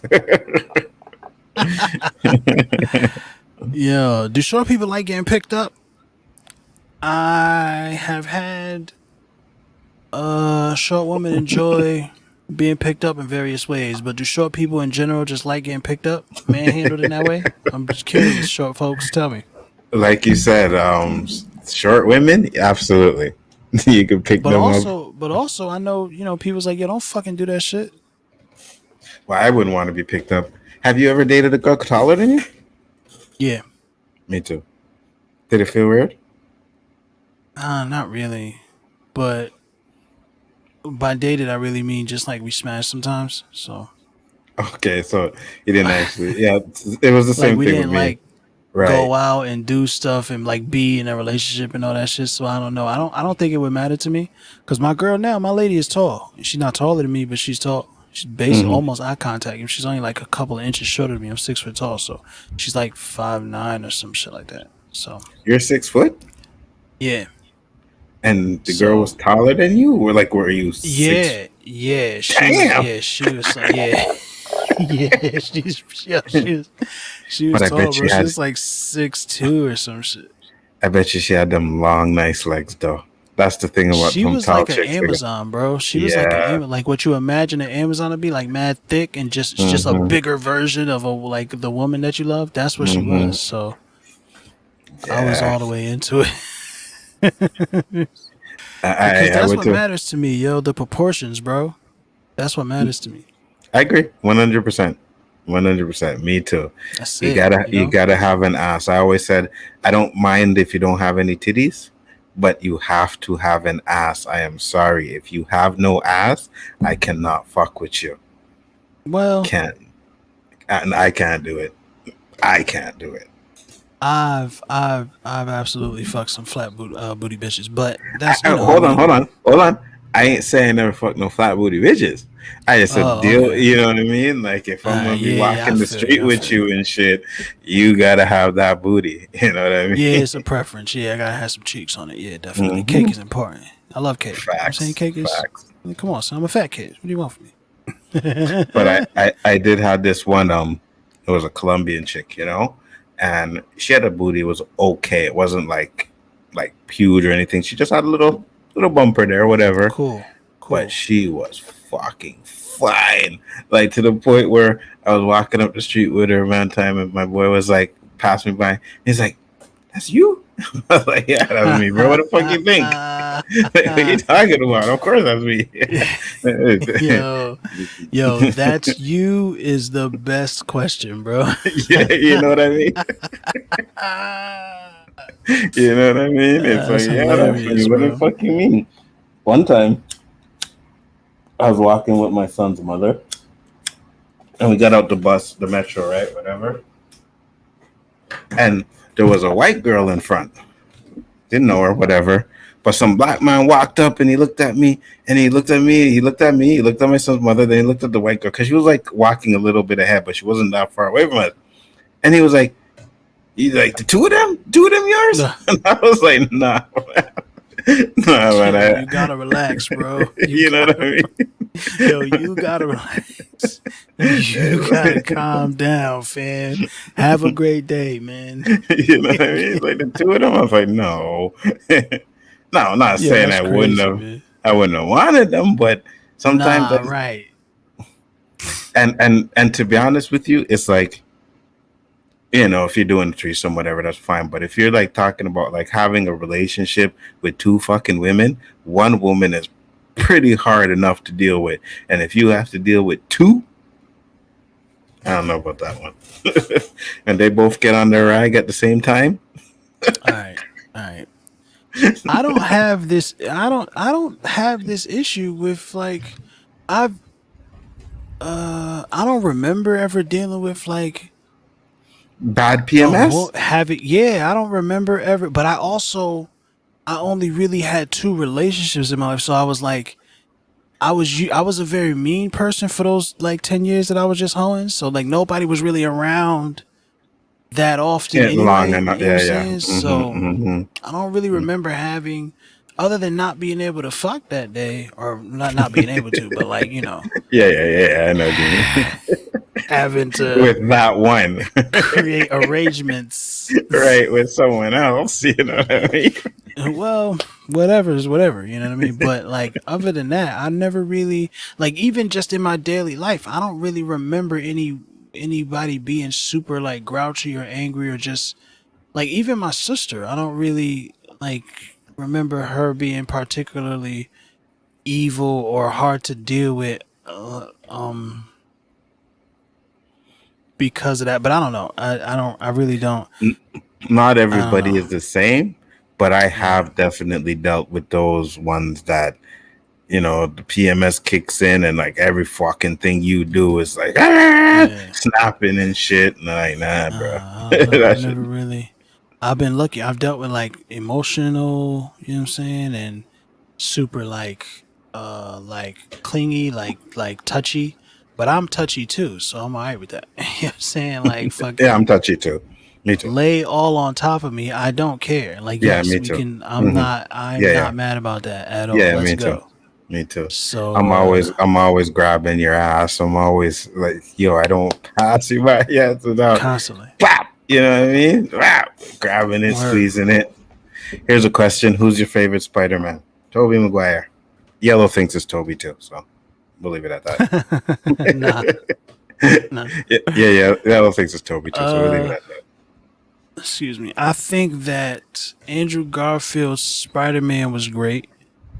I think Tobey's Peter was great. I really like Tom Holland, man. I know we're not supposed to like Tom Holland because Iron Man is the cause for all his problems, but I like Tom Holland. I like little kid Peter Parker. I appreciate he looks, he feels, he talks like what I imagine Peter Parker would talk like in high school. He's, I don't know, man. He's a fucking teenager. He acts like a teenager to me, you know? I like how he's awkward and he's not the cool kid. And he doesn't seem cool or emo or any kind of like, cause like Andrew Garfield, he was way too cool as Peter Parker. It was weird for me. I like how he's smart. I like how Tom Holland is a nerd, smart kid in school. I do think we need him to do more isolated Spider-Man type stories because he's a very Iron Man Jr. as far as the stories go, right? So that's what I was gonna say. You agree with the Iron Man Jr. scenario, and yeah, that doesn't take you away from him? No, because his portrayal of Peter Parker is still great. It's just all the villains are because of Iron Man, right? The suit acts like an Iron Man suit. Like, you know, it's just, that's what it is. You know, he's dealing with Nick Fury all the time. Like, what is happening? Like, it's just a strange, or not really Nick Fury. It turns out to be fucking Skrull, but right. Like, why is Spider-Man, like, it's just a weird thing that they're doing with him. I agree. But his portrayal of Peter Parker, his relationship with Ned, his relationship with Aunt May, you feel what I'm saying? Even Michelle Johnson, MJ, Zendaya, like his relationship with her, the way that thing, their little like teenage love affair kind of like blossoms, and all of that shit feels like Peter Parker to me. And this is the guy who I can easily see grow into the Peter Parker that we like, the grown man Peter Parker that we meet in the comics, like that we know later. You feel what I'm saying? Who learns from Reed Richards, right? Who fucking does all the magical shit that Peter Parker does later. Like, I can see him becoming that guy. But I just think, you know, the MCU and Sony like their weird thing that they're doing right now, and it does take. I think it takes away from Spider-Man a little bit. But I still love both of those movies. I love Homecoming way more than I like Far From Home, but I still like Far From Home a lot. So I love that sequence with Mysterio and Peter, and Mysterio's doing all the tricksy shit, and Peter's just basically falling in and out of a comic book the whole time. Oh my fucking God, I love that sequence so much. It's absolutely amazing. I agree with you 100%. That sequence in that movie is fire, but there was so much in that movie that I didn't like.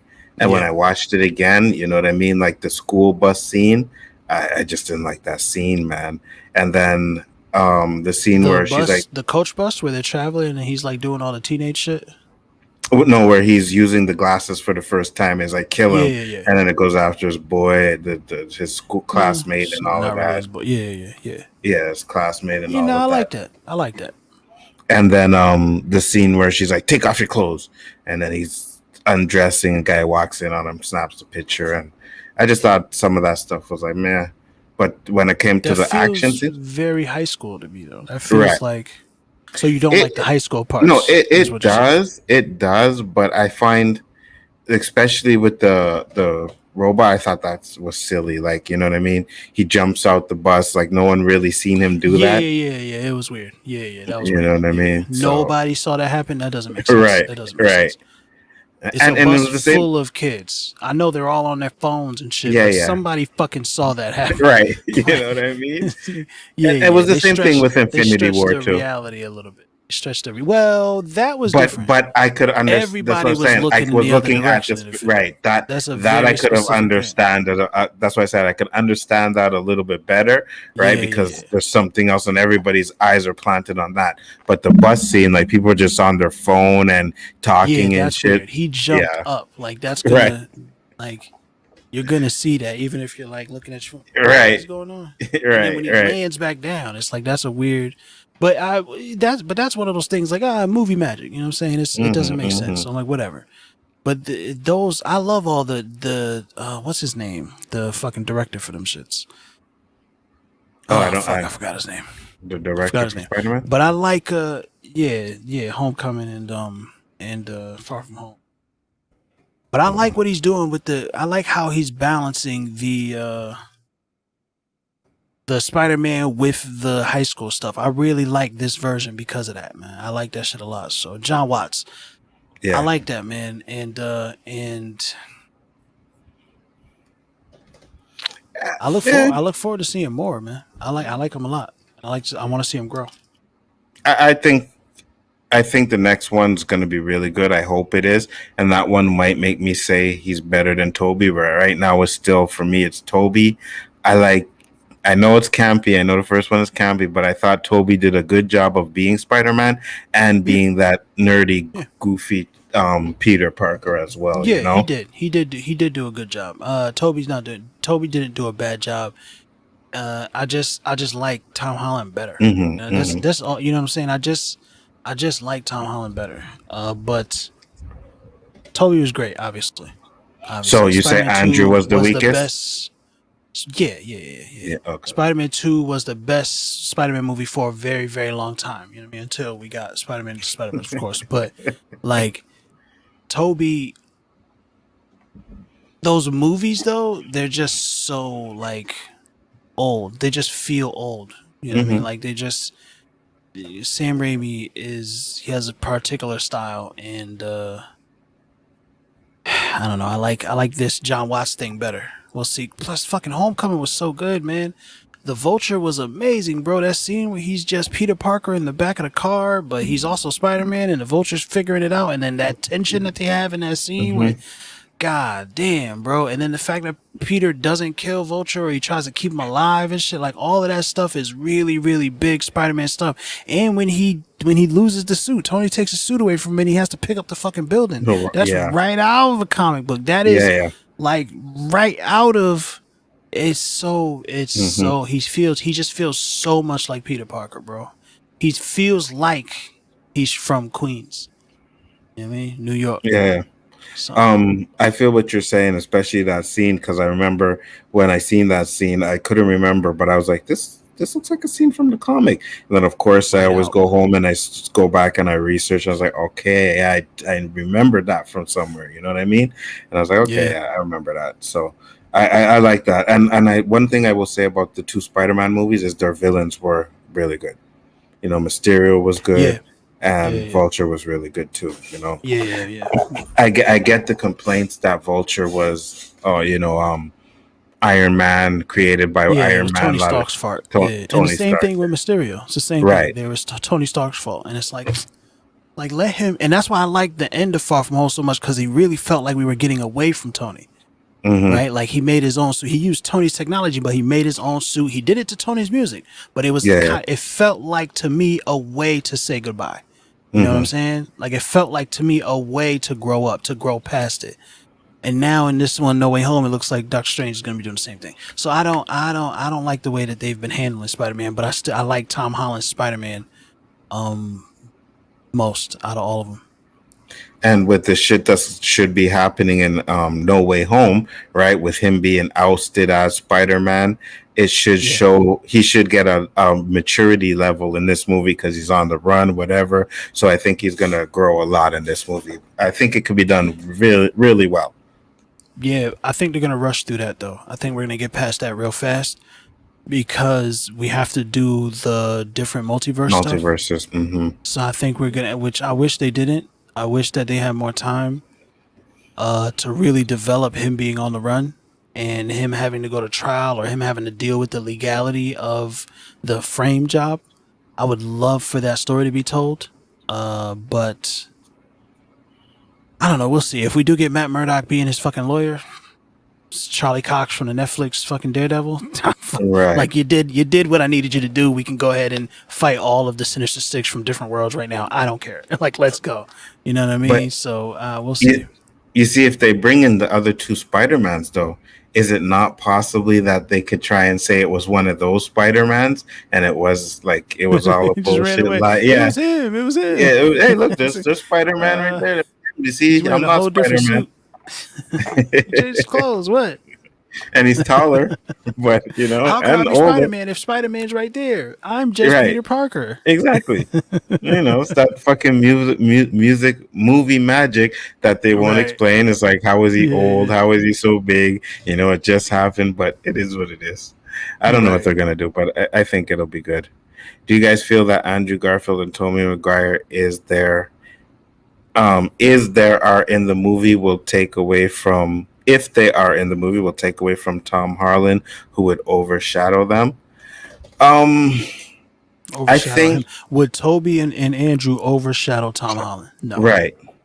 I don't think so either. I think that when they do this movie, especially with Sam Raimi, he's gonna do it well enough to know that Tom Holland is the star, and those other two will be like side Spider-Mans, But I don't know. We'll see. If we ever get to see the movie, anyways. Yeah, right. Whenever we get to see it. Because we haven't even seen a trailer yet. I mean, you know what I mean? I don't really need to see a trailer. I know I want to see one. I want to see a trailer, but like I know I'm going into this. I know I'm like seeing this movie. I know they don't have to sell Yeah, me too. nothing. I know I'm fucking with this. You know what I'm saying? I don't need to get hyper about it. None of that. I already know I'm sold. I was sold from Civil War. When he showed up and fucking said, "You got a metal arm. That's cool." That's my Spider-Man. You feel what I'm saying? Like, that's why I like Tom Holland so much, because that's my Spider-Man. He's that kind of kid. He's amazed. He talks shit, but he's not talking shit like Andrew Garfield Spider-Man talk mad shit, but he was never surprised or amazed or by it seemed like he had been Spider-Man for decades already. You know what I'm saying? I agree. He was mad cool. Like, he was always talking shit, but he was mad cool. This guy, he feels like a kid who got powers, who has to figure it out. And that's why I love it. But I think that was his best performance as Spider-Man, was in Civil War.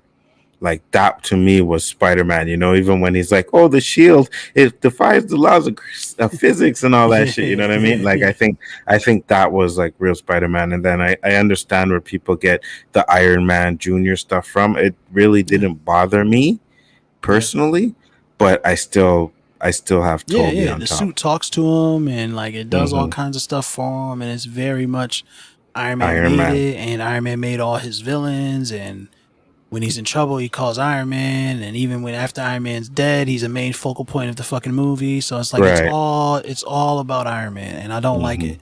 I want it to be about Peter Parker, and it looks like they're gonna bring in 2 other Peter Parkers to make this movie about Peter Parker. So let's see what fucking happens, yo. So another problem that people had with it is the no Uncle Ben mention. Does that bother you? No, not really. I think I understand why people are upset about it, right? It's a thing. Ben is important. It's integral to Peter's character. But as we've seen, he can be the same character without having to like be the cause of why Uncle Ben died and us seeing it and all that shit. Like, I feel like Uncle Ben dying is like Tom and Martha Wayne dying. Like, we know. You know what I'm saying? I agree. I don't have to watch him say, "With great power comes great responsibility" to Peter every single time we get a Peter Parker. We know. I agree. I agree 100%. And that's what I was saying. Like, a lot of people have that issue with it. And I was like, like, how many times do we have to see this in a Spider-Man movie? You know what I mean? Yeah. It's already implied. And I was glad that we also didn't have to go through a full fucking origin stories with Spider-Man either. Right. Because we've seen that. We've done that I don't already. need to see the sweatsuit. I don't need to see the wrestling match. Like, I get it. I understand, right? That's how it's been done. But like, I love the way they introduced Peter Parker in the MCU. He was already Spider-Man. He just got to upgrade his suit.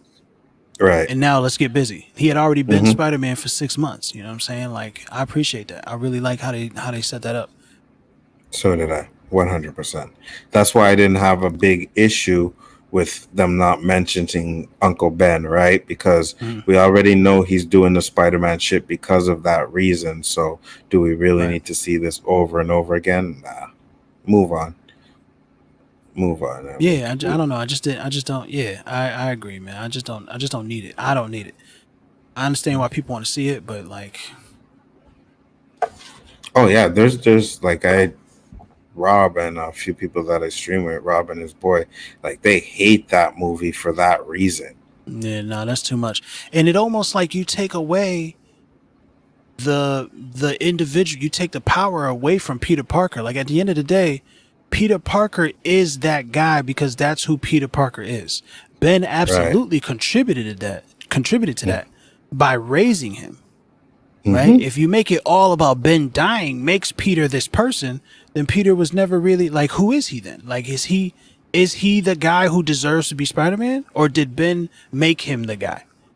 Facts. I don't know. It just seems like let Peter. I want to get Peter away from fucking mentors and shit like that. Anyway, you know what I'm saying? So like, I don't know. But if they had been, I wouldn't be mad at all. Good, Ben. Yes, with great power comes great responsibility. Ben died. Pete has to deal with it.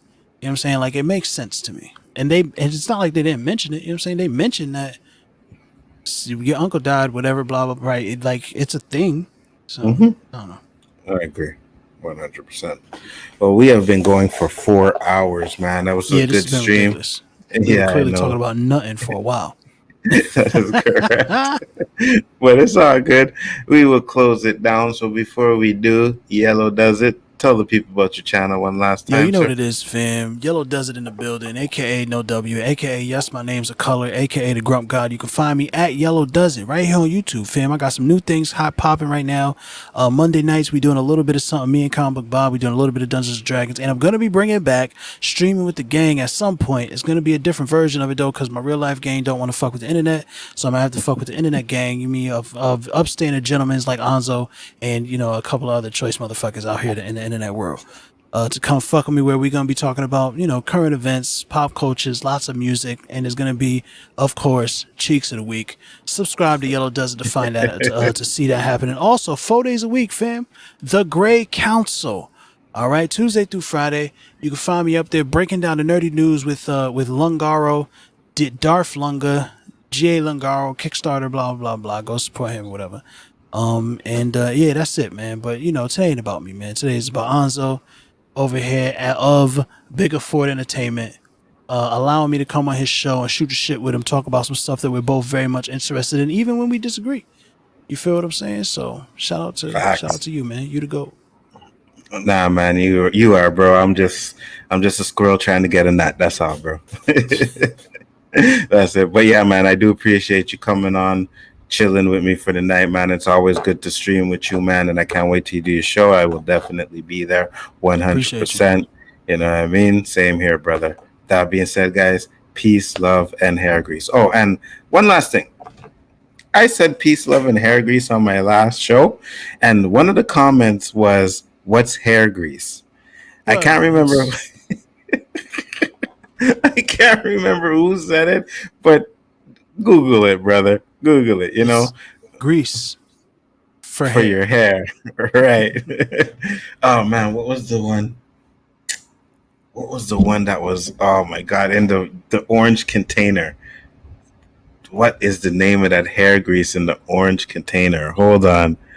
I used to do it all the time. I used to use that shit.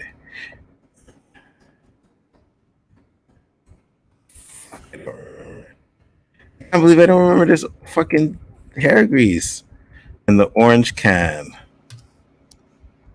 Murray's. Yeah, that's it. Or Murray's. That's it right there. Murray's. Yeah, man. See, for those of you who don't know, when you got your wave cap on and you trying to get those waves, you throw in a little fucking Murray's grease, you go to bed with your wave cap on and wake up in the morning and you got waves, brothers. little lesson for y'all. Brush it down.